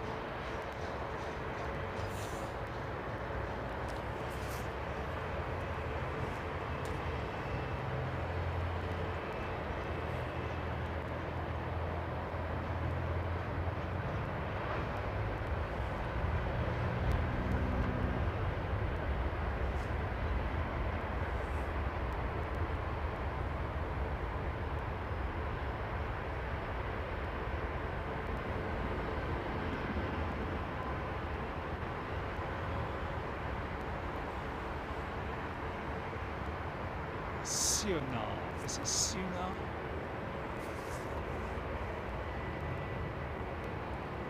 Shona. Sorry, Shona. Is that how you spell Shona? I do apologise. I've been calling her Sayonara. Shona, I'm so sorry. Yeah, my apologies, Shona.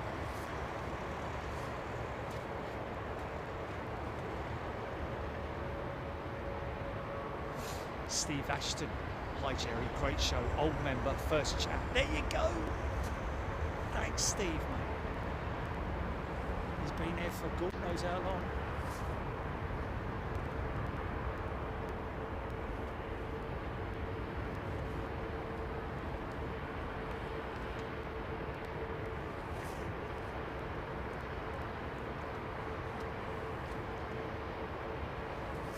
Tim O'Dell taking off out of Singapore, I'm guessing that is. The other day on Singapore 380 we had amazing floofage at the rotate. Couldn't see anything for the fluff. Lasts for about 5 seconds. Yeah, how cool is that, man?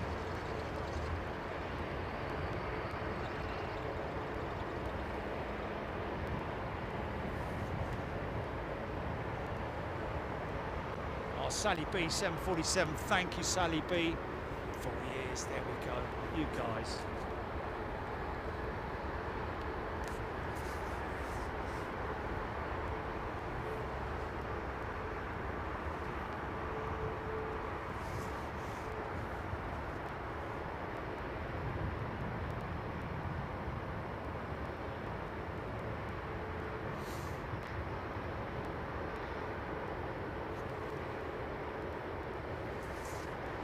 Georgie boy, we have tried that in the past, but to be honest with you, the difficulties that we had with it, and people couldn't tell the difference between 4K and 1080 60 as we do, but bear in mind that also you can only watch 4K on 4K devices, but really, with all the fact that it eats data as well, we just gave it up in the end. But nobody's really. There was that big thing, you know, when people started doing it. It was like, you know, oh, it's the best thing ever. Well, it turned out that it wasn't really. There's not a massive amount of difference in it. It depends on the quality of the camera and the camera work, isn't it?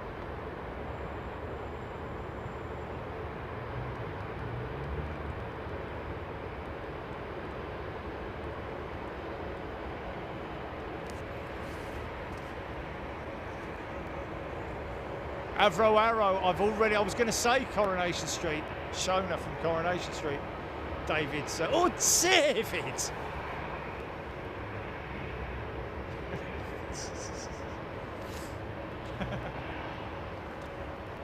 Think Corrie, Jerry. He's right, man. He's right.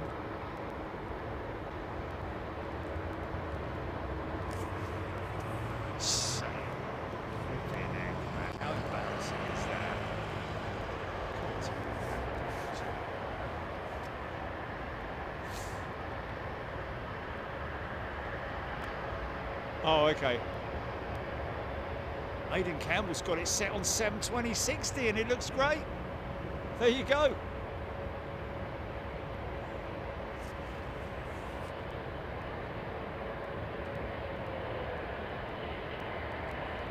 Talk about flex. Look at this wing building up its flex as it gathers speed. And then right at the rotate point. Right at the rotate point.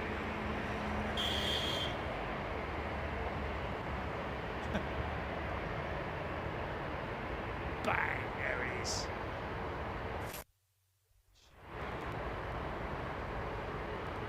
Simon Knock, absolutely love this location. The surprise reveal from behind the fence when taxiing, yeah. And when we get a road as well.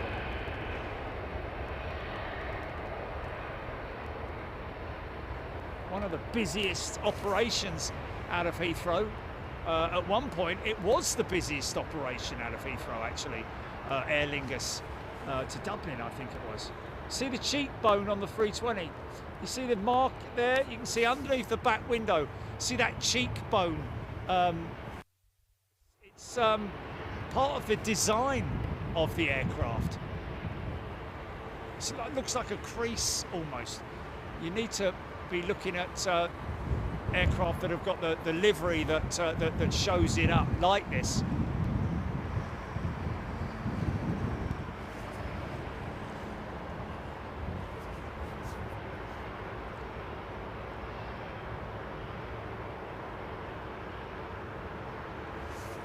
Great. The faster frame rate 1080 will make for better VAR replays as well. There we go, you see. That's true.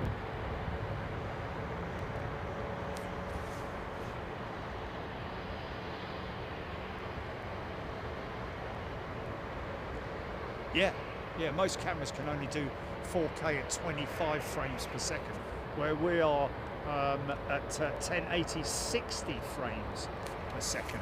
So, you know, it's just a better thing all round, really. You're watching a movie or something in 4K, I think it's different, isn't it? But, you know, some of the detailing, you know, newscasters, you see, they see all their blemishes, all their little hairs pointing out of their noses and stuff.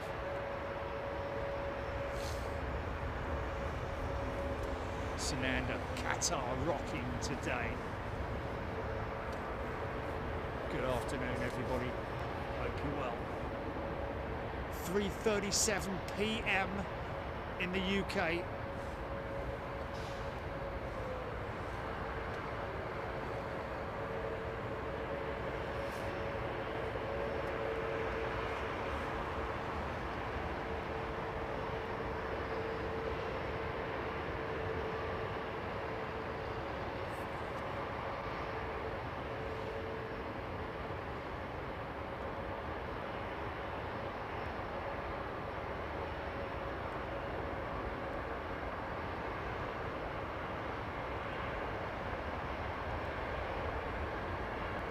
Is this another San Francisco bound jet? He's going in the he's going around the back of the bike sheds, look.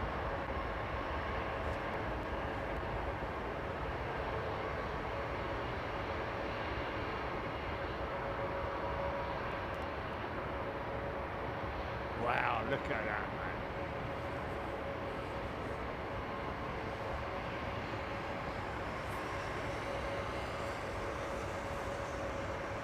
Oh, Nick Ray going to Los Angeles today. This jet.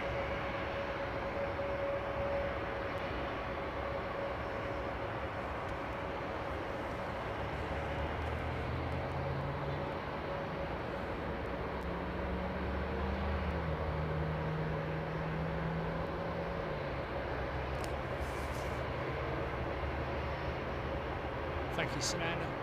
380 bound to LA, Beverly George, also confirming that, thank you.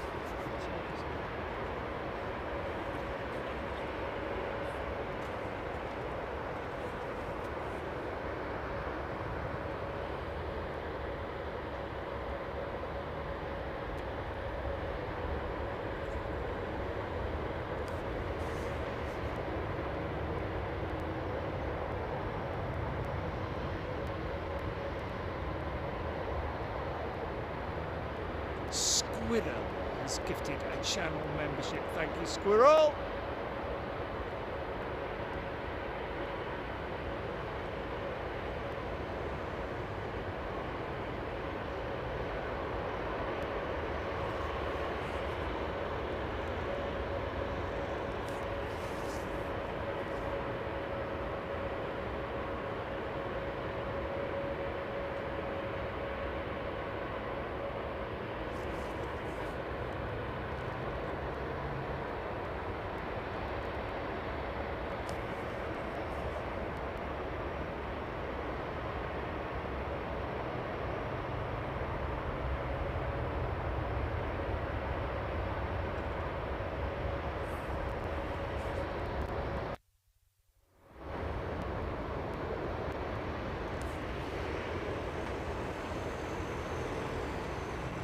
Listen to the outlet masts on the engines.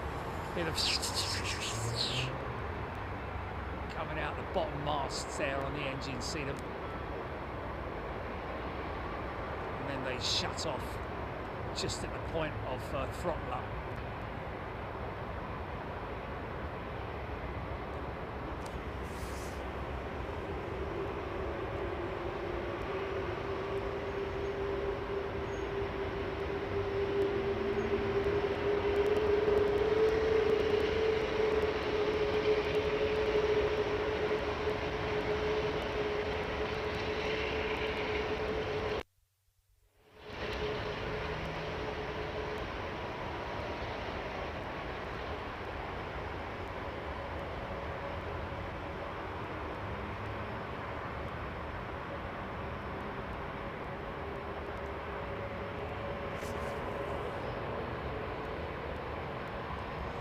Burst into life. It's the horizontals. As soon as they start, there she goes. Wow.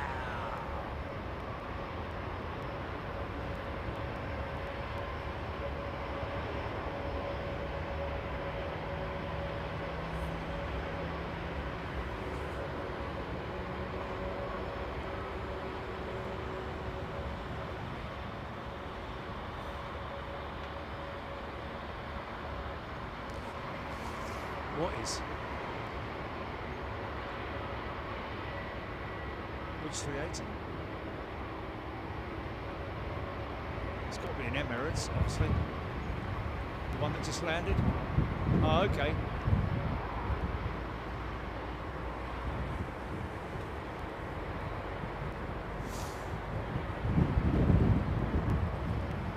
Stinger 16 dealing with snow. Something that I wouldn't have a problem with trying to deal with, but obviously slightly more than what we're likely to get here in the UK. So Vicky D say blooming amazing sounds. Wow, there we go. Thank you, Vicky. Apparently we're hearing, is this the last 380 that came off the out of Airbus? This one that's taxiing out, sorry, taxiing in, just arrived. Oh, it's 2015, right, it's 9 years old. Clean Car Clinic 88, thank you, gifted a channel membership. If it's the one.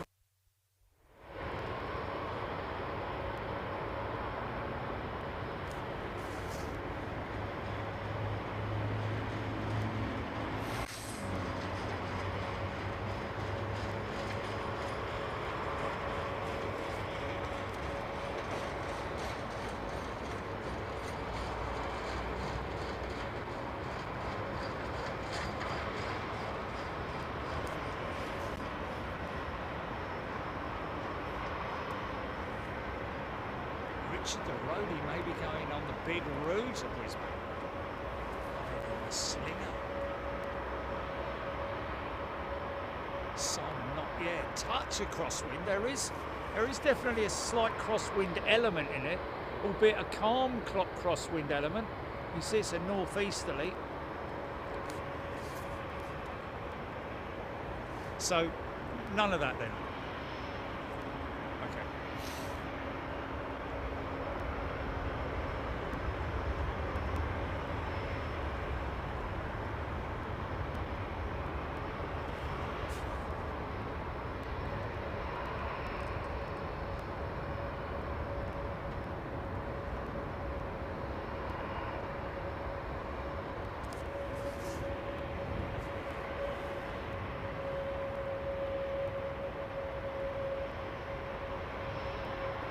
Tie happens around V1 rotate. We're talking about the crosswind element. Just a slight kick to the right, I would imagine. Peg's gifted a channel membership. Thank you, Peg.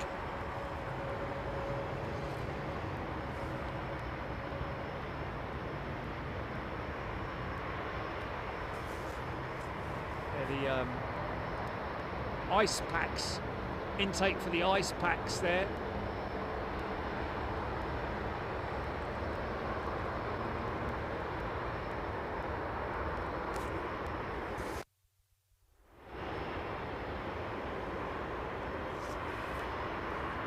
Is that, surely that's a bug, isn't it?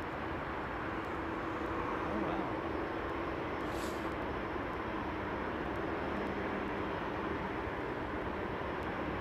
So Peg's just gifted herself a membership. So was Peg not a member then? And she just came in and, oh, that's hilarious. What a chances, fair play Peg. Well, welcome.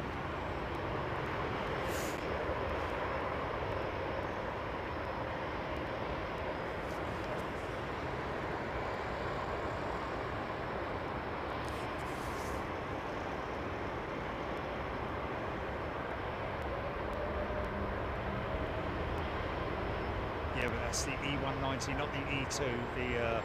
That's the E190 CEO CF34 powered aircraft.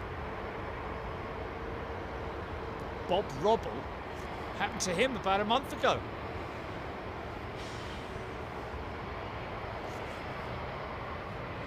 Clean Car Clinic has gifted another channel membership. Thank you, Clean Car Clinic. Green Fingers bucket list to fly the 380.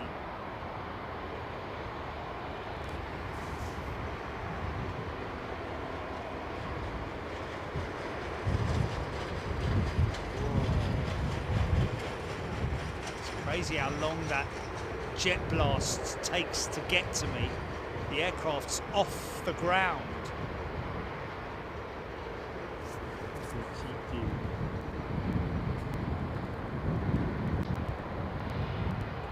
Oh, nice E2 jet coming out. But look at this, folks.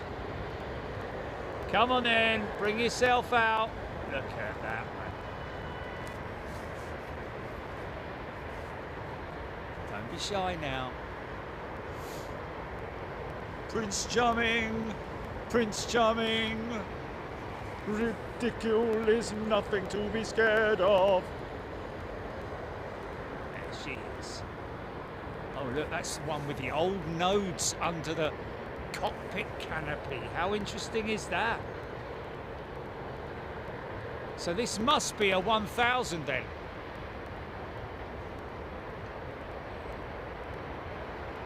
No, it's not. It's a 900, isn't it? Because those instruments have been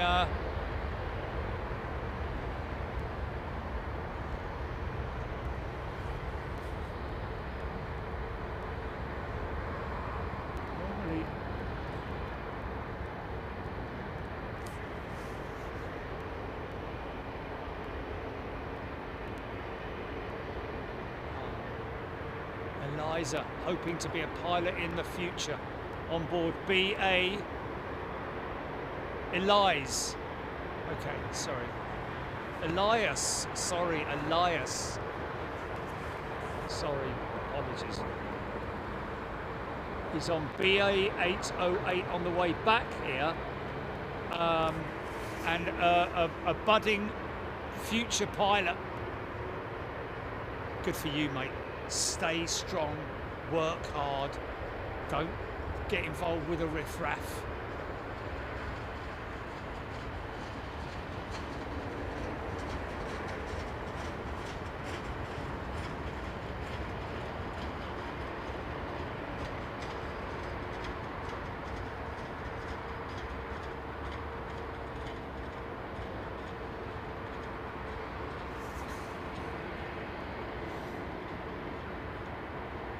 So interesting that the I don't know how old that jet is, but I remember the first aircraft. The wow! Look at the brake dust coming off that thing, man. That was from taxiing all the way down Sierra. How cool was that?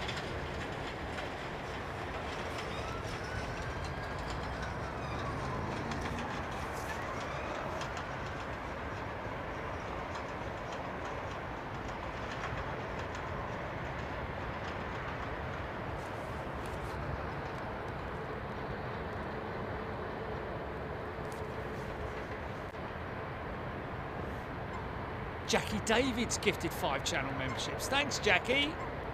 as 5 more lucky people are going to be coming to the double header this month at Frankfurt and Schiphol.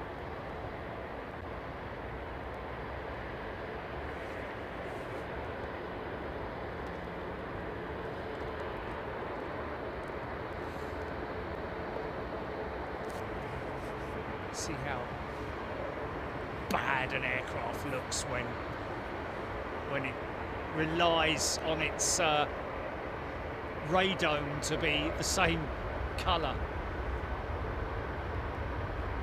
Although interestingly, I saw a post yesterday, I think it was, of the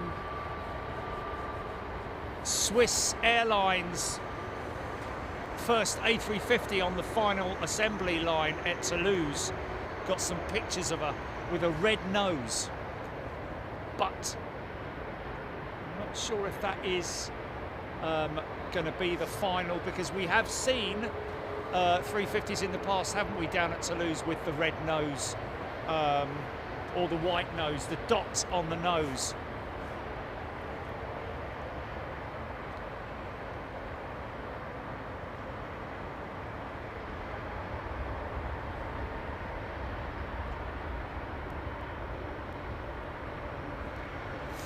Oh, L1R8, thank you. And that's from Louis, by the sounds of it, currently a skydiver. And my company I jump for will be paying for my pilot's license next year, all the way up to my ATPL. Wow. These streams keep me motivated, forever grateful. Well, thank you, L1R8. And the best of luck. Wow, you're so lucky to be given that opportunity, mate, because I tell you what, the opportunities are endless for anybody who wants to fly. If you're a hard worker. Oh, he's departing on BA, is he? Okay. If you're a hard worker and you're willing to put the hours in and the commitment, you just need to. It's the mathematics, isn't it, really? And mathematics and the sort of like navigation and all that kind of stuff that you need to be really concentrate on mostly. Obviously, I'm guessing that he's not a school kid or anything. He's probably a lot older than that if he's skydiving. So he's got a great opportunity, L1R8. Well, Louis. I think it is Louis. Good luck to you, mate, and anybody else who's just want to fly, mate. Get yourself a job if you can with, you know, one of the. I mean, to be honest with you, all you need is 2,000 hours on type. You get yourself out to Emirates and or anywhere really if you want to. It depends on where you are, but. You know, just the opportunities are endless, really, literally, because airlines are screaming out for aviators from all around the world. But the reason why I say Emirates is just because it's just everything there is massively beneficial, even at an early stage. You know, all your you know. You're living the life of Riley, man. Tax-free, housing paid for, you know, all those sorts of things are looked after, your health and your dental stuff and all that kind of thing. So a company like that is just a great company to go work for. And here's one now, a big droop wing on her. She's coming out, isn't she? Slats are well and truly forward, extended.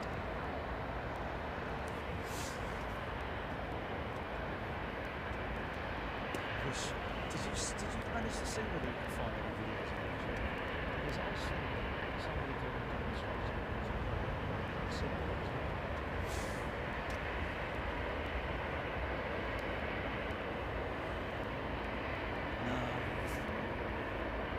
Charles Bouts, yes, Charles, It was an A350-900 indeed. You're right, they do. Well, they do. No, they have 900s and 1000s, which surprises me why Emirates didn't go right off the bat, because obviously, you know, other than those paint issues or the bodywork issues that they had initially with the first the 350 that Qatar had with them. Not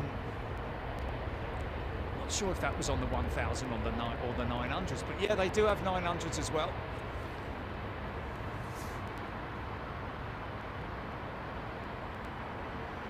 Pauline Hill. Thank you, Pauline. Oh, look at that heron.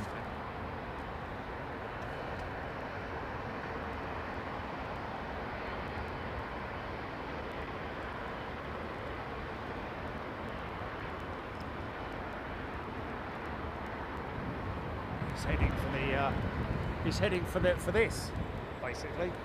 That's what he's heading for. Wow! Thank you, Pauline. That was a 900, yes, indeed. Of course, if you look at it just at the nose, it's impossible to tell whether it's a 900 or a 1000. As soon as it comes on broadside. As soon as it's broadside, you know it's a 900 because of the length of it. But also another way to tell the A350-900 from the 1000, because it's got the same size wings, same size engines. They're longer, of course, the 1000, but they've got the triple six-wheeled undercarriage main landing gear, as opposed to the 4 main landing gear on the A350-900. Thank you, Pauline.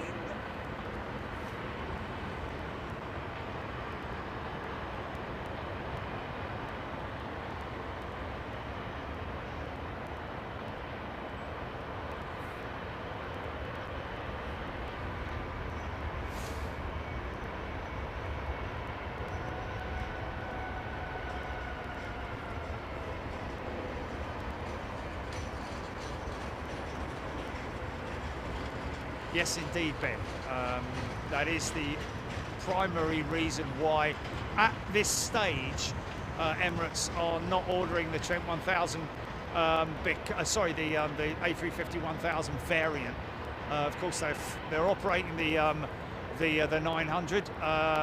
They're obviously going to test it and see how it goes. They've got 56 on order in total of the 359, so they're pretty much committed to the program. But what is interesting is that the Rolls-Royce are indeed, like Ben's saying there, investing millions into improving the operational time on wing for the A350 the XWB engine. This is an E2 jet, folks. Wait till you see the size of the engines on this thing, mate. Why not?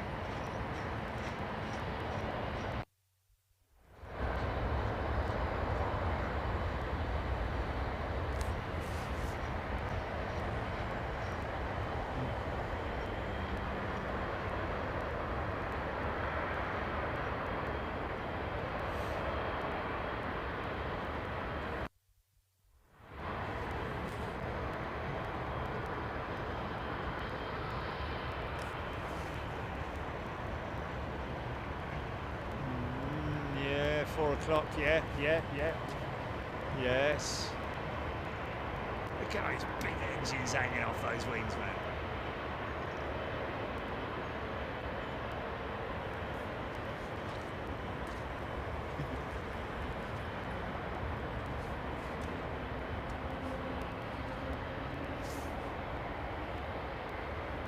It's the Pratt Whitney engine on that as well. That's why you heard a little bit of a howl there.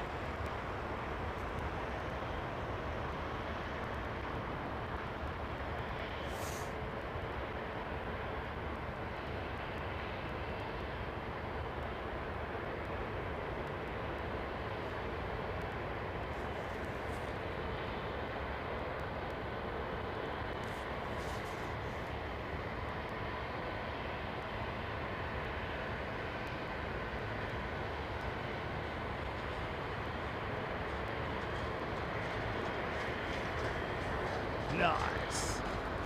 Reach for the sky.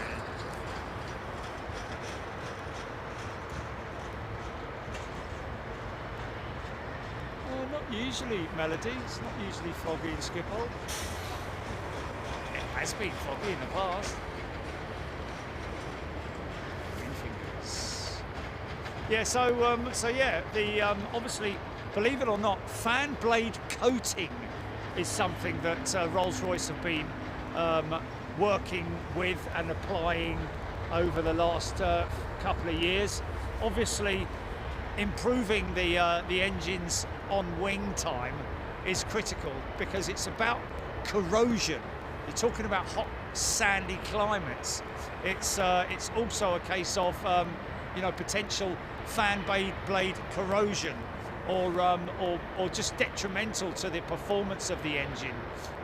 Whether it's anything to do with the fact that it's we talk about hot climates, whether it's anything to do with the performance of the engine in hot conditions, that might be the case as well. I don't know, but obviously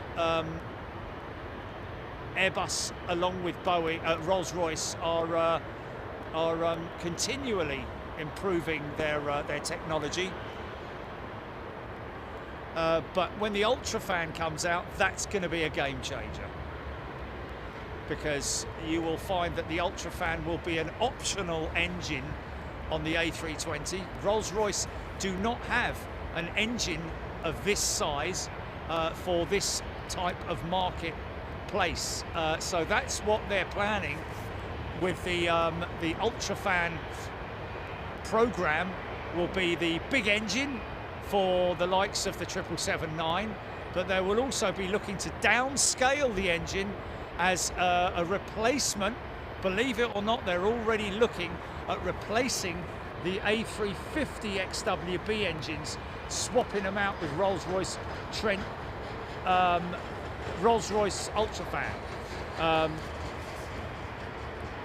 And then, of course, they will also, by the time they retire the A380s, which will probably be around about the 2060 mark. Yeah, I said 2060. Sounds crazy, doesn't it? But we're looking at them re-engining the A380s at some point with those new Rolls-Royce UltraFans, with their beautiful low-pressure fan blades. The main front fan blades are have a blue coating on them, and they are absolutely gorgeous. Gorgeous.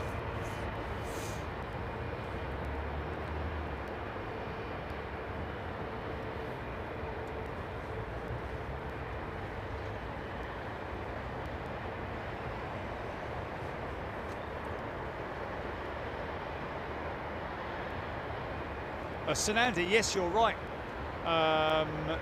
You're absolutely right that at this stage, Boeing have only got one option on the 777-9, and that is the GE9X engine, of course. However, the new UltraFan, the size of it, would not lend itself to any other aircraft other than the 777-9. So it may be that we don't know, but Boeing have said to Rolls-Royce, if you can develop an engine that we can offer as another option, then knock yourselves out.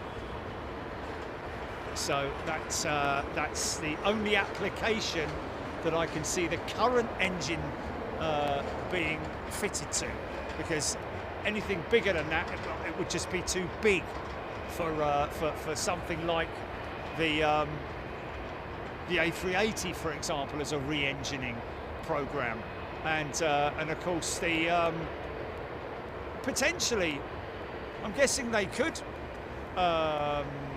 reboot these old 777s with a newer engine potentially. Because some of the old GE90 engines, they're getting on a bit.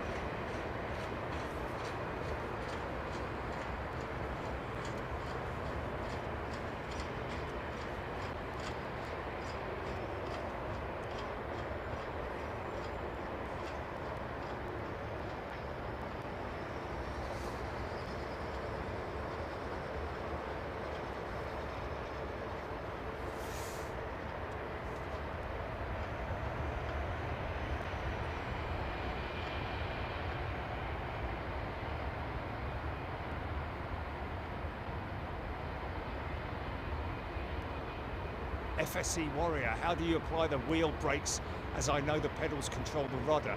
The top of the pedals, FSC Warrior, are the, I think it's the top of the pedals.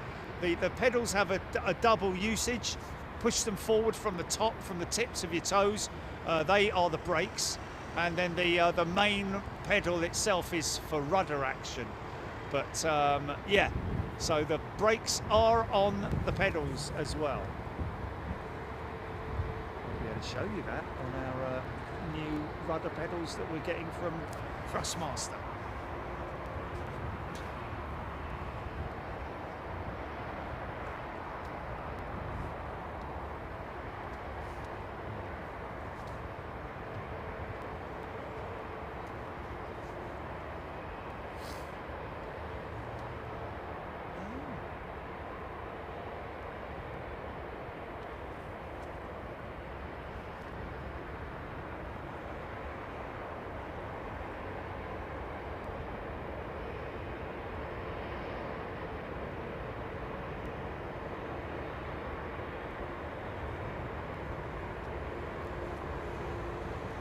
Obviously, the you know, the specification of the engine is critical in terms of its size and dimension, which is why you can't put the current Rolls-Royce Ultrafan, the big one, you can't put it on something like an A350 platform. I don't think so anyway, because I just don't think the ground clearance would be there. I think that it would throw out the aerodynamics on the wing. You might have to make adjustments to that. So, you know, with pitch and all that kind of thing.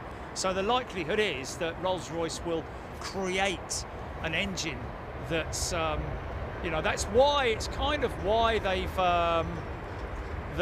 gone for the big one first, because it's easier to build the big one and then learn from it and then make the smaller variant of it.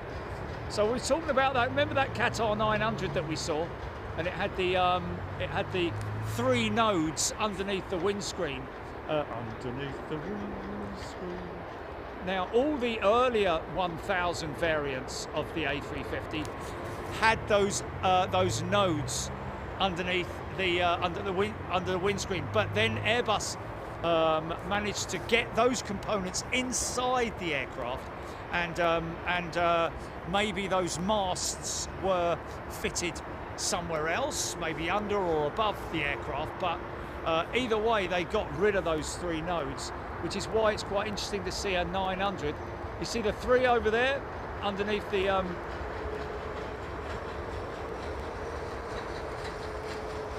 windshield there. Of course, you've got your angle of attack sensors down the side there. Pitot tubes as well, 2 angle of attack sensors, one for the co-pilot. You've got obviously the redundancy one as well.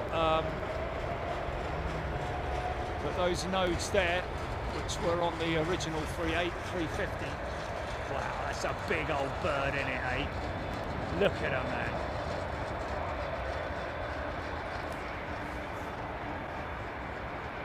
GPWs on this one.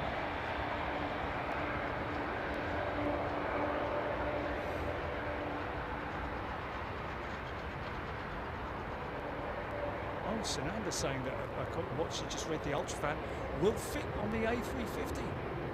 Well, okay.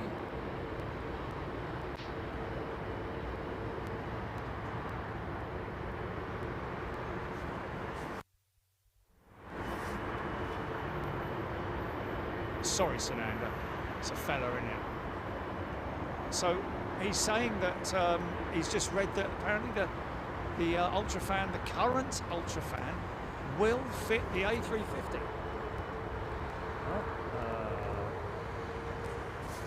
What's the outer case diameter on the XWB, and what is the outer case diameter on the Trent XWB? I'd be quite interested to see that, because there's not all the ground clearance in the way. You've got to remember that when that aircraft lands, or at least lands heavy, it needs a certain amount of between the engine and the ground. to allow for any hard landings. So if you increase that diameter on the wing, would you maybe have to re-engineer the pylon, the engine pylon, so as to make the engine a little bit further forward and up? But then aren't you interfering with the whole aero of the wing and getting yourself into a sticky situation like you did with the 737 Max? I don't know, but anyway, like you say, we shall see. Okay, Squirrel, ultra fan, 140-inch fan diameter. It's not the fan diameter I'm looking for, folks. It's the outer diameter, the engine outer diameter. I know the ultra fan has a much bigger, it's the biggest, I think it's a 3 meter, 3.12 on the A350 XWB fan from tip to tip. But then you can add on at least another meter, at least, for the fan casing, because the fan casing is very fat.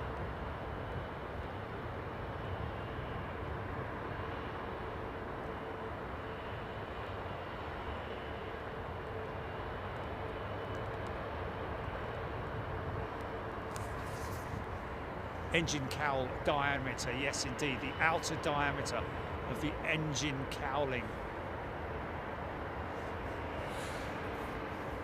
That's what we're looking for, because and then you can even, I think Google will give you the answer for ground clearance.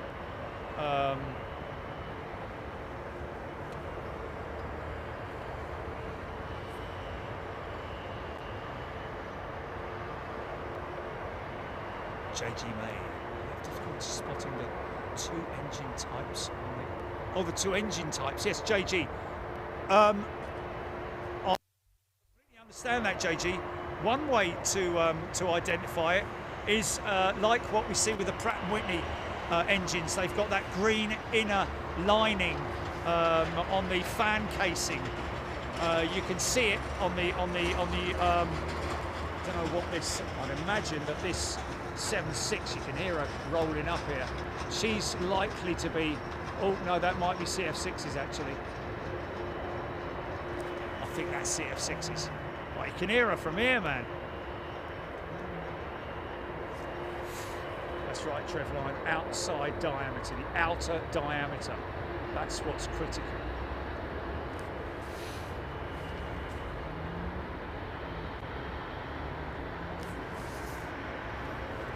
Digital David, good afternoon.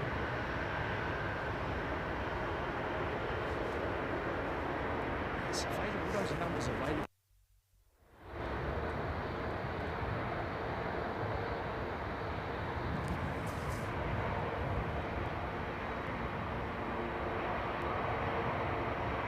Vitor Santos, thank you, Vitor.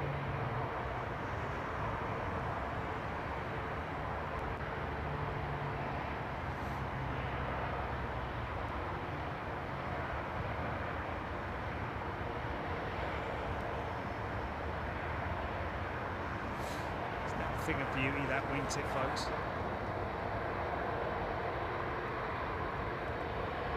Now we've got a Virgin Atlantic crew member going out. Oh look, is he going to get blasted? Is he going to get blasted? He's following him. Go on, son.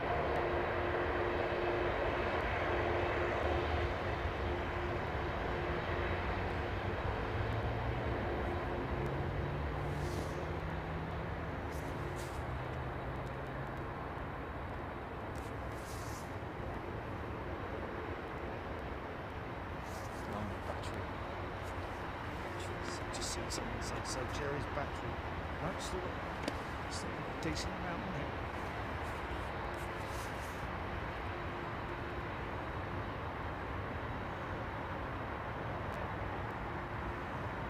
Okay, Sananda, with the cowling size included, the Ultrafan won't fit on the A350s as they are now, but re-engineering the pylons they will.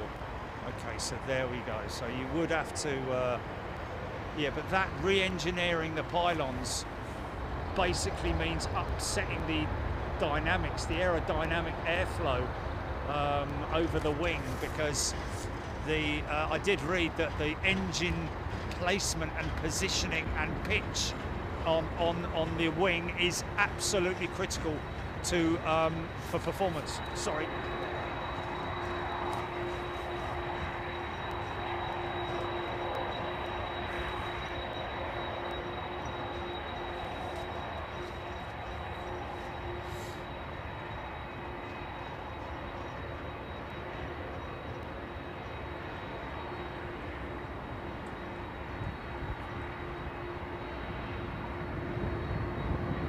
Indeed, Sananda, absolutely. That's where you get into all those messing with the aerodynamics of a wing is not a good thing.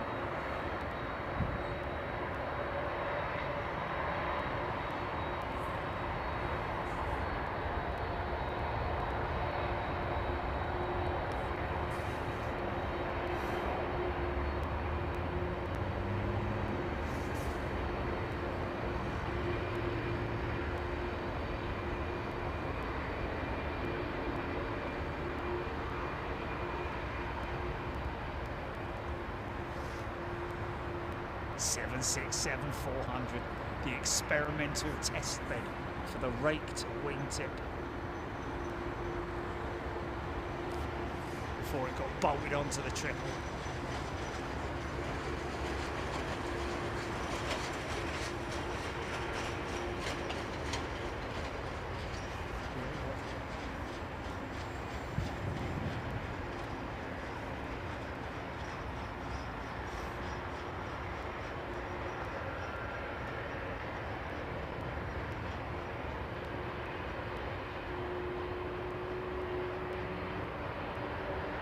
Skilling the RJ's coming out.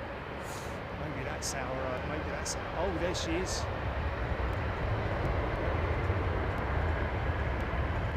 Yeah.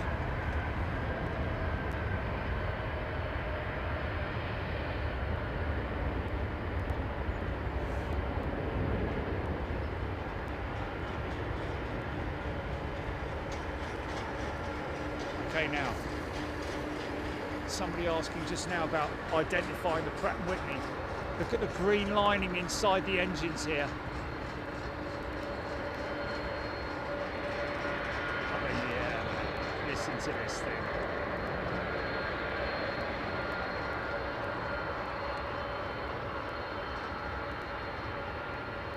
See, there's a green lining there. It's not as visible as it would be on one of the newer Pratt & Whitney engines, but trust me, there is a green, it's a Kevlar lining. That's unique with the I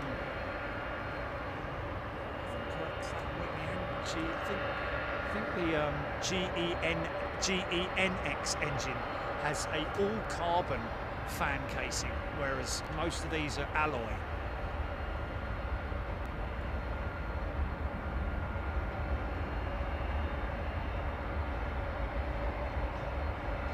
Charles Boutts, I don't know. Go check it. That might be.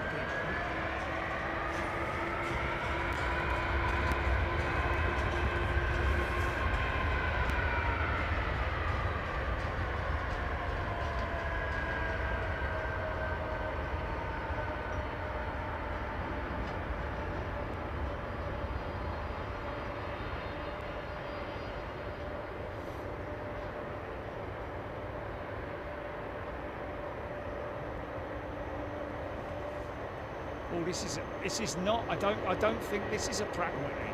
I think this might be an old CF6 engine. Is it? Is that a CF6 engine on that jet stuff?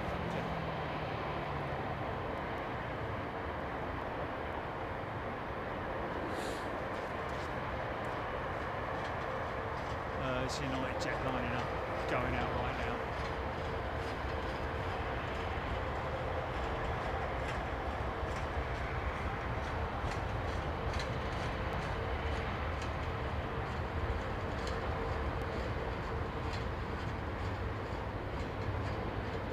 fragment is, right? PW4000s. Okay, interesting.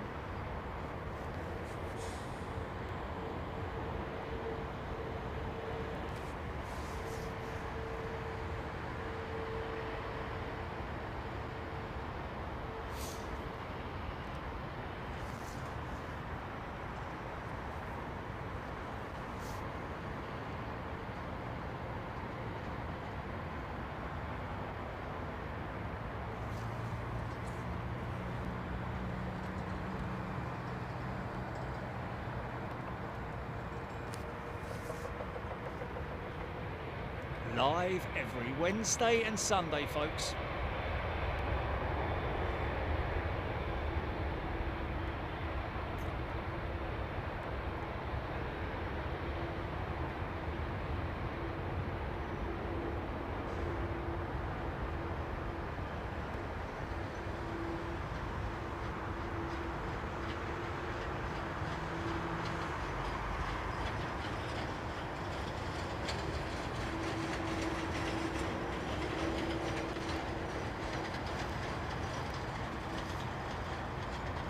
Right, folks, it's, oh, I'll tell you what, one more 767 though. There's one coming out. Oh, and we got him to our right, so yeah, not for a little bit yet.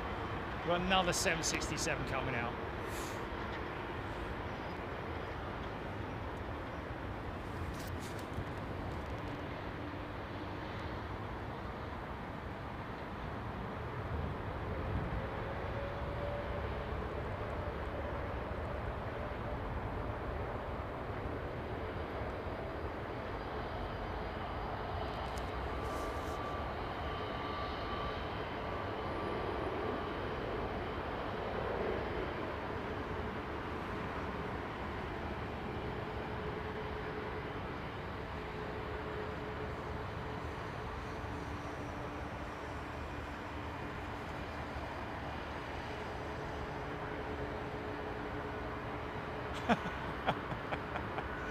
Negative aviation guy.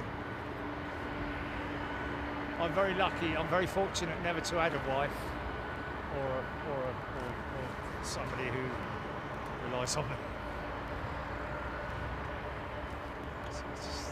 Oh look, it's a bit of an oddball this one.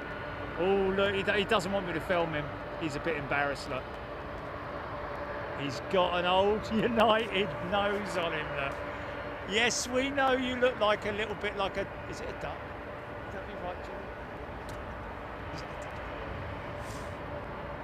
That United 767 with that nose like that. It's got a beak. It's got a beak, innit?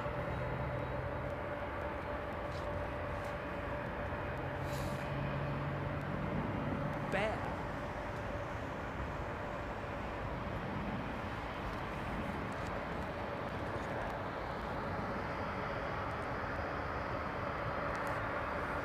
Beautiful. Beautiful aeroplane, man.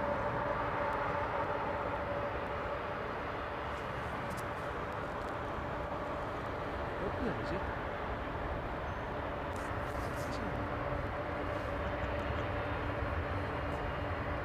Parrot beak, there we go, Trevor Lyon.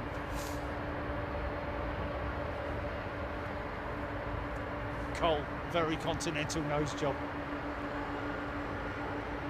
Indeed, Herbert, yes, that is from an old livery jet, from the spares. Oh, I'll tell you what we are going to hear, folks. We're going to hear a startup. We're definitely going to hear that engine start because the wind is blowing in this direction.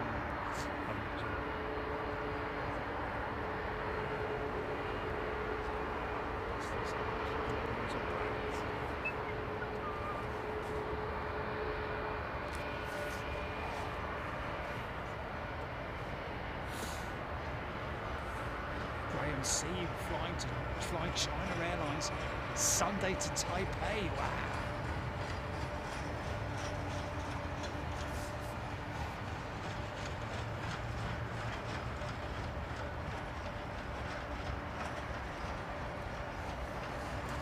Looks more like a finch. Yes, Hayabusa Nutter. It is a little sparrow beak, isn't it? Looks very odd. It's all out of place.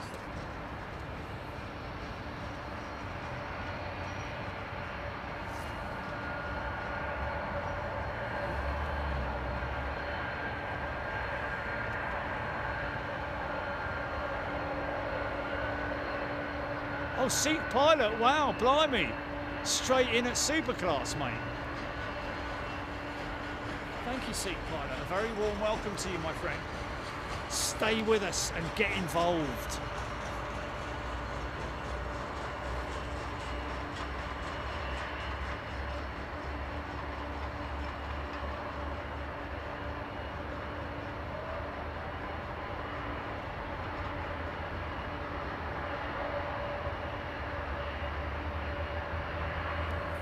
Yes, koala nose, yes, yes.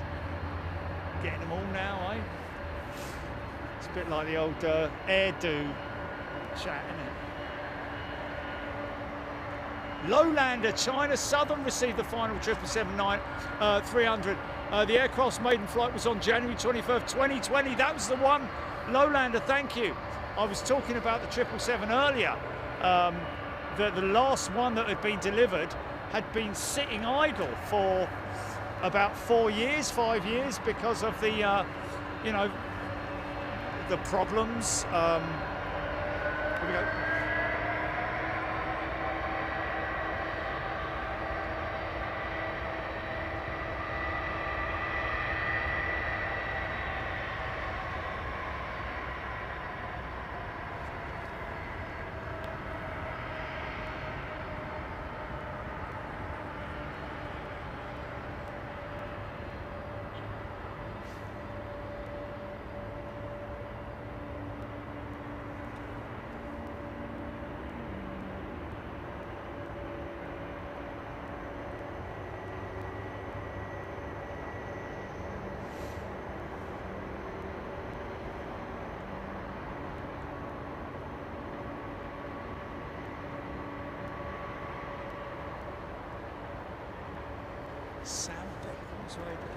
The A350 Freighter is now available as a 1/400th model.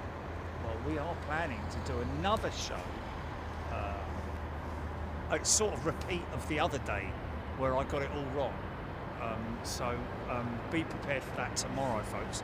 You might want to just have a look at Big Jet TV Extra, exactly as it says, EXTRA, and then subscribe to that channel as well, folks, because we are live randomly on the road and doing sort of crazy things. Basically me shouting at other people who can't drive properly. Yeah, that's about it, really. Putting the world to rights in me transit. God, imagine me being a learner, a driving instructor. Oh my God. Oh my God. It'd be quite funny though, wouldn't it?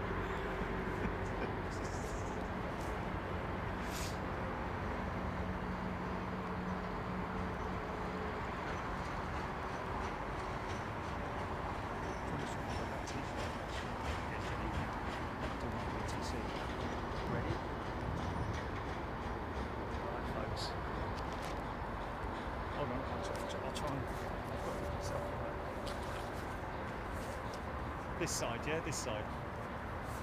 Yeah. Thank you, everybody. The other side. Are you sure? Are you sure? Okay.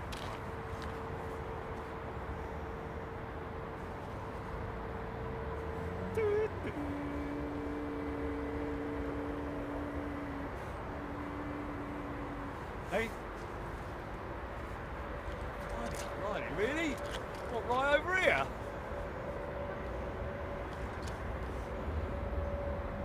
I am on my left.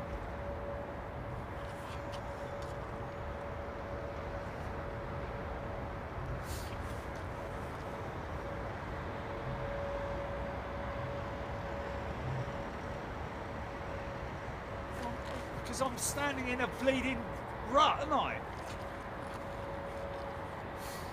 Okay, thanks folks. Really enjoyed your company once again. How many times have I stood in front of the camera and said that?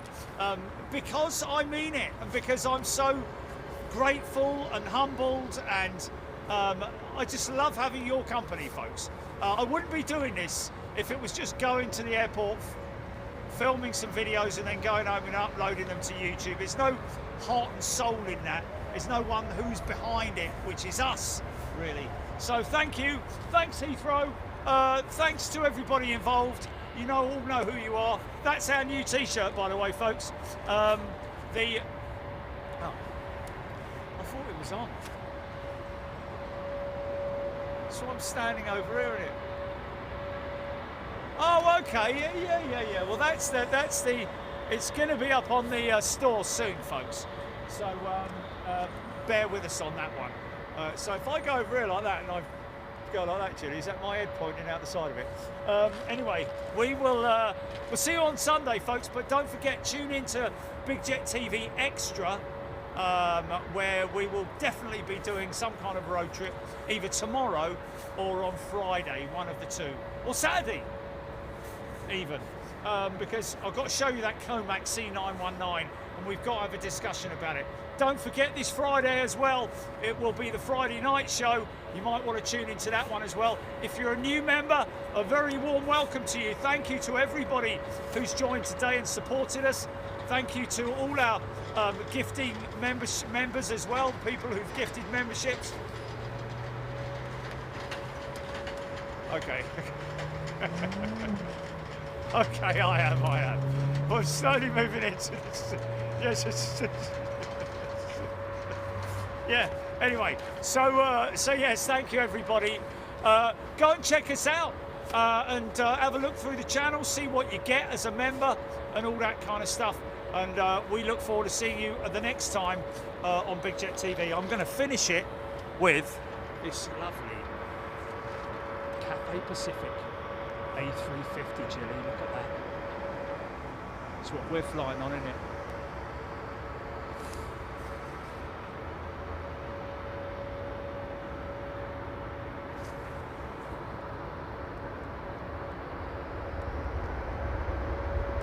Okay, folks.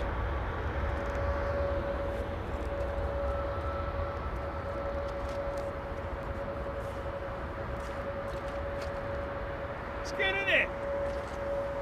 I've got to trudge that thing. Trust me, those wheels are not really equipped for it. I've got to trudge that thing all the way down there. So you think of me while you're having your pie and mash. And I'll see you next time. Bye.